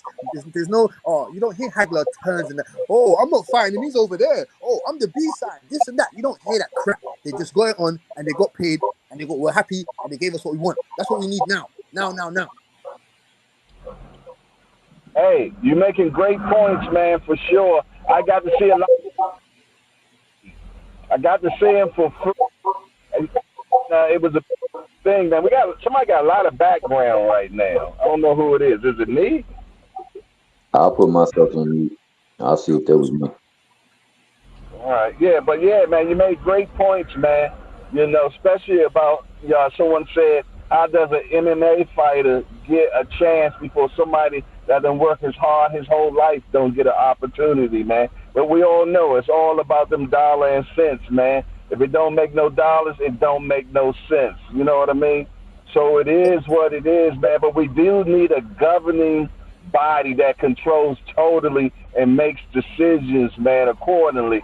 Right now, we still the wild, wild west in boxing, man. Nothing has changed from the 1920s to now, man. Same old frag and naggle, bullshit still going on, man. And like we said around here, we don't pay for proof.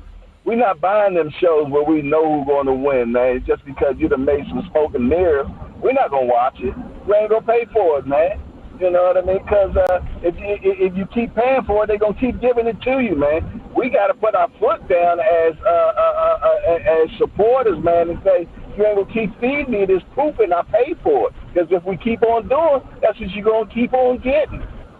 And what's so upsetting is OG is that why can't these boxing politicians and the rest of these dumbass networks, why can't they understand that if you work together, there's enough, and you make the big fights and give us what we really want and what really should be happening, there's enough money to go around. There's enough money to get in the pot. You got guys like Leonard Ellaby talking about, oh, Devin Haney and Tank and Shakur is not a big fight. So why is Rolly, why is Isak Cruz, why is that a big fight? Why is that?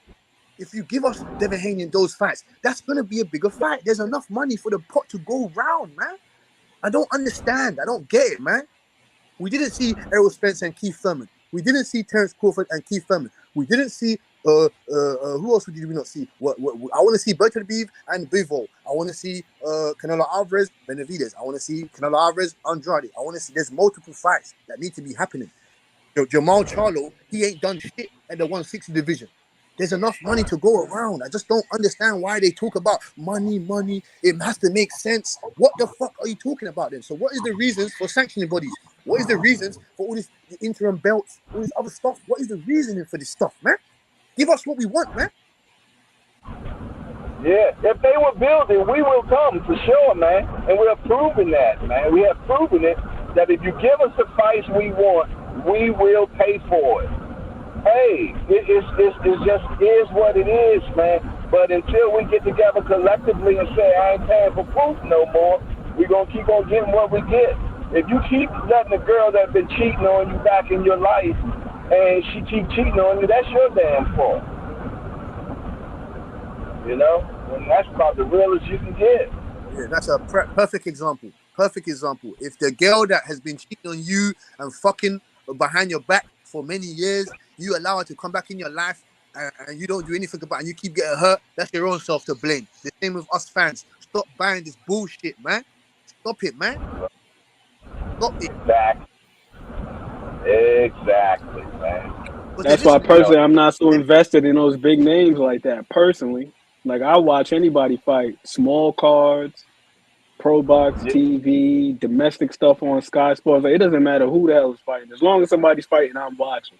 Like I really don't care whether or not these other guys mix it up. Personally, I'm just not that invested in it like that. I just want to see anybody fight. Yeah, that's because sometimes you get a lot of great fights on them small cards too, man. Them fights, and nobody talks about it. There'll be some great fights in there. They fighting for their future. So you yeah, better believe it. You better believe it. You better get some. Well, hey, I've seen some of the best fights in sparring, better than what I've seen on television, and that was a sparring match. So, you know, all you got to do is put them in there, man. We'll pay for what we want. We always do. We've been paying for what we don't want. Why you don't think we will pay for what we want? That's a fact. Straight math, man. It's straight math. No, that's an absolute fact, Jeff. What do you think majority of the demographic boxing fans are though? Like when I say demographics, like do you I'm just asking. I'm not. I don't want to put race and these type of things into it, but I'm just saying to you. Do you think that's us black you black Americans, obviously black Africans or whatever? Do you think us black people as a community? Do you think that we're enough to uphold the boxing pay-per-views, or do you think that we need other demographics, as in the Mexicans, the Eastern Europeans, the Asians, the whites? Do you get me? Because that's where most of the revenue is coming from, in my understanding. Well, I think for the most. No, go ahead, Jack. They always say, the Mexicans are the biggest boxing community. You know what I'm saying? They always say that. You know, and that's why to holidays that make all it makes perfect. You know what I mean? I don't think that just the Mexicans can handle all the boxing. I think we all together, man. It's a gumbo soup. We all actually put together, make it happen, man. But it's enough money, like you said, it's enough money out there for everybody out there, man. They Correct, just got to correct. make the fights. It will happen. Go ahead, sir. Go ahead, sir. You were speaking, sir. Thomas Hill. Oh, he's He not there. must. He might. Yeah. Nah, I didn't He might. step out. I didn't step out. I just got Oh, go ahead. myself Go on ahead. mute. No, I think that to speak to your point, of course, the Latin community and the Latin culture is the biggest draw for boxing. But I think where you find it is that like most people root for their people. I think we need to get people just rooting for the fights itself, boxing in particular. Because I don't follow. I mean, I do cheer heavily for people that look like me, but I love fighters that don't look like me, and I rock with them. And you know what? And I think that that's what more people need to do because then you generate the viewership because everybody wants to see great fights and you make great fights happen instead of just rooting for this. But I know the dynamic is at play where you root for your countrymen. You root for the person that looks most like you. And you know, I think as a fan of boxing myself, I root for great fights. That's what I like. I like great fights, and it don't matter the look of a man. It matters the look of what we get in that ring to me more so than anything. And I go by what I see. So I like for us as a people to just start respecting the sport a lot more that we go beyond what we see in on a look of a person or a culture and that we just go and looking towards making the best fights possible what we see in the ring. Excellent point there, sir. Excellent point there, sir.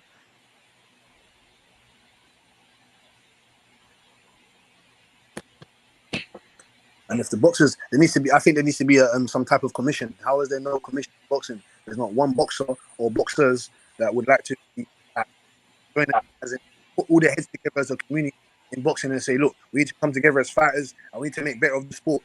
Everyone's just happy going around individually, signing to individual networks, working with one guy, this guy, doing it or going on their own path and journey and career when they don't want to come together as one, like they did back in the olden days, and say, look, we need to have these fights for the fans, for the legacy. Forget all this other shit. We're gonna get paid anyway. So why don't we come together as fighters and do the right thing? It confuses me.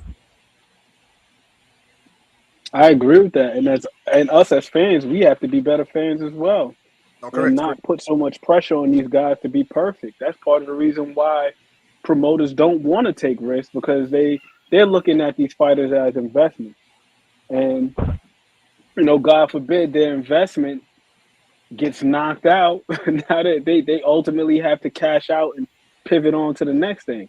So it's like, why do I want to give up this thing that I've been building up for all of this time, investing money, time, resources, and so on and so forth? So I feel as though we got to be better in that regard as fans.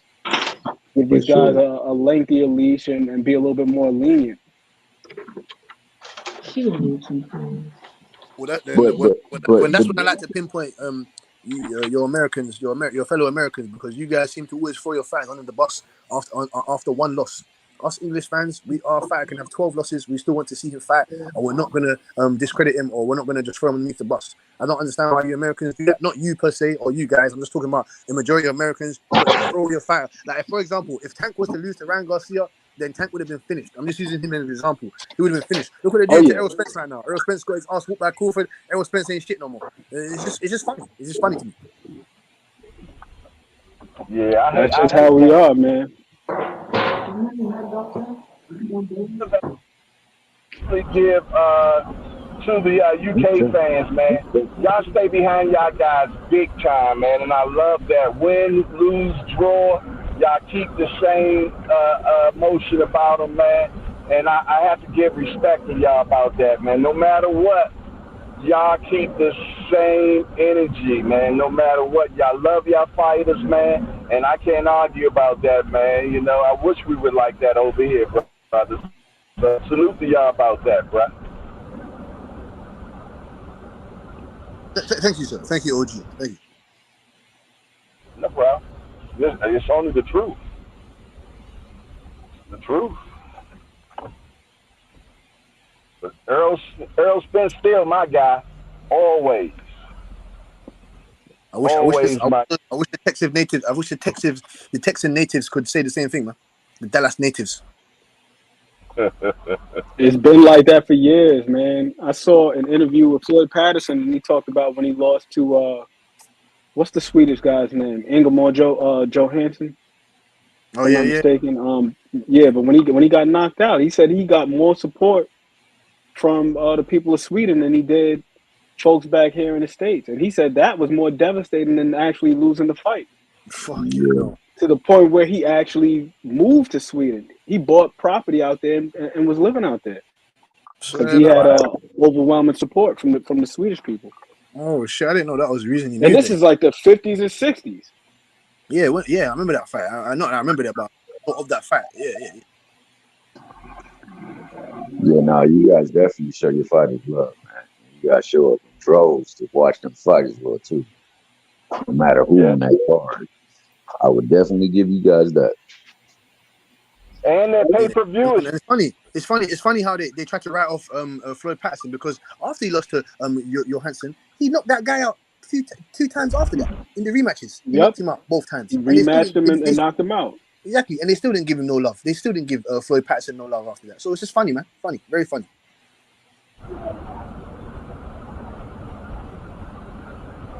It's the same thing with Floyd Mayweather. You had a lot of people out here that were paying to actually see him lose.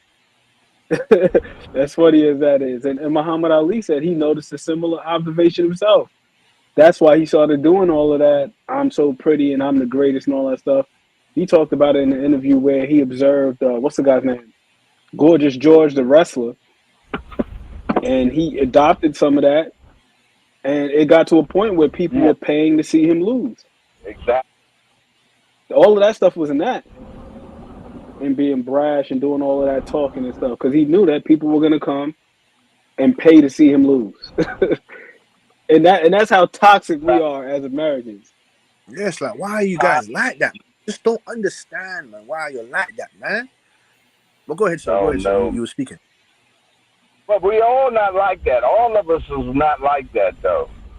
You know what I mean? But the masses are, so it is what it is. That's what's killing the sports, because you got guys like, I'm just using them for an example. Guys like Tank, guys like, I don't know, who are Devin Haney, all these guys. No, maybe not Devin Haney, because like I said, he's taking tough fights. We want to see fighters in tough fights, 50-50 fights. No, because what we're garnering off as fans is the suspense, the curiosity. We want to know what's going to happen like at AJ and Wilder. We have no idea what's going to happen in that fight.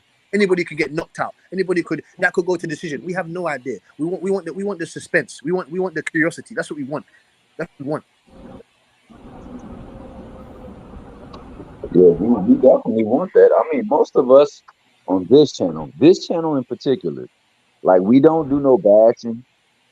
We don't do we want to see the fight because we truly are boxing fans. And like I said, we don't care where the fight takes place, how it takes place. We just wanted to get to the point where it takes place. You won't find no more of a pure channel to boxing than what you'll find here at the Hardcore Hangout. Because that's all we elevate the game. We let it do the talking. We just want to do the talking to get it towards where the fights can be made. And that's all we look for. I don't understand why people would tear down somebody else or try to build somebody else up.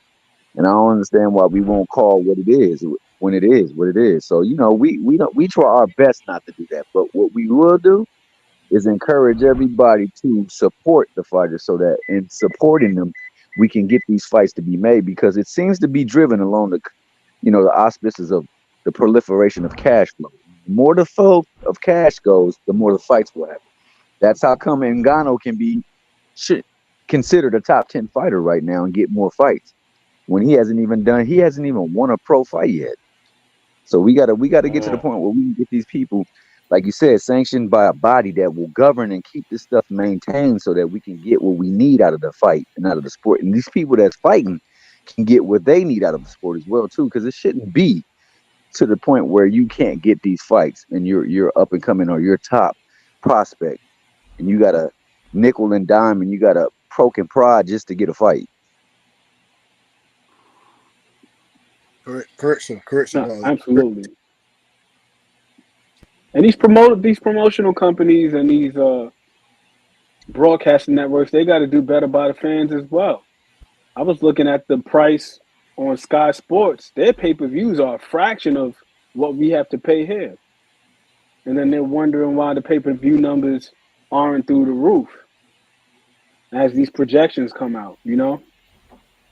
Got people paying $100, and then we're seeing a whole bunch of one-sided matchups where we're seeing fights way past their expiration date. Like, we wanted this fight 5-6 years ago. Now we're seeing it. And we have to pay an exorbitant amount of money for that. You look at what they're doing over there with Sky Sports in the UK, and they're charging people, how much is it over there? Like £25, something like that, for a pay-per-view? It's crazy. It's about 44 pounds. You get me? 25, 30 pounds. I don't know why in there. I don't know why you Americans, they're charging you an arm and a leg over there. They're daylight bank robbery, legalized bank robbery. The same what Floyd Mayweather More said. expensive I'm over legally there. robbing the bank. He said I'm legally robbing the bank. I don't know why they're charging you an arm and a leg. They're charging you almost $100 to watch some bullshit. David Benavidez and Demetrius Andrade should not be on pay-per-view. That should be a co-main event, or that should be the third fight from a main event. Back in the day, we was getting Azuma Nelson against Bazooka, Salvador Sanchez. We're getting, who else we're getting? We're getting, I don't know. Azuma Nelson and Pernell Whitaker. Yeah, Pernell Whitaker. Don King's putting on multiple excellent cards. This is ridiculous. That's what I'm saying to you. I'm not paying almost $100 or £70 in English money for Benavidez and Demetrius Andrade. That is incorrect. That shouldn't be a pay-per-view fight, man. Why is Keith Thurman and Mario Barrios a pay-per-view fight? Why is King Kong Ortiz and Charles I Walk Like a God on the Earth Martin? Why is that on pay-per-view? Why is that on pay-per-view? Why? Then you want us to go buy Ryan Garcia and Tank Davis when Tank Davis is not even fighting a man on level playing field, when we already know what's going to happen? Why are we doing this? Why? Part of it is us being fans. We aren't educating ourselves properly, so they're not looking at the way the fight is going to play out. Because let's keep it real, man. We got a lot of fans that are so deep in their fandom of particular fighters and not of the sport that they're not looking at the tactics that are being applied. Like, anybody with a brain could have told you how that Ryan Garcia Tank Davis fight was going to turn out. Like, if you watch the Mario Barrios fight and you look at the way that he took away Barrios' jab when he wanted to, using lead hand control, and what is Ryan Garcia's favorite punch, the left hook. He could literally feel that punch coming from a mile away by controlling his lead hand, and you see, like, okay, this is how this is about to play out. But again, you know, we get so wrapped up in the emotion and fandom, and we allow that to blind us, and then we, as a result, we pay for these fights. That's just really what it comes down to. That's what it comes down to, man. We're just not educating ourselves as fans. Yeah, that's true. And to speak to Butch's point, and more so to David's point, I'm sorry, Jay's point as well too. Jay got to watch fights, a whole lot of fights, great fights for free. For Facts. free. That has an effect on, like you said, why things are overcharged. Because if Muhammad Ali had fought in this era, do you imagine the amount of money he would have made and generated, given what's going on? See, that plays a big part. He would have made upwards of almost 500 billion. You can't place a value on How that y'all because doing? you play fights and they're fighting for their livelihood too. So everybody was getting a good portion of what they were supposed to get, and we got to get to the point where we start valuing the fight more so than the dollar sign right now. Right now, these people are trying to make the most money off of these fighters as possible without giving out. Yes, bringing my son book bag. He left it. So I mean, I think that is a very critical point. Why fights were getting made back then. The fights were definitely free, and it's easy to see them. I mean, I remember the wide world of sports used to always have a boxing match.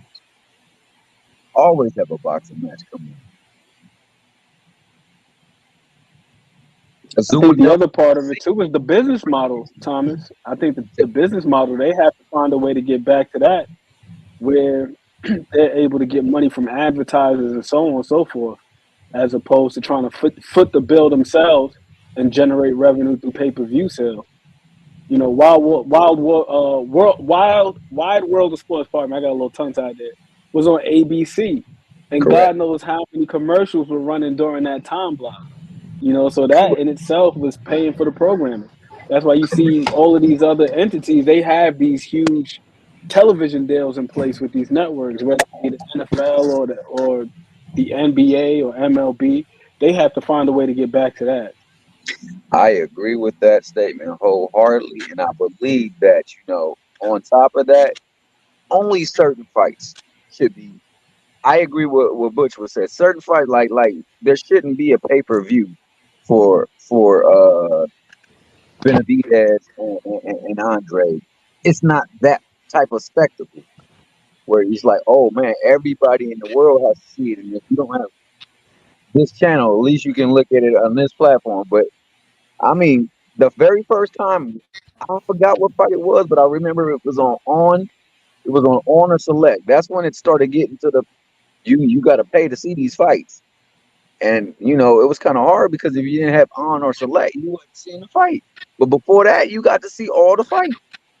Hey, but you know what? When it comes to David Benavidez and Boo Boo, we wouldn't get that fight unless it's pay-per-view because the money that they're going to request to fight each Exactly. other, they're not going to be able to generate on just regular television. They're not going to get the licensing fees that's going to be able to accommodate because these fighters these days want big dollars, man. And it is what it is. That's what's We won't fucking. get That's it. what's fucking it all up, man. That's what's destroying it. Obviously, like I said, OGs, we're not in there taking the shots. We're not. That's why I can't argue with somebody like Crawford and Errol Spence. They want 20 whatever million. That's fine. That's what they think they deserve. Okay, fine. But we just have to make sense out of the situation. You know what I'm saying to you? You can't be someone like Keith Thurman. That means that you can obligate someone like Keith Thurman to get off from the couch and say, I'm not fighting Boots or anybody in that weight division because I have done this in the sport and I think I'm worth this. That's why fights ain't getting made. That's why fights are not getting made. You're not worth that amount of money, so we're not willing to invest and not get nothing in our return on our investment. So when the fight is not going to get made. This is why I don't understand. This is why the boxers, they need to just have a bit of a more logical mindset when it comes to this. But we're not taking the punches, so I can't. That's why I can't argue them. I cannot argue them. That's why we're stuck in a hard place. We're stuck in between a rock and a hard place. Yeah, especially when they're taking the punches, but they're not getting paid the lion's share of the money. Right. See, that's why so many people hate the PBC because the PBC gives the fighters the lion's share of the money. You know what I'm saying? And most of the people don't. They get the bulk of the money, and you get what we give you. So it's kind of it's a catch-22. But like Jay said, you got to find a way to be able to provide the fight and provide the pay for the fighters as well, especially given, or they're gonna have to cap things. They're gonna have to just put a cap on stuff. Yeah, but one thing about that is they can command certain amount of dollars, but if they don't have the stardom to get people to buy that pay-per-view, they're just going to get what they get, and that's the one thing about pay-per-view. If there's no guarantee involved, if there's Yeah. no guarantee involved, man, you're gonna get what we pay, basically. So if you're not a big star, and another, the numbers don't lie. The Yep, they numbers don't don't lie. lie. That's why we are the HBO. We are the that's what another point that my young brother said there that they don't do a good job of promoting, marketing these type of things. Like, why are we not hearing anything about Boots Ennis? Why is Tank not in no adverts? Why is Wilder? We're not hearing anything from these fighters. They don't get pushed into the right marketing spot. They don't get the right promotional purposes. Obviously, it is partly down to the fighter also to get themselves out there. You know what I'm saying to you? But you're a promotional company. You're a network. You need to start networking these fighters around. You need to start getting more countries, more other people involved, so we know what's going on, so we know who these fighters are. Some of these fighters don't fucking know who they are. So you're telling me, for example, the PBC and whatnot, they want us to pay almost $100 for Benavidez and Andrade. Who the hell did Demetrius Andrade fight in his last fight? Damon Nichols, the Nichols, Mr. Nichols, the guy just fought in Canada against Mimbili. Yeah, maybe. Then you got Dave Benavidez and Caleb Plant. When did Caleb Plant become a pay-per-view fighter? When he fought Canelo Alvarez? Before he fought Canelo Alvarez, that guy was making $750,000. David Benavidez, you beat David Lemieux and you beat Tyrone Davis. How did you now enter this pay-per-view? How? That's what I'm saying to you. It's just the module, the way everything has been conditioned. It's just ridiculous. They need to find a new format. Where's the tournament at? Where's the Super 6 series? Where are these things, man? I'm tired of it, man. Well, I The think fighters, absolutely. you Americans have great fighters. You Americans have great fighters. So do we. I don't want to see guys like Crawford, Canelo Alvarez. When these guys leave, do you know how peak boxing's going to be? When Canelo Alvarez, Crawford, when they leave, you know, what do we have? What? Well, another thing too, like for one, what we've all been maintaining is you got to have some kind of body, a governing body, sanctioning the whole sport of boxing, making sure everything's in line and practice of fair play. Then you got to have a consolidation of belts too, because it's way too many belts. It's a lot of fighters, but it's way too many belts, and it's way too many loopholes around fighting for the belts, and we got to get rid of that. And you got to hold everybody accountable to fighting the mandatories as well too. If this person has earned the mandatory, they've earned the fight. So therefore, the fight definitely needs to be in play.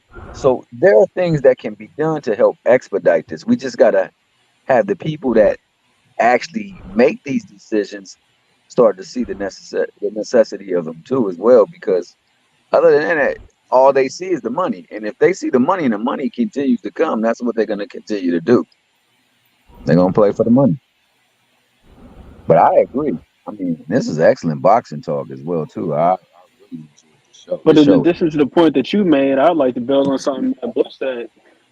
I think that what would alleviate some of the pressure from the promotional entities feeling as though that they have to foot the bill for these fighters and their lofty expectations monetarily would be to raise their profile and put them in position to where they can get endorsements. So whatever money you may not have gotten from a $100 pay-per-view, you can get some of that money elsewhere. We see it with athletes in other sports, and we used to see it in boxing. Sugar Ray had endorsements with Franklin. Vander Holyfield had a Sega Genesis video game. Hell, even Buster Douglas had a Sega Genesis game. I can only think of one box or two boxes in recent times that I've seen with endorsement deals that where they had advertisements and things of that sort. And that's Canelo and what's my guy's name? Ryan Garcia. I saw him in the Gatorade commercial. But if we put guys in more positions like that to where they can make money elsewhere, then I feel as though it makes it a lot easier to make fights because they're not overly concerned about where all of their money is coming from, or this being the only place where they're collecting their money. With that, and the ad people have a problem with boxing because sometimes we get these boxers, man, and they mess the bag up, man, and that's why a lot of ad companies don't like it, man, because they consider them bad boys, man, and they don't want their brand to be represented incorrectly. You know what I'm saying? So, people gotta have to learn how to be more disciplined, man, and understand that they are a brand and they have to govern their system accordingly, man, for sure. And then these brands would start. Because you really don't have a lot of brands backing boxers if you really look at it. You know what I mean? It's only a few names out of so many thousands of boxers that are actually getting brand deals, man. And that's because these brands are scared, man. They're scared because of the bad boy look, man. Yeah, And you I know don't what that understand how, because look at some of these other athletes in these other sports. John Morant, no disrespect to him. You know, Kyrie Irving has had his share of controversy. They Countless lose. football players. You know They what I mean? lose. So, They well, lose that's them. the thing. It's like if you can't, what's the name? If you can't adhere to our etiquette or whatever it is that we put in place, our standard, how we expect you to conduct yourself while you're being employed by us, then hey, sayonara. But at least I feel like some of these boxers should at Sayonara. least be building their profile to be put in those positions. And Anthony Yard is another one too, because I know he's with Adidas. But yeah, we need more of that because these guys will be able to make more money outside of the sport and Mm-hmm. not have to my guy's point, you know, Keith Thurman talking about I need $10 million to fight is outrageous. Like, bro, You crazy? You crazy? You crazy, man? He ain't fought in over 700 days, man. What are you talking about, man? Get so your you're ass in the using ring and everybody else as a build up. message. Build up, because what's the difference between why can't Boots now ask for 10 million? Why can't he ask for? That's what I'm saying to you. We're done with another thing to put on to you, OG's point. We are done with the inactivity. No more fighting once every fucking 3-4 years. We're done with that. We're done with that, man. Jamel Charlo, you better get your ass in there. Even though you disappointed the boxing fans against Canelo Alvarez, you get your ass in there. We don't want to see you out for another 350 days. Jamal Charlo, he's talking about psychedelics, his wife problems, all this stuff. Forget that.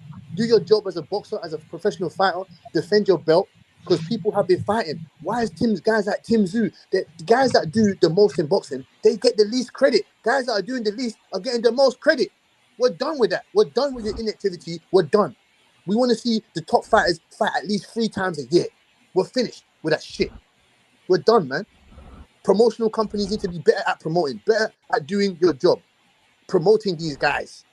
Why am I going around asking people, Terence Crawford, do you know Errol Spence? Do you know the? No, I don't know. I don't know who the fuck is that? No, no. But they know Ryan Garcia. They know Tank Davis. They know all these guys that have done minimal stuff in the sport of boxing that has been around for almost over 100 years. This is what I'm talking about, man. We're done with this stuff, man. We're done. We are finished as boxing fans, and we will be getting what we deserve. And I'm gonna keep spewing this stuff until they listen to great platforms like this. Hope so. Yeah, yeah. Well, hopefully that everybody will start feeling that same way. You're welcome. Don't forget Mike. I will not. Uh, I want to add also to the endorsement. What if they also advertise commercials during pay-per-view too? Like have a segment where they can drop commercials too. That might be able to defer some of the cost as well Too much too. money, man. That's too much money. These American commercial companies and network, they ask for too much money in adverts, man. When it comes to big pay-per-view bouts, do you know how much money they ask for in the NFL Super Bowl adverts? Just minimal stuff like that. WWE adverts, NBA adverts. Do you know how much money that costs? It costs like over 300 grand, 300 grand to make one advert. You understand what I'm saying? Yeah, just trying to find ways to make it like more Super Bowl. That's where you know you can get the game, you can get the fight, and you can defer some of the costs because the airtime is being accounted for. Then if you don't have to pay for the airtime, then you know you got more to divert to the people and the boxers and to the companies and the because we got to get the promotional companies on the same team, on the same, well, not on the same team, but on the same playing field and the same program so that they can, you know, get their bread too, but allow for their fighters to get the bread as well too, because, you know, honestly, they're making the money off of the fighter. You got to find ways to get that to happen. And I think, like you said, the only way that goes is if there's something to defer the cost and to defer a big portion of the cost so that they don't feel like they have to do what's taking place right now. Oh, correct. And it's simple logic, sir. It's simple logic, sir. There's either like there's one way out and one way into this. That's why I give guys like Devin Haney a magnificent amount of credit, because if he said, if for example, I'm not fighting Kambosos unless I get this amount of money, he would not become not undisputed, and he wouldn't have not got the chance to even become undisputed. This is why if the fighters just say, look, just pay me this amount, which is a decent amount, whatever, 200,000, 500,000, a million. If every fighter just said, look, we should get paid to this standard, and that's it, then we would be seeing all the fights. We would be seeing every fight, all the fights. But they don't want to do that. So it makes no sense to me. You got guys like David talking about, oh, you took the Kambosos fight because you knew it was easy, this and that. No, that's ridiculous. That is absolutely ridiculous. No, I done it for business purposes, and I done it because I knew that if I take this opportunity, I'll be able to put myself in a better light to become a better fighter and have a better legacy. That's why I took the deal. That's why I took minimum amount of money. Don't you understand? People want to get paid for this amount, big amounts, and you ain't doing shit, and you're not taking no sacrifices. So I'm not in agreement with that nonsense. But I agree with your point, sir. I agree with your point. Well, yeah, we just got to find a way to get the fights to happen. Yes, Where correct. everybody will feel like they're getting their fair share of the pot. Because let's be honest, there are A sides, unfortunately, for a reason. That's why they put them on a certain side of the album. And then there were certain hits that happened on the backside that were good, but they just didn't get as much play as Yeah, but the is other. there really an A side? I want to ask you a question, OG. Is there really an A side? Is there or is that just like, is that some type of semantic? Is that like, Oh, because it is I all haven't heard any semantics. It promoters is or all any of them. semantics, and like you said, it's based off of the actual. You remember you probably don't. What were they called? 22s, Jay? The little bitty ones. Yeah, 22. You put the little yellow thing in the middle of them so they could spin on the on the record player. Yeah, they came with the hit. The hit was the 45s, 45s, 45. That's what 45s. they were Yeah. called. 45s. Yeah, there they go. And them joints had like My Girl on there, but I mean, or Ain't Too Proud to Beg, and some other ones on the other side. They didn't get as much play, but they were every bit of a hit. So it's a spin off of that play. How like one is just more popular than the others. One gets more spin and rotation than the others, and from that aspect, yeah, there are people who get more buzz, that generate more buzz, that bring in more people to sit down and fill out an event that costs X amount of money, and then pay X amount to park, and then spend money to have concessions and things like that. So those things are in play, and unfortunately, those things are the things that govern whether or not we get the fight. And it should be the skill and the rank, and a merited rank, not a paid rank on top of that. I don't think you should be able to pay for your spot. You should be able to fight for your spot. So if we can get it to the point where we can fight and pay for our spots, and you don't have to pay for it, then you get the right people up there fighting the fights too. So like that all falls in line with these people that are running these various belts need to be checked and monitored and maintain a standard that allows for each and every fighter to actively compete for a shot at their title. That's why I'm always behind mandatories, man. Yeah. Mandatories are so important, man. You know what I mean? Because it gives the little guy a chance, man. He already got to take 25%. He got to take the 25%, but yet he gets the chance, man. That's so important that he gets that chance, man. So I hate when guys don't fight their mandatories. Yeah, you're right, Jay, and that's why they got to consolidate the belts. They got to do away with that franchise and super stuff, because all that is a glorified decoration to allow you not to have to fight the people To that you duck, should fight. to duck, Exactly, to duck. It's exactly, no other way. Yeah. and then allow you to denigrate the history of the belt by calling it Reggie.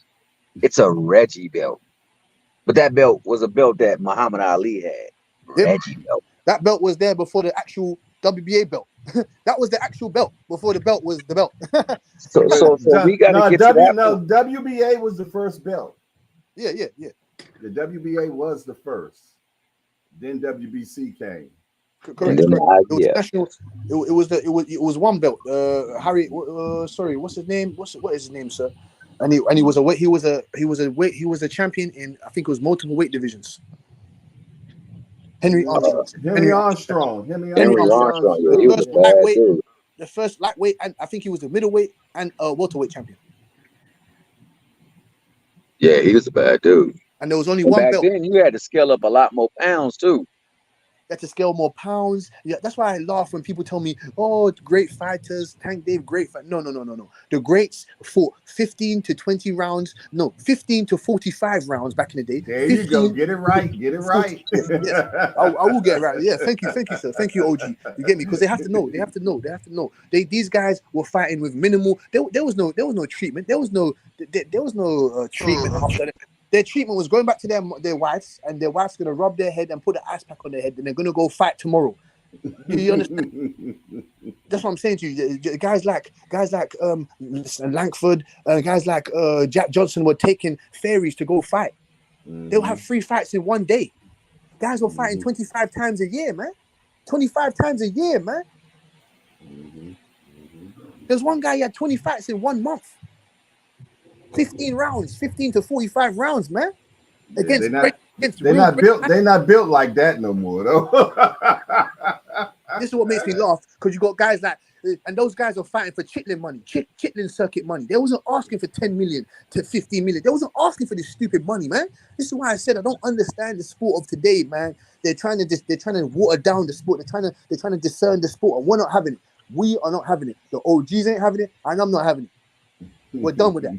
We want to see real big fights, and we want to get our money's worth, because we pay for the fights. We use our hard-earned money. We don't stream. We don't do any of this. We're not doing that. We're real boxing fans. You give us what we want, when we will pay our hard-earned money. It's simple as that. Why is someone like Francis Ngannou getting a chance, getting a shot over other guys in the heavyweight division that have put more work in than him? It's a simple stuff like that, man. We're tired of that stuff, man. Give us what we want, man. Yeah, I would love for it to go back to just that one belt, but if not, then the 2 belt, or I mean, just a way to make sure that each belt recognizes the other and follow a set standard to make sure and to ensure that the fights are being made. Like, yo, okay, we got mandatories, but now if there's 2 belts and the 2 champions of the belt, maybe not in the mandatory, but they should fight one another, then they should be able to supersede a mandatory, so that they can unify the belts and things like that. Those things need to be in play and enforced, and that the governing bodies of the belts, they need to be adherent to that. And there needs to be somebody to monitor everything, from the aspect of yes, what type of gloves can be used, what type of nutrition and supplements can be used, all the way across the board, all the way across the board, all the way across from here to the UK and back, man. Everybody need to be on the same wavelength. Everybody, look, we got stuff that we can use over here that we can't use over there. They got stuff over there that they use over there that they can't use over here.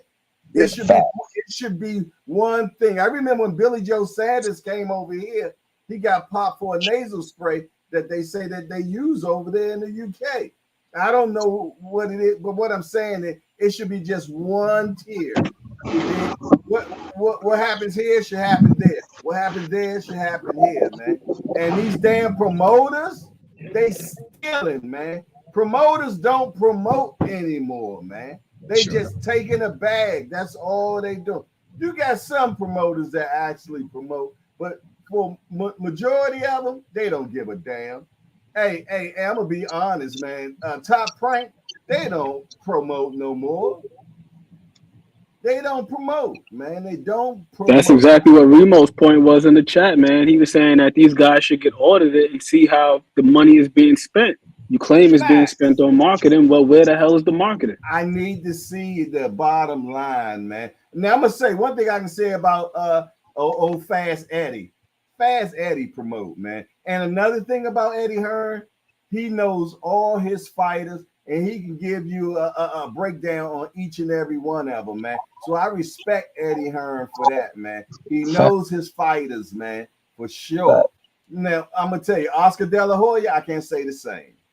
I can't say the same. He's just a face for that program over there, that witness protection program they got going on over there. Facts. Man. They be hiding their fighters. Facts. No, that is absolute facts, Jay. And like I say, like that stuff need to have a body to call that type of stuff out. You right, it need to be across the board, across the globe, because we talking about world titles. They're just not a title in this section. They're just not a title in that section. Right. It's for the world. Right. So if it's a world champion, yeah. If you're world champion, everything should go across the board then. You're right. They shouldn't have different rules over there than we have over here. Everything needs to be the same. If I'm the world champion, let's go there. The world champion, man. And that's what it is. There shouldn't be no exceptions. None. We need a governing body that handles everything, man. Until we get that, we still gonna keep getting what we get. And like you said, the only way we can curb it is by our support. What we choose to pay for, and we don't pay for poop. They said, how did AJ get that Charles Martin fight? He paid for the belt. It was $5 million. Charles Martin sold that belt, baby. Yes, indeed, to the highest buyer. It is what it is, man. But AJ did what he's supposed to do. Take it. You know what I'm saying? He still had to fight for it, but he paid a pretty penny to get it. So that's a fact. That's a fact. Hey, I tell you what, we got 10 minutes. That'll be 5 hours, man. I can't go no more, man. I'm like Patty LaBelle. I can't go no more. We're gonna do 10 minutes, man. and like is that Michael McDonald and Barbara Streisand? You ain't got nothing to be guilty of, neither, man. Yes, indeed, man. We done broke our old record. I think our old record was 4 hours. We broke that. And we had 5 hours today, man. We had a beautiful, fabulous show. I got to meet somebody new, my man Butch here. Hey, you're welcome to come back, my brother. We appreciate you. You dig, for show. And man, it's just we just had a good old time over here today, man. Good old time, man. We had more people in here than we ever had in here. We hit more appreciations than we ever had in here. We did a whole bunch of first times in here. And shout out to Bill, man. You know what? I can't even hold him. The brother stayed in here till he answered every question. You can't be mad at that. You can't be mad at that, man. You can't be mad at that. That brother stayed and answered every single question. No, he ain't answer them all. No, yeah. But he was here for them all. I'm gonna tell you, that boy missed his call, and he should be that he could have been the next Johnny Cochran, man. Man, he could have been the next Johnny Cochran for sure. The club show didn't fit, I gotta disagree slightly, though, Thomas. I understand that most of us are pro Tank over here, but if you listen, if you read in between the lines, he gave a lot of answers to a lot of things. Oh yeah, dude asked him, "Oh, what are you holding on to the belts for? Is it leverage?" He said, "Absolutely, you win the fight." If we're being so biased that we can't acknowledge when the man is actually giving us the answers, then that's on us. That's not on him. You ain't gonna lie, he did answer that. And then when the young man came back, he's like, "I said you were right. I said you were right." He was still trying to argue the point. Yo, somebody asked him if he felt as though would it be better for Dev to fight at 140 if he were to fight Tank. He said it's a hard fight at either weight. Acknowledge it. It's tough already at 135, and it's gonna be hard at 140 either way. Like what more do we want the dude to say? Yeah. No, he answered in a roundabout fashion. I said he was on spin cycle. I never once said he didn't answer all the questions. And There Remo was did a some great questions job that of he keeping him definitely did honest not as answer. well.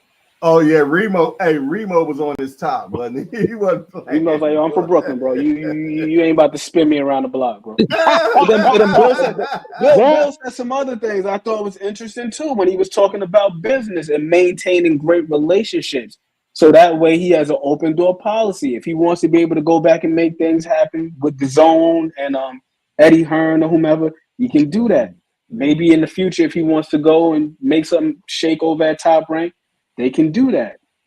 And they also started off at Showbox too, the Haneys. So he Hey, made some great points about being able to float around and operate as a like an independent contractor. That's what he is. They're independent, man. They're free to go where they want, and since Yeah. they're not signed to no, they come, they make a deal, they fulfill what they say they are, and then they out, man, to the next guy. So maybe we might see them slide to PBC if that's going to make if it's the best thing for them. You dig? You know what I mean? And you can't argue about the guy standing behind his son, man.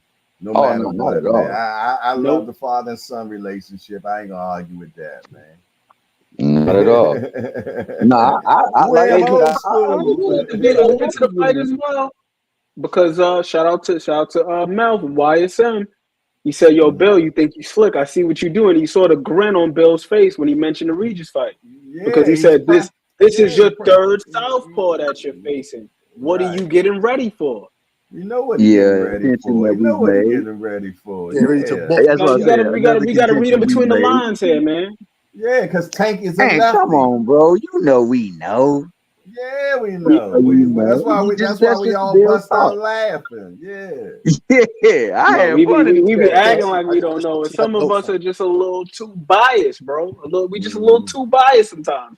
And then we want to talk about the people on the other side and be like, yo, the Haneyeites. Nah, some of us be acting like tankomaniacs, aerosexuals, or whatever else. And we just so blinded by our allegiance to our guys that we can't see when the opposing side is giving us answers.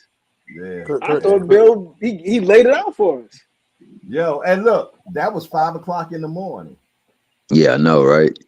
It was 6 o'clock, 6 o'clock, 6 o'clock. Mr. Hardcore Boxing OG. Yes, sir. Listen, man. I always take time out to give guys like you credit for what you do in this YTPZ community. You understand what I'm saying to you? You're giving us. Listen. I go to certified platforms. You are one of the best platforms that I have been on because you understand the sport. You're an OG. You've been around longer than longer than a lot of people have. You've seen stuff that we haven't seen. You've seen great fighters that we haven't been able to witness in live action. You know what I'm saying to you? So I give you mad credit. You get me? I give you all the because I'm very respectful. You know what I'm saying to you? People might think I'm Dick Haradi, all this other shit. No. I respect my elders and I respect people that know about the sport of boxing. You understand what I'm saying to you? So I appreciate you and all the rest of you guys for your knowledge. You know what I'm saying to you? Allow me on this platform to speak my piece, to speak my mind about the sport that we love. You know what I'm saying to you? Because I'm a different type of fan. I'm going to tell you what it is, how I see it. I'm going to tell you my the truth. I'm going to give you my honest opinion about things. And I'm not an ignorant guy. If you believe that your fight, when I say your fight, if you believe that this guy's going to win, that's fine. If you got Wilder, for example, that's fine. I'm not going to discredit you. I'm not going to cuss you out. I'm not going to be a weirdo and start doing weird stuff. None of that stuff. You have your fight. I have my fight. That's all it is. But I wanted to give you credit, Mr. Hardcore Boxing. You know what I'm saying to you? Because it takes a lot of work for what you're doing. Because if it was easy, everybody else would be doing it. You know what I'm saying? So I don't know if everyone else has channels. I'm not sure if you two guys have any channels. If you do, then that would be great. I'll subscribe there also. You guys know your boxing, and I appreciate you for passing on information to the guys that are listening and to the people that are listening. You know what I'm saying to you? Because there's always people that are listening that you might not think are listening. You know what I'm saying to you? So thank you very much, man. I appreciate that. I appreciate those humble words, man. Thank you very much, man. You dig? Just an old dude that we call ourselves hardcore degenerates, man. We just sit around and talk about this beautiful sport we love called boxing, man. And we do it every day, twice a day. We come right back again at 7 p.m., you know what I'm saying, Eastern time, and do it one more again, you know what I'm saying? And it's just what I love. This is my passion. I'm retired, and this is what I do, man. Thank you, sir. Thank you, sir, man. Thank you, sir, man. But I really appreciate you coming on the platform, and I'm looking forward to you coming back now. Don't be no one-hit wonder now, okay? Don't be no Buster Douglas. Most definitely not, sir. Most definitely not, man. I'm going to My show you the man. utmost respect, man. Thank you very much. Look, you have an open invitation here, my brother. What state are you? What state are you from, sir, man? I'm from DC, but I'm in Maryland right now. Okay. Oh, that's why you sound okay. You sound like you sound like a bit like that. You sound like you sound like that a bit. Yeah. Yes. Well, you all supposed to have the correct enunciation, man. That's what language supposed to come from over there. So I'm gonna go ahead and let you get with that. Hey, safe OG, man. Hey, safe OG, man. Like I said, man, you get me? We need to give more credit to people like you, because without people like you, there's no way that the fighters will be hearing what we have to like Mr. Bill Haney said. Mr. Bill Haney said we have to continue to keep pushing the sport, continue to keep hearing our voices, and continue to keep speaking the truth and telling the promoters and the fighters the facts that we want to see as fans. You understand what I'm saying to you?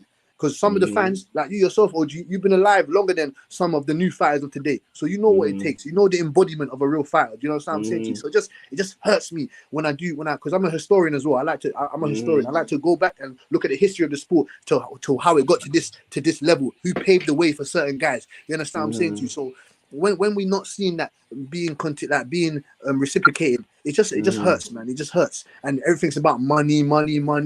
This okay, fine, all right, cool, but just don't let the money destroy and take away what the passion and what we love as the sport. You know, don't let that take away from the sport, man. Right. Yeah, my man. Well, I tell you what, I love it a lot, man. Everybody is listening. If you have not hit this appreciation button for this 5-hour show, you are stealing. I'm trying to tell you all, no shoplifting. Smash the appreciation button. Subscribe to the channel, man. Tell somebody else about the show.